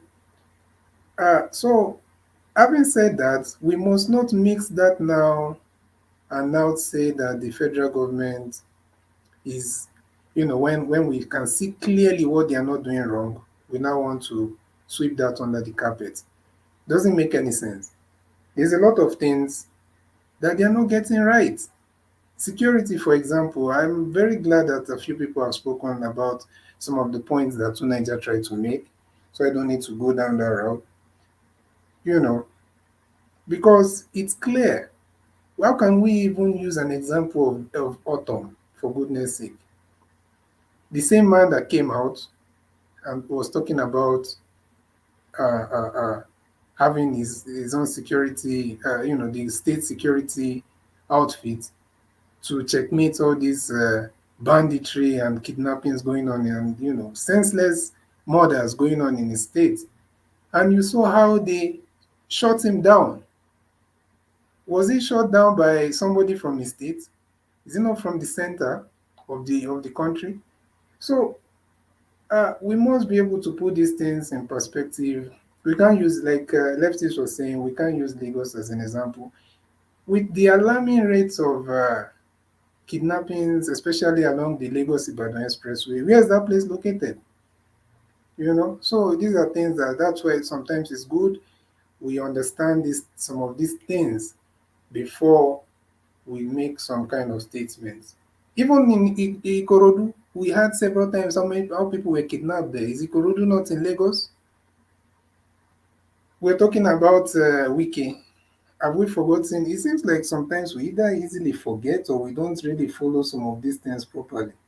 Some of us, Wike, do you know how many times this man was fighting? At some point, he was fighting constantly with the police, especially the AGs that they were. Is it IG or do they call those ones they sent to states? He was always fighting. We request this until they'll bring another one. We say no, to the point that one of them went and sealed. Was it the house of one of the? Is it the Chief Justice of that state or something like that? So this is the this is the this is how it is. So let us please not be mixing up scenarios where our governors are failing. We should call them out, which I like the way some of us are doing it, and where we are clearly seeing there's a lot of things, whether you like it or not, whether you hate your governor or not, there's a lot of things that they cannot do. Even there are some roads they cannot construct, or even if they decide to construct it, it will be it will be to their own maybe loss of the state's finances, because it's probably a road that is designated that is supposed to be managed or constructed by the federal government. Is it, for example, Wike that will commission refinery in Port Harcourt? Is it him that will make a functioning port in Port Harcourt? So there are a lot of things we cannot say is the governor. At the same time, when we are talking about some roles that we know that they are supposed to do, we have to call them out. When we are talking about how they are creating ghost companies and siphoning money, we have to call them out. Building some basic amenities that is under the portfolio of a governor, if they are not doing it, we have to call them out. But in terms of security, we have seen it clearly that it's beyond their own control. If it was under their control, why would someone like Sanwo-Olu tell the world that he's not the one that brought soldiers to shoot people in Lekki Tollgate? So what example are we even using? So please and please, my brothers and my sisters, let us not be too emotional with these things. Let us be able to separate these things and put everything in perspective. Thank you so much.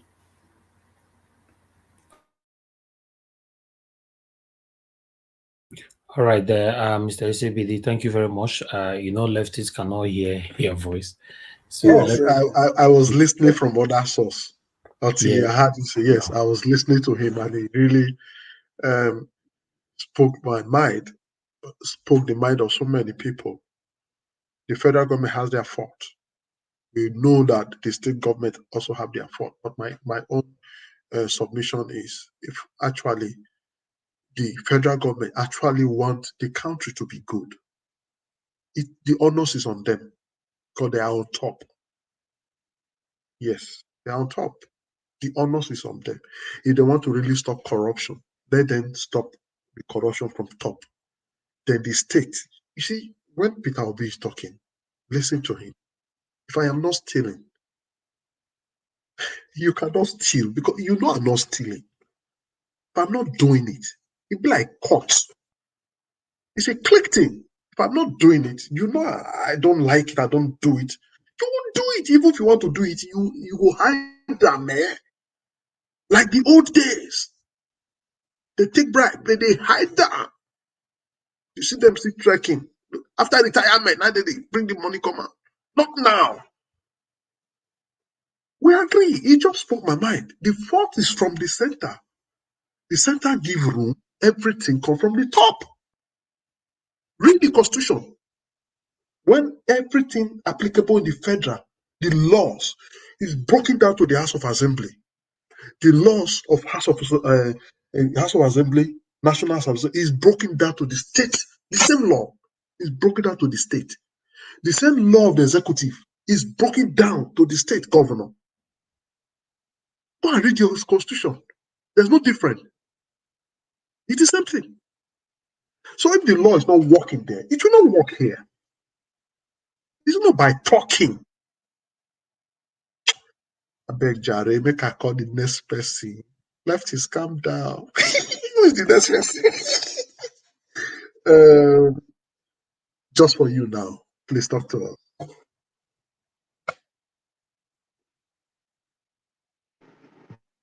Hello. Good evening, Yes, everybody. I can hear you. Yes, I can hear Okay. Good evening, everybody. Good evening to you, both of you. Thanks very much for joining us, sir. Thank you very much. Please, can you enlighten me a little bit better? I've heard what people are discussing, but I just want to hear from you exactly what we are discussing. On this segment, sir, we did one segment before, and that segment was on Ahmed-Datti addressing APC and PDP, telling them that they have failed on the peace accord that they signed, telling them that they have been using wrong languages against Labour Party, telling them that they have been being violent on Labour Party, that they should refrain from it, and that Ahmed Tinubu should even resign if he cannot continue, because from the way he's going. And he also went to say that he has never used Ahmed Tinubu's head to campaign. They go straight to the issue of the business of the day. That using personal matter, they are not fond of that. That was the first segment. Then we also, that first segment, we also went ahead to discuss show Tinubu. To me, it's not important. Addressing Atiku, we need always like follow Atiku well. Call him Atiku names, and Dino Malai call it Tinubu. I mean, Oshomole names, and so the way that segment. Apart from the responsible Labour Party, the rest na wahala, Oshomole, Dino Malai. Then that segment will come end up with which in the game, Buhari. We can start segment where Buhari say governors they be thief, so they don't be thief local government money. Then at the second segment we will come there, so you understand. So we can't see yes, we can't see bring Aisha Buhari matter. Wait, go lock Aminu for prison. Though the breaking news now to say she don't forgive herself, because not be Aminu will forgive, because waiting they court, he go allow court judge. Fear don't catch him. He withdraw and use the word cover himself, shame, saying don't forgive the boy. Forgive, you will not get right to forgive the boy. Now you be caught. Now you be law. So that is for Aisha. Then we also talk of for this same segment within Natiri videos, Aisha Buhari. We talk of Dino, yes, and Oshomole again for this last one. Then I think that's all. Okay. Thank you very much. Greetings to Niger Watch.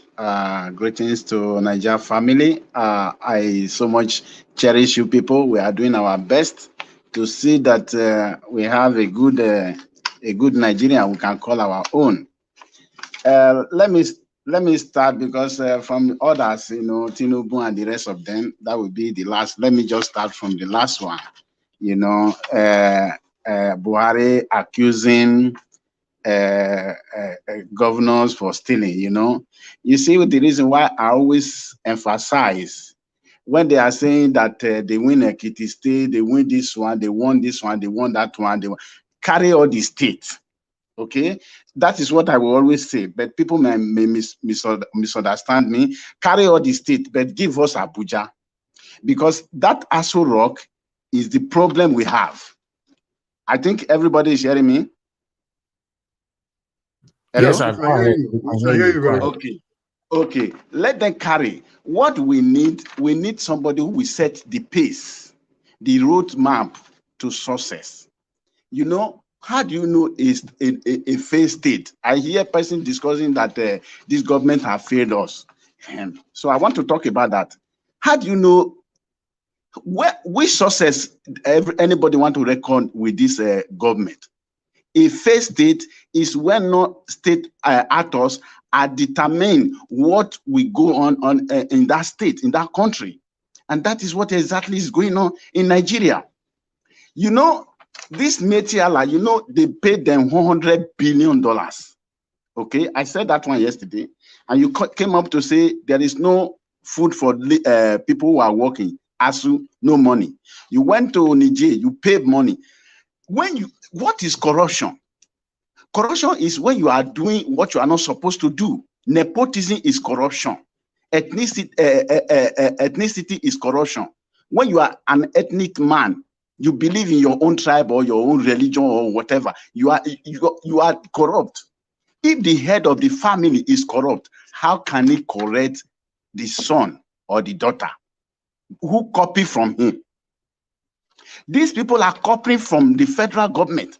So that is why the federal government cannot, no matter the immunity, that is why he cannot talk to them.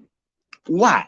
This is a government who said that snakes are swallowing money, billions of dollars in Aso Rock. Monkeys are swallowing billions of dollars. We cannot forget all that because Nigerians, we are used to forgetting something so easy. Billions of dollars. This person will come out and say that governors are stealing money. When you, instead of paying ASU, paying teachers, paying people who are the leaders of tomorrow, you went as far as buying luxury cars, donating hundreds of millions of dollars to Niger. While people are dying, we don't have electricity. How do they define corruption? I don't understand. I don't just get it. So if I want to start to name it, when you flaunt court order, disobey court order, what is that? Is that not corruption? People are copying from you. Okay, if you want to go further, you will see that all the evidence they have, they will set fire in that office. They will either tell you that termites have eaten all the fires, or that office has engulfed with fire. A particular office was only that particular office, only that particular room in that office was engulfed with fire. This is the highest corrupt government we have ever seen in Nigeria. So he has no moral right to come out and accuse the governors, because let him first of all correct himself. Then others will follow. Obi said that the same people that were in Anambra State, that is the same people he uses. That where you see education was the last, they now became the first. Because if you are not corrupt, people will follow your footsteps. This government, you cannot say that when somebody do something wrong, you say do something wrong. This government has failed us totally. Number one, the primary responsibility of federal government is to secure life and properties. If you are not alive, you cannot think of money, you cannot think of food, you cannot think of children, you cannot think of anything. So this government has failed us totally, because life is number one. So we don't have anything to praise them for. That is for my own. Anybody can have his own opinion. For me, they have failed us woefully. So we need somebody, different person who will set the pace for us. Not these politicians, not Tinubu, not Atiku. These are people who believe in their party manifestos about party agenda. They don't believe in Nigeria. They don't care about Nigeria. Somebody who said that no matter what you do, if you come to APC, your sins are forgiven, then no matter the atrocity you are committed. What corruption can be more than that? That is why I don't know why Nigerians are keeping quiet. When I say Nigerians are keeping quiet yesterday, somebody misunderstood me.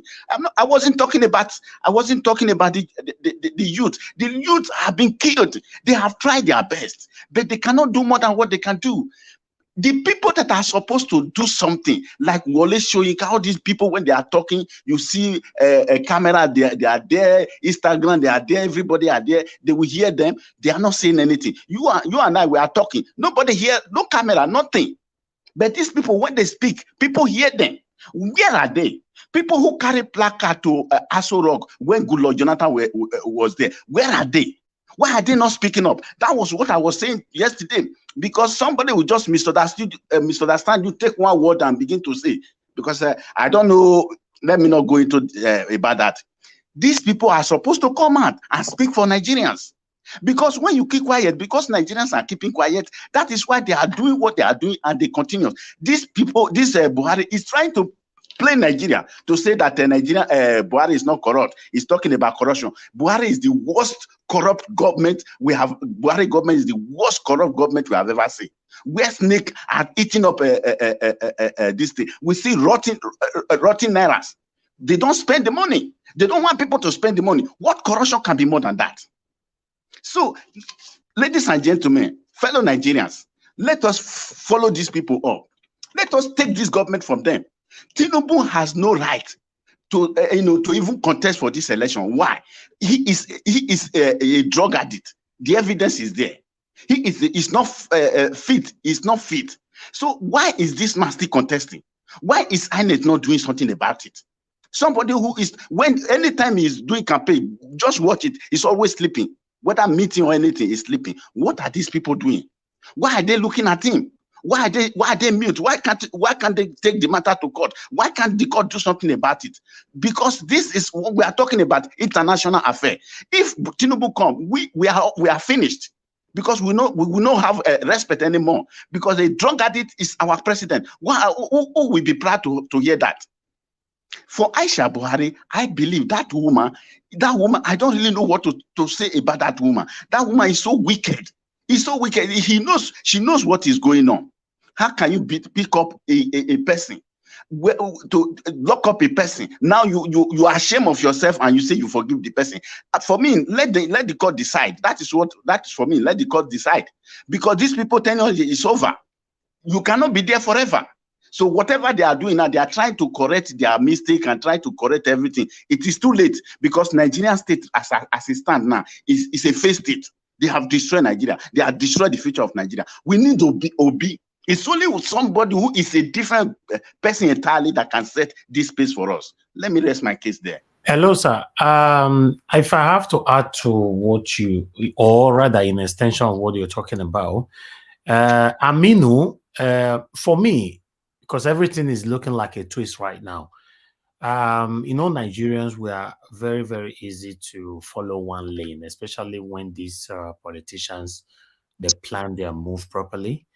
I'm beginning to think something different. It might be that I'm the only one thinking this now, but who knows? Prospectively, maybe others might see it that way. Are you guys sure this is not all about a planned staging between all of them? Because this country, man, because now Buhari is about to meet with this boy. The next thing we are going to be hearing tomorrow now that this boy have been put in a very significant position in Nigeria.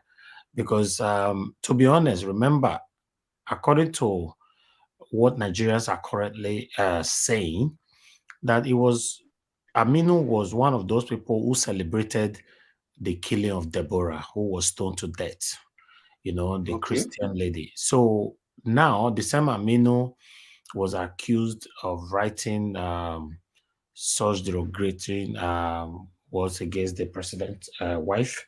But for me, to cap this all up, are you guys sure this is not a plan work? Because now, as we speak right now, he's on his way to Aso Rock, So the next thing we're going to hear is going to be one of the people that are going to be ruling us in this country. Anyway, I'm just saying, that's all I know. Thank you. Nigeria Watch, you know, Nigerian state, especially this Buhari government, is a dramatic government. It's full of drama. What you have just said, I for one, I believe there is something going on. Okay, but if that is not the issue, I believe Nemesis is catching up with the boy too. So I don't really know if this is the same person that celebrated the evil that was done, the injustice and evil that was done against somebody. It's supposed to be, Yeah? yes, you are right. It's supposed to be a nemesis, but the way it looks right now, it looks like a blessing to him. That's why I said you people shouldn't be surprised if between now to the next couple of months or years, we see that Aminu is the one ruling us in one position because he's on his way to go and see Buhari. He said, is this a nemesis anymore? You know, so I don't know. But I don't think they need that process if they want to appoint somebody that will, probably push their interest. And also, I would like to ask: is it confirmed that he was among those that celebrated or was against the Deborah, or is just like a speculation? Yeah, that's why I wanted to add that there are two standards here. One of them, if we're talking about somebody doing something criminal, it's totally different. He has to be convicted of a criminal offense. We can't neglect due process, which is entitled to as a human being, as a Nigerian, or he should not be arrested and thrown in there, even if he said that. But in this case, we don't even know if he said that or not. Plus, he also is a young man. He's a young man. He could be susceptible to religious coercion and all kinds of things. We'll still fight for him. That's the difference between us and those who are fundamental in their religious beliefs. He's a Nigerian. He's a young man. So there's the two issues. Number one, he's entitled to due process. He's entitled to his freedom if he has not committed a crime. So even if we know for sure that he said that, or even if he benefits from this, goes to Asarok and they give him the vice presidency, we couldn't do any worse than we're doing now. So thank you on that one. Yes, I think they are just doing it to paper over the crack that they actually broke the law. It's very, very simple. Like they were supposed to prosecute the first lady for doing what she did. And see, leftists, can I respond to all the statements that have been made before now? No, because no. you see, obviously they're going to say no. It's No. all right. Go ahead. No, No, Mr. it's Naja, somebody's time. you will, of course, but just hold on. Let others Just wait. It's After somebody's 2 time. hours. No, we are getting on. Nobody's talking twice now. If you said after 2 hours, others need to speak as well. There are people waiting within that 2 hours that have not spoken at all. So just wait. Certainly, you will have the opportunity to round up. Okay. Over to you. If I may come to you, my brother, to Niger. You see, patience is a virtue.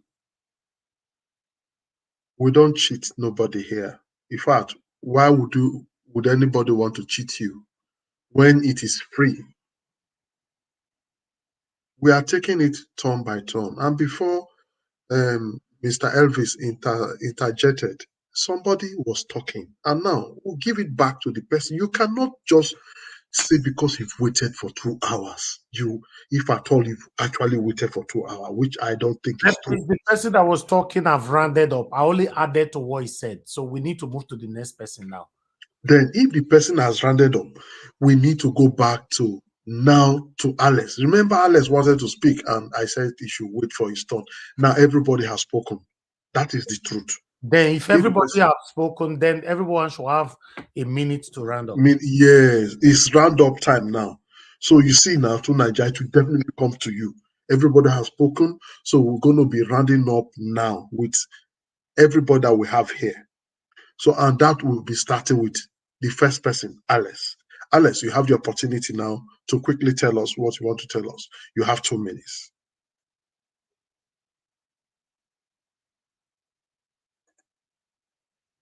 Is Alice there? Okay. Yeah, If we wait a don't, minute. I was cut off. I never spoke, and that's not fair. no, You told me you were not hearing me, and I told you let me turn on my Wi-Fi, and I turned my Wi-Fi, and you are just passing me now. You said that everybody has spoken.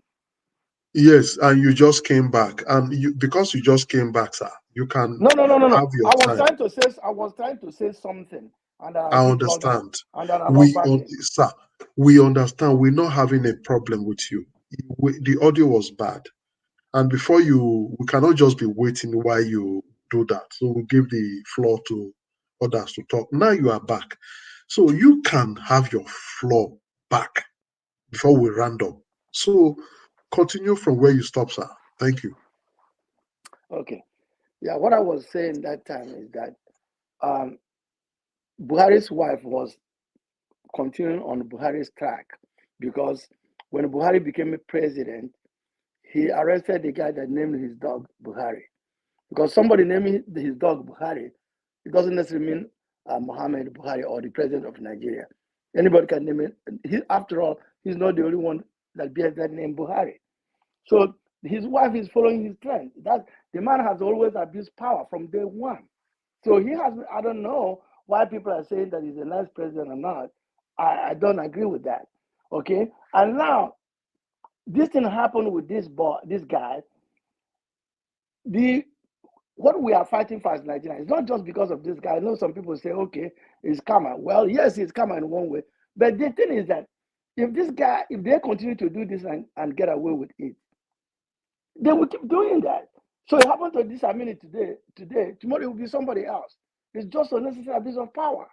I was talking to my co-worker, that's what I was saying, who is a Jamaican, and I told her that. And she said if he was in Jamaica, the whole city would pull the president would not be in office today, because the kind of riot that will go on there will be unimaginable. So the problem with we Nigerians is that when something happens to somebody else, we all keep quiet. We cannot react. And that's why these people keep on oppressing us. They know that we cannot react. And once they kill one person, everybody will run away. And that's why we have all these criminals who call themselves politicians and our rulers in power. If we Nigerians could stomach all these things and riot and revolt against these evil people who call themselves leaders, they will not continue to do that. Because the next person coming will say, oh, I'm not going to do that, people. There's going to be revolution. But they do this to us and we just keep quiet. That's why they keep doing that. You know, that being said, regarding what what's his name, Datti Ahmed said, yeah, well, he said what he can say, but these people are going to continue to oppress the Labour Party supporters, because they have the power, and then they have the media too. Media is causing it. It's like when they say something bad, Mokri talks rubbish about Obi. The same thing with Dino Malaya and Femi Fonica, or whatever his name is. So many others. They don't look at that as being violent, doing that. But when we speak, oh, the mainstream, especially Ruben Abadi, say, oh, these people are violent. Tell me, since they've been calling the Labour Party people violent, has Labour Party supporter killed anybody? Nobody. Has they even caused any violence, damage things? No. But they're using this thing to make the public feel that we are unruly people. They do that on purpose. That is strategy. We know we are not unruly. We are ruly people. And then they want to snatch power by all means. And then, regarding what Tuna just said, Tuna just has been a very controversial issue. I've seen him in other platforms where he's supporting the government. But, you know, I know he said he wants to come and report what everybody has said. He can come. But this is not the first time people have been accusing you of siding the government. I don't know what part of the country you came from. You said the guy is calling out. Every time you mention Nnamdi Kanu could do this, Nnamdi Kanu do that. Look, mister, leave the Igbo people alone. I've told you this before. Leave the Igbo people alone. I don't know where you come from. You don't want to tell us what part of the country. I'm not interested. But when you cannot be the only person who reasons properly in this forum, Every time you talk, listen to you in the morning show. People attack you whenever you come to this, and you will not change. You are very intransigent. It was not going to happen. So I don't know who sent you. Tell that person who sent you that you are unable to convince these people to believe you, because I will never. You even accuse those Nigerians as not respecting their leaders, pointing about killings in China and some other part of the world. Come on, Nigerians are even too respectful to their government than any country else. Otherwise, if we were not, this country will not be the way it is. I mean, these people will not be treating us the way they are. It's because they do it and get away with it. That's why when people talk, they kill the person. When people call, they throw them in the jail. What are you talking about? I don't know what country you live. You live in the UK, but I don't know. That's not how it is in UK. I've been to UK. I live in US, but I've been in UK. That's not how it is in UK. Okay? So don't be coming here trying to throw this thing here and there. We're not going to believe you. We know you're working for the government, but your conscience should judge you. Upon the way Nigerians are suffering, you are supporting this evil government. Your conscience will judge you. I'll drop it from there. Okay. Left Now is that the 1 minute to Severnos, don't talk for more than 3 hours. I didn't talk for 3 hours. no, we didn't. It's not random. We didn't say he should talk for 1 minute or so. I say he should continue from where he stopped. You know, his network gave him problem before. He has not even said he's rounding up. We will still come back to him. I'm just joking. Okay. So we'll still come back to him again. So now we go back to Alice. So Alice, please, talk to us. 2 minutes. Alice does speak. Alice, okay. If Alice is not available, for those of us here now, let me quickly still go. Who is next after Alice?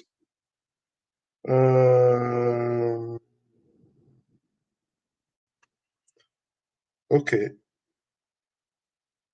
Now two Naija now, leftists. Let's go with two Naija according to what we have on the screen. Two Naija, please go ahead. Not even according to what we have on the screen. It's according to the people we have now. It's two Naija.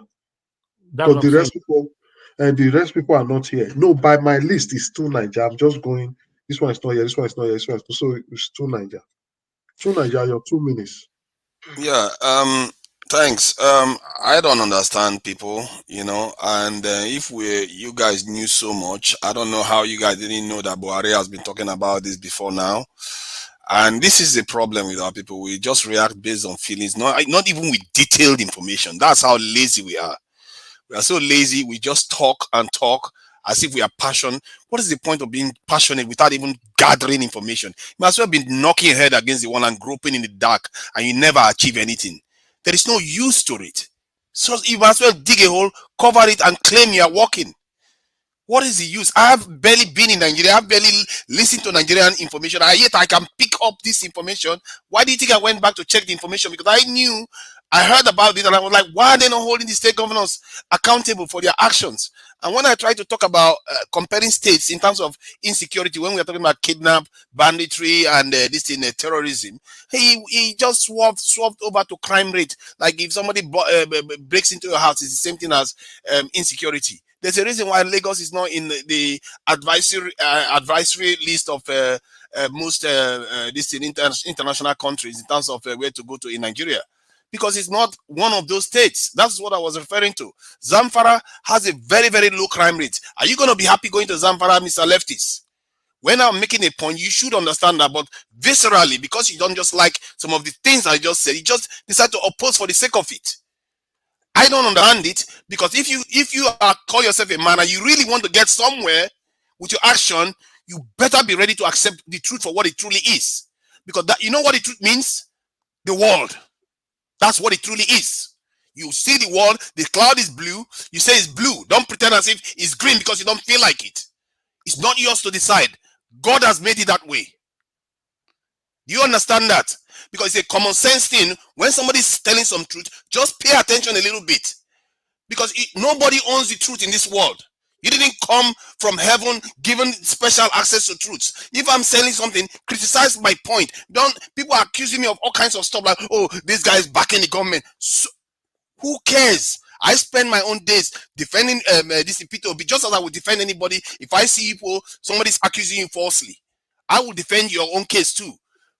How can you just because you don't like somebody's maligning them, and you just decide that, you know what, because I don't like the person, let me just agree with them? What does that make you? Anyway, you've overused your 2 minutes, but I didn't want to stop you. I want you to finish venting your anger. Several people talked about me, maligning me in such a way that it's just unacceptable. And most of all these people, when they are maligning you, they don't even come with facts. They just say you cite this one and insult you here and insult you there, as if that will actually solve our problems. What is going to solve your problem your is the 2 truth. minutes is over, but I must still allow you to finish venting your anger before I will reply you. If you finish, tell me. The final thing I'm going to say is about the young man that was just released and going to see the president. As usual, we completely forgot the key. Because he's going to see the president, suddenly the whole thing has been resolved. The truth is, somebody broke the law. He needs to answer for it, and they're trying to paper over it. That's why they're inviting him to see the president. He just posted something, and he was brought in and put in jail for how many weeks? They know they're going to be in trouble sooner or later. That's why they have to release him. Thank you. All right, thank you, Mr. Tunija. And please, nobody hates you, or nobody hates what you are saying. But what you're saying has to be factual. Though you've insulted me directly here, but I'm not going to respond to that. If I'm a man, I have no right to reply you on that, because if I do that, I'm going to bring myself to your status. We are not I'm mistaking what I said. Sorry, sir. As a man, you're supposed to know what the truth truly is. I listen. If you are a man, I listen to you very well, Tunija. It was an insult, but I kept quiet. I allowed you to finish. You were venting anger. What I was saying is you were wrong in most of your sections. I asked you a question. Qualify them with facts. Don't just say that. Qualify it with the fact. Hold on. I asked you, where did you get these informations from? You say you just read about them. I say you are reading about what anybody can write. If I'm obedient, I can write for obedient. Just like the last person just said, media. Jesus Christ. Would you allow me finish? I allowed you talk. A man should have patience, and it's a virtue. I'm not referring you back to you now. If you are a man, you should have waited. Let me finish, then you can now say something. Who is now the man? If I am writing for obedience, I'm going to write to suit my obedience. If I'm writing, just like the last person said, that media is one of the problems they are using, and he made mention of Ruben Abati. Do you want to take Ruben Abati's words now and use it to tell people that he's correct?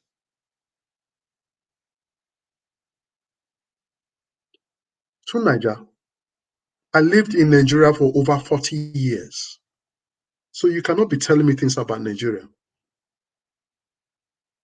So for insulting me, thank you. Now we are not of the same status when it comes to political matters, issues. You can go to the ground and you'll see what I'm talking about. All right, leftists is enough. Is enough. Please, could I ask? So don't use that languages again. That leftists, we are just talking without details. Let's move on to the next person, please. No, let me finish with him, please. Details fact is what you have seen, what you know, the experience, not what you read. Most of the things you are saying, you read about them. Are they following what is written in the Constitution? E.g., go and read about what is in the Constitution and tell us if the government you are talking about are following what is in the Constitution. So what are we talking about, sir?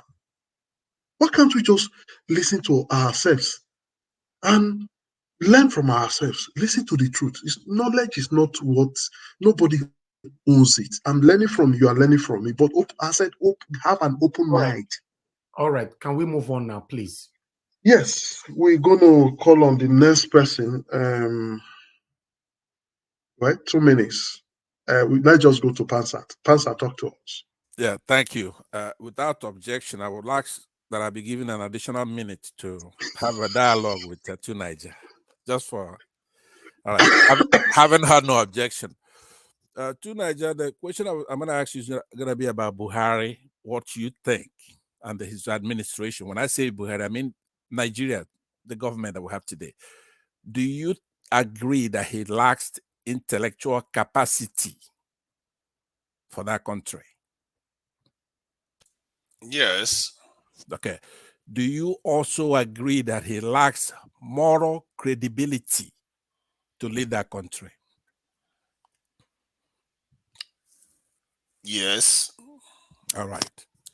So I would then believe that you would also agree that from the indices we have in the country right now, that our country is like a patient that requires surgery,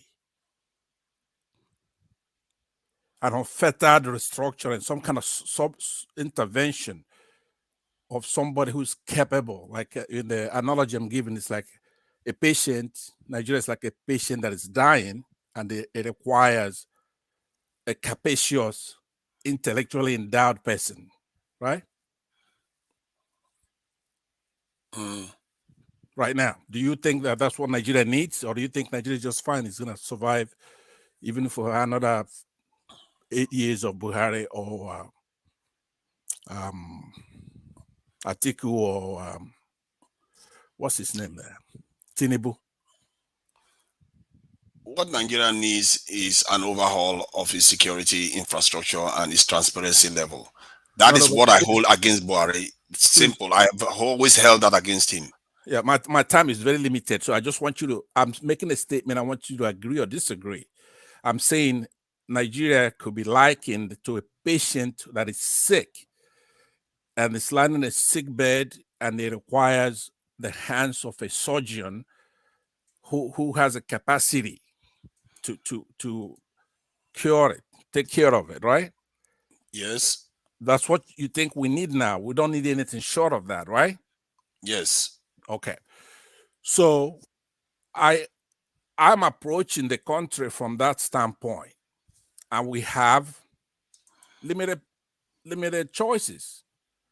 Right now, the choice is between Peter Obi, that is Governor Peter Obi, former Governor Tinubu, and former Vice President Atiku, right? So within that choice that we are forced to have, we're lucky to have more than a binary choice. Now we have 3 choices, right? I think that Peter Obi is the closest to that capacious surgeon. Do you agree with that? Yes. Above the other 2? Clearly. Okay. So now, even though Peter Obi might wear a black shirt and I want him to wear a white shirt, and he's wearing I don't know, whatever. He's driving a car that I don't like, I will be distracting from the mission, which is to get a surgeon there to do the job. So that's what the approach is from. A lot of us who grew up in Nigeria, we know the country. Like Mr. Lefty said, it's been there 40-something years. So when you come on a platform such as this one, and you're trying to pick out something, first of all, that is dubious, is debatable, something that's tangential, irrelevant, even if that, to whom much is given, much is expected. The presidency is a powerful position, right? So there is no way, if you want, I could list for you what the 68 items that are on the exclusive list that is entirely in the domain of the federal government. The state cannot do anything. Even if they have the resources, they could be building roads here and but they cannot install electrical generation plants or distribute those electricity to everybody else. In aviation and construction, fingerprinting, fishing, labor, maritime, meteorology even, police and other government security services, posts, telegraphs, telephones, prisons, railroads, regulations of political parties. So there are 68 exclusive items on that list. So yes, once we heal the patient, get him out of the surgical room, then we can start looking at the states, because right now, a lot of them are just hiding under that. A lot of the governors were imposed, or they changed political parties after they had tricked the electorate. So that's why, yes, somebody can come here talking about the states or the local government chairman or whatever. But we are on a mission here. We are not here to talk about the councillor. Are they corrupt? Yes, they are corrupt. But like Elvis said, or somebody in CBD, I'm sorry. All right? Because what in CBD's submission is very, very important and relevant in settling the issue. I'll conclude with that. Because what in CBD talked about was the fallacy of false choices. It's not a choice of if the state governors are doing the right thing and then the federal government. We don't have to choose between the two, because both of them are doing the wrong thing. There is a third choice, a third possibility. We have at least 3 possibilities. And I believe that all of them are in there. We can't come here picking and choosing them, because Governor P2B said that when I'm in there, I'll be in charge. If I'm not doing it, if I'm not taking money, 70% of that is solved. So I want you to bear these questions and ask your mind, and then the mission. Let's put our strength together and do well for the country. Thank you very much. Yes, thank you I very hope much. you're not excusing governors for not doing their job. Thank you very didn't hear much. what I said then. You didn't To hear what, because Niger, that's exactly what I was think addressing. to Niger, that section is over. We are not going to be going back and front. We've already concluded that section. The federal government is the head of corruption, followed by the state government. Finish. And what we need is total overhauling. Saying that this one is right, this one is wrong, they're all wrong. I don't want us to go back there again. Thank you very much. We'll go straight to CBD. CBD, your 2 minutes. Yes, thank you, Mr. Leftist. Yeah, well, I think I will also agree a bit with Tunajo when he said the overhauling of the security and transparency and all that. But it's just that we are not hearing that much, If we are hearing it a lot, so I don't think people will not have so much, will not feel maybe the other way, kind of. But like Rufai the journalist of Arise, he gave a very clear, in my opinion, very balanced view on this issue of blaming the governors and all that, because our people are easily swayed, and this is how this administration. We've been hearing all these statements from Garba Shehu, from Femi Adesina. This is how they have been playing the game for years now. They know when to. They are very good in reading the the temperature of politics in Nigeria, and when they see how they can quickly divert some issues to that will just kind of relieve them somehow, they will do it. They will take advantage. They know how to really take advantage of situations. You saw how they did a lot of things, the way they, especially during the time of, when the agitation was at its height in the southeast. You saw how they took advantage of every single crime that is committed there to pin it on IPOB and all that. So this is how they do their thing. So now that they've seen that, this is just how I assess the whole thing. Now that they've seen that Wiki has made a lot of people sort of focus on their government, especially people from the Niger Delta. So they have read how people are now shifting kind of attention a little bit to the governors. Then they came also and add more fuel to that fire. Oh, do you know your governors eating also the money of, and some of us that are not very sensitive will just easily take the bait. It doesn't mean that what they're saying is false, but it's just about the motive or the intention behind saying some of those things. And also, we have to understand that, like I said, everything must be put in perspective. If you don't want to take my word for it, I think some Rufai put it in a more articulate and more detailed manner. This thing, you can't blame the governors for poverty. You know, blame them also for poverty. So there are a lot of things, like I said, that we have to hold the governors responsible for. There are a lot of things that we have to hold the center, the federal government, more responsible for. And it's clear. Security, very important. If it's about people stealing money, we have been crying. We know that that's a serious problem we have. We have been shouting since for decades. But now 2 people are minutes. talking about. Yes, oh, sorry. So let me just okay. For now, people are talking about surviving and protecting their life and property, and it seems like the only arm of government that they can uh, pin that expectation on is the federal government. So I think it's clear enough. So we have to learn to put things in perspective. All Thank right, you. thank you. Silvanus, your 2 minutes. Then finally, just for you, Silvanus, please talk to us. Okay. Oh, well, I do not have too much to say other than what I've said. The governors, yes, I do that the governors are corrupt and they're not doing what they're supposed to do. I didn't touch on that part. But the president as well, is just like that. Obi continues to say, if I'm not stealing, nobody should be stealing.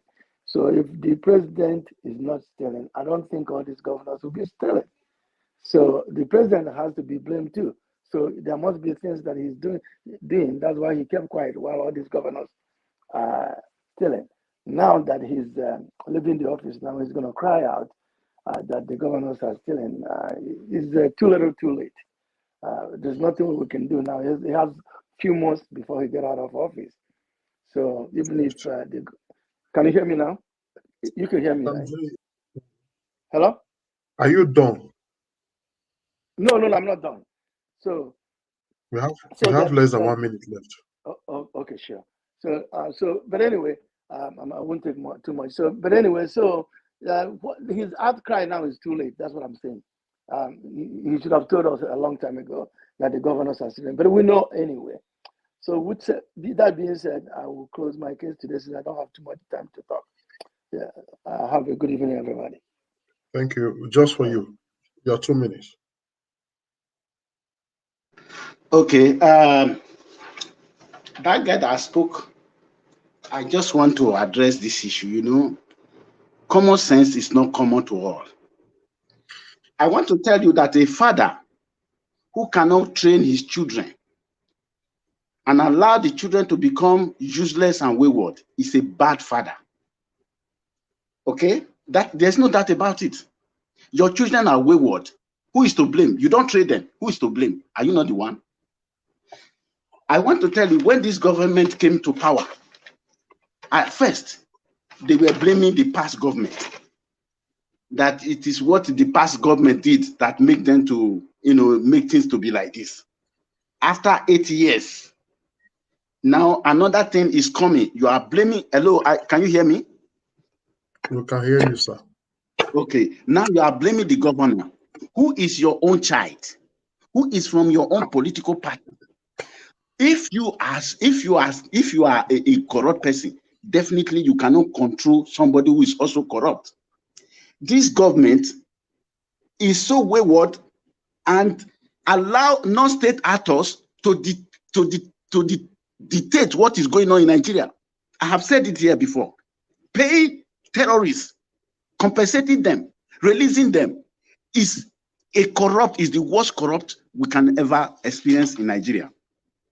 How would you explain somebody that with all you are saying, you are still supporting them? What are the primary responsibility of a government? Number one, secure the life and property. I've said it before. Secure the life and property of the people. Then provide basic amenities and social amenities like road, schools, hospitals, healthcare, and light. If you go to Egypt today, Egypt is very good. But if you go way back, when Egypt took to the street, do you know why they took to the street? Because of their president. They took to the street. Many of them were killed until the president was stepped down. Sorry, it's not the governor. They have local government there. They have governor there. It's not only Nigeria you have this. But go to Egypt today now. They are well to do. People are going there. What is this man saying? Why are you saying red? You are calling it black. I'm very, very angry. You are talking about emotion. Why would somebody not be emotional? You see red, you are calling it black. You take the whole state, give us president. That is all what we need. And I know if Obi is there, he knows what to do. Obi knows what to do. A good person, a good mechanic knows what to do. Don't blame your tools, don't blame your workers, don't blame other things. You know what to do. So that is for my stake. All right, thank you. Yes, we've all spoken well. We are rounding up. What will I have to say now? The truth still remains that they failed us. Nothing anybody's going to say that many of us will listen to.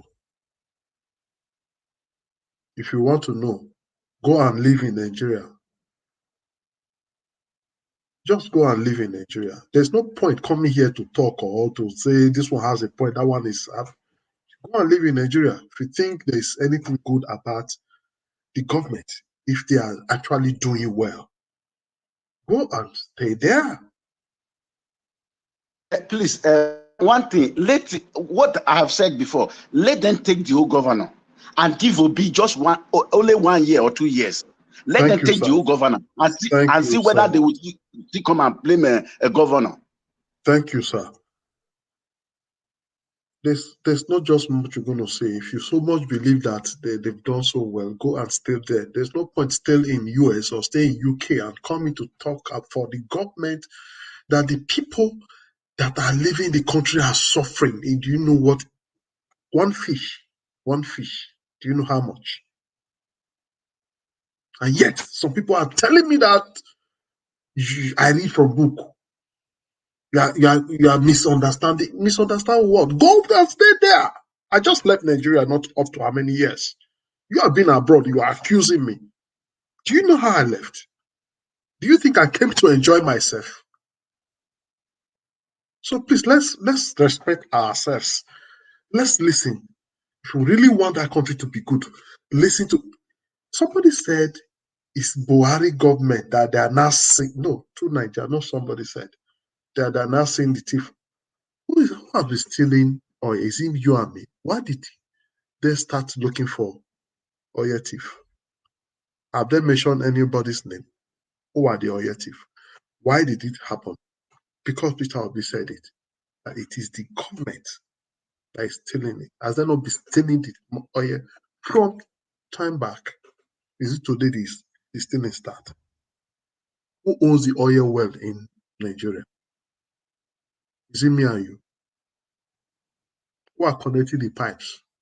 Who are using military to defend themselves when the things happen? Is it not the same government? Please, let's use common sense now. Let's use common sense.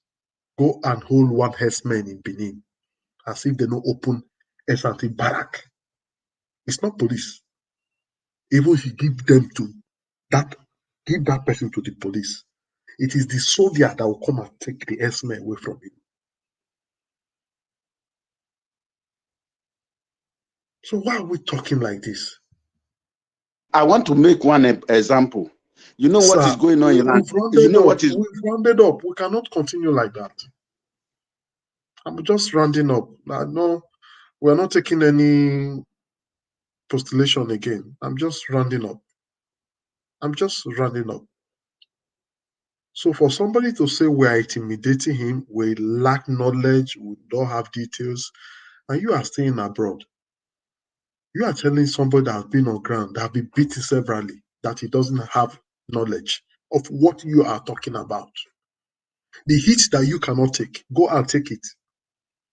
We should take it easy now. If you love this country, Nigeria, we know the truth. Just like Tunaja said, we are saying blue, we are calling it red. Who is now calling blue red? Between me and you, Tunaja. It actually is you, because you were like comparing something I wasn't comparing, and you were Sir, saying these things I said wasn't the truth. You said I should go to compare Lagos to Zamfara. You cannot compare Lagos and Zamfara in life. And if they had the opportunity to capture Lagos, assuming it's capturable, you would not also compare Lagos to Zamfara. People that can blow up prison and go to airports. Where are our Nigerian army and police? But somebody made Lagos uncapturable. That's my point. Nobody. Why is the person in Zamfara not doing the same? Are you talking? No, because the topic was about governors, isn't it? Not doing their job. Are you talking at all? Are you thinking? I thought I was addressing the point. Zamfara is insecure. Lagos is more secure in terms of banditry, kidnapping, and terrorism. Am I not accurate? You are not. Okay, then bombs are exploding in Lagos all the time. To Niger, somebody said if you want to talk, try to apply common sense. Who are the people making Zamfara unbearable and ungovernable? Is it Logisians? But that is not the question. The point Hold is on. Zamfara is ungovernable. Is the question, what is happening in Zamfara? Who are the people doing it? Who brought the insecurity? And why are they in Zamfara? Why couldn't they get in Lagos? Do you think it's Lagos government that stopped them? Because they cannot come to Lagos, everybody knows them. Why are you talking out of point? Okay, then what stopped them from coming to Lagos then? You tell me. Why are you talking out of point? Why are they not? Why can they be in Lagos? They cannot be in Lagos. Everybody knows them. They cannot fit in Lagos. But they cannot fit into Lagos, that's why. They cannot fit in. Lagos is not making itself secure. They cannot fit in Lagos. They cannot fit in Port Harcourt. They cannot fit in even in Benin. Okay, so I take it that you are anywhere that Lagos outside is not the doing anything north. to keep itself secure. Okay. They cannot fit in anything outside the north. Otherwise, they would have run Nigeria down. So why are you talking like this? So why are you comparing Zamfara? I'm a bit surprised that you are saying that Lagos is not doing anything to keep itself specifically more secure than other states. We know that the Lagos governor is doing things for the police in terms of what they pay them when they retire, and if they die in duty and stuff like that, they are paying them even more than the normal. Is that the problem with the police? Is that why Lagos is secured? Is Lagos really secured? Have you lived in Lagos? See, Lagos have a high crime rate, but it's not the same thing as banditry, terrorism, and all the others. Why are you comparing? Who is this man now? Why are you comparing? What's going on in Lagos? There's no and point. Even the kidnappings we've had in Ikorodu and all that. So, Lagos Ibadan Expressway is called Lagos Ibadan Expressway for a reason. So those are people going into. The point here is simple. The banditry, the kidnappings that we see on that road, that they are now thinking of the same people drones. doing these things in Zamfara. The same people doing this in Zamfara try to extend it, and their extension is in our forest. Exactly. They cannot come to town because we know them. But in Zamfara, everybody is the same. Common sense will tell you that the crime rate there will be high because it's them. And if you want to use that logic of safe states, it's not just Lagos. There are other states in the south, including even Edo State and I think Akwa Ibom, Cross River. There are states in the south that they are saying that they are, they are safer to go. So what is the big deal about what is Lagos? What is Lagos? Tinubu, you want to mention Tinubu? What is Lagos? If you want to even give that kind of Lagos an example, is worse. it's even better you Lagos use is Cross worse. River or Akwa Ibom, Bros, Lagos is worse. Lagos is worse. Agbero that Tinubu created will not give you breathing space. Lagos is worse. Agbero is in charge of everywhere. Then the police, followed by the police, collecting. Is it not Lagos? What is special about Lagos? Can you compare security in Lagos to that of Benin? The population, first of all, look at population. What is bringing crime rate? Go and read. Look at the population. And you are still talking? Anyway, it's your right to talk. Let me just leave you. I want to say thank you to everybody that have come on this program and ginger our swag. Like True Niger said, everywhere it goes, people are. Thank God you said that word, though. It's not me that said it. You said it by yourself. That people. But then you're going to ask yourself, why you? Why everybody against you, according to you? It's a question you're going to ask yourself. Think about that.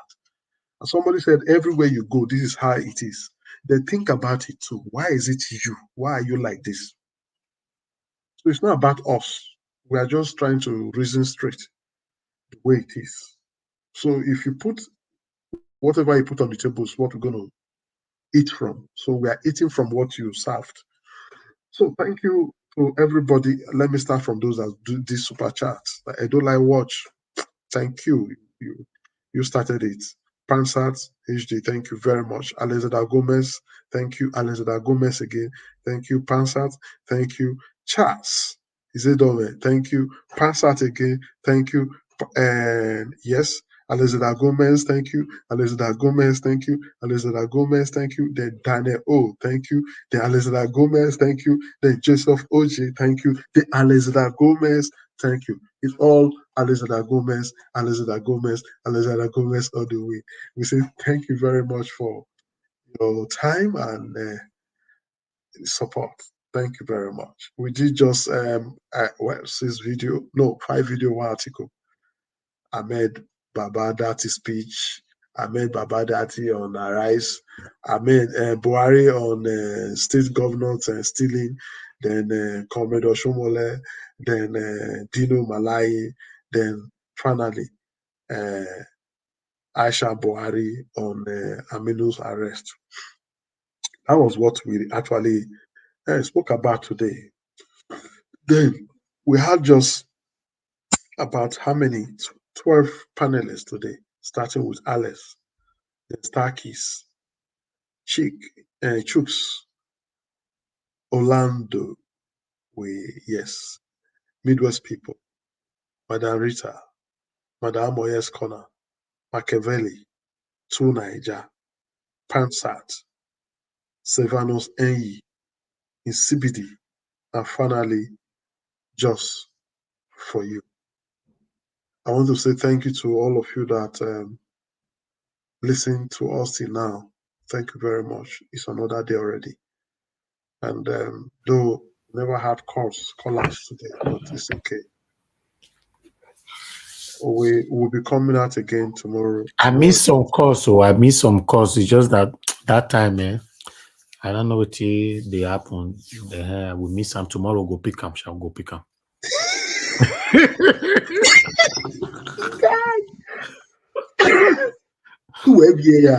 Still carry go. Body not be firewood. People will call and beg. No, be you carry this to go 6 hours. So that's why your matter the be 6 hours. Where you see other people they do 6 hours lefties. People will miss their call more than all verse. God bless Una. Una will call again tomorrow. You know, say today get as it be. They hot everywhere. They hot. Everybody they throw bomb. That's where they be. Now somebody call a war front. Yes, corner. But for me, and my comfort zone, are they happy? They relax. Not be war for me. All right, So my on good that note, people. I'm going to be here tomorrow by 6 p.m. as well. Endeavor to join me. Leftist is not here with me tomorrow, but we're going to be together again on Sunday. So remember, tomorrow is Saturday. Tomorrow morning, 10 a.m., Ima is going to be here as well. Join us and let's do this together. I appreciate every one of you. I can see people, some people who started with us since the 1 second till now, 6 hours, 5 minutes. They are still there. here. They are Thank still you very here. I'm much. surprised, Thank you. I just want to say I appreciate every one of you. We are not perfect. On this platform, we all are learning from each other's. We argue, we disagree, we oppose. That's what the platform is all about. You can't just be talking, everybody listens. So anybody can oppose, disagree with anybody. But tomorrow is another day, a fresh day. We start all over again. Remember, we all are fighting for just one cause. How Nigeria can become a better place. That's what we're doing. I'm not doing any other thing here. Nobody's paying us to do what we are doing here. We are doing it because we want a better country. Many of us are privileged to live in another country.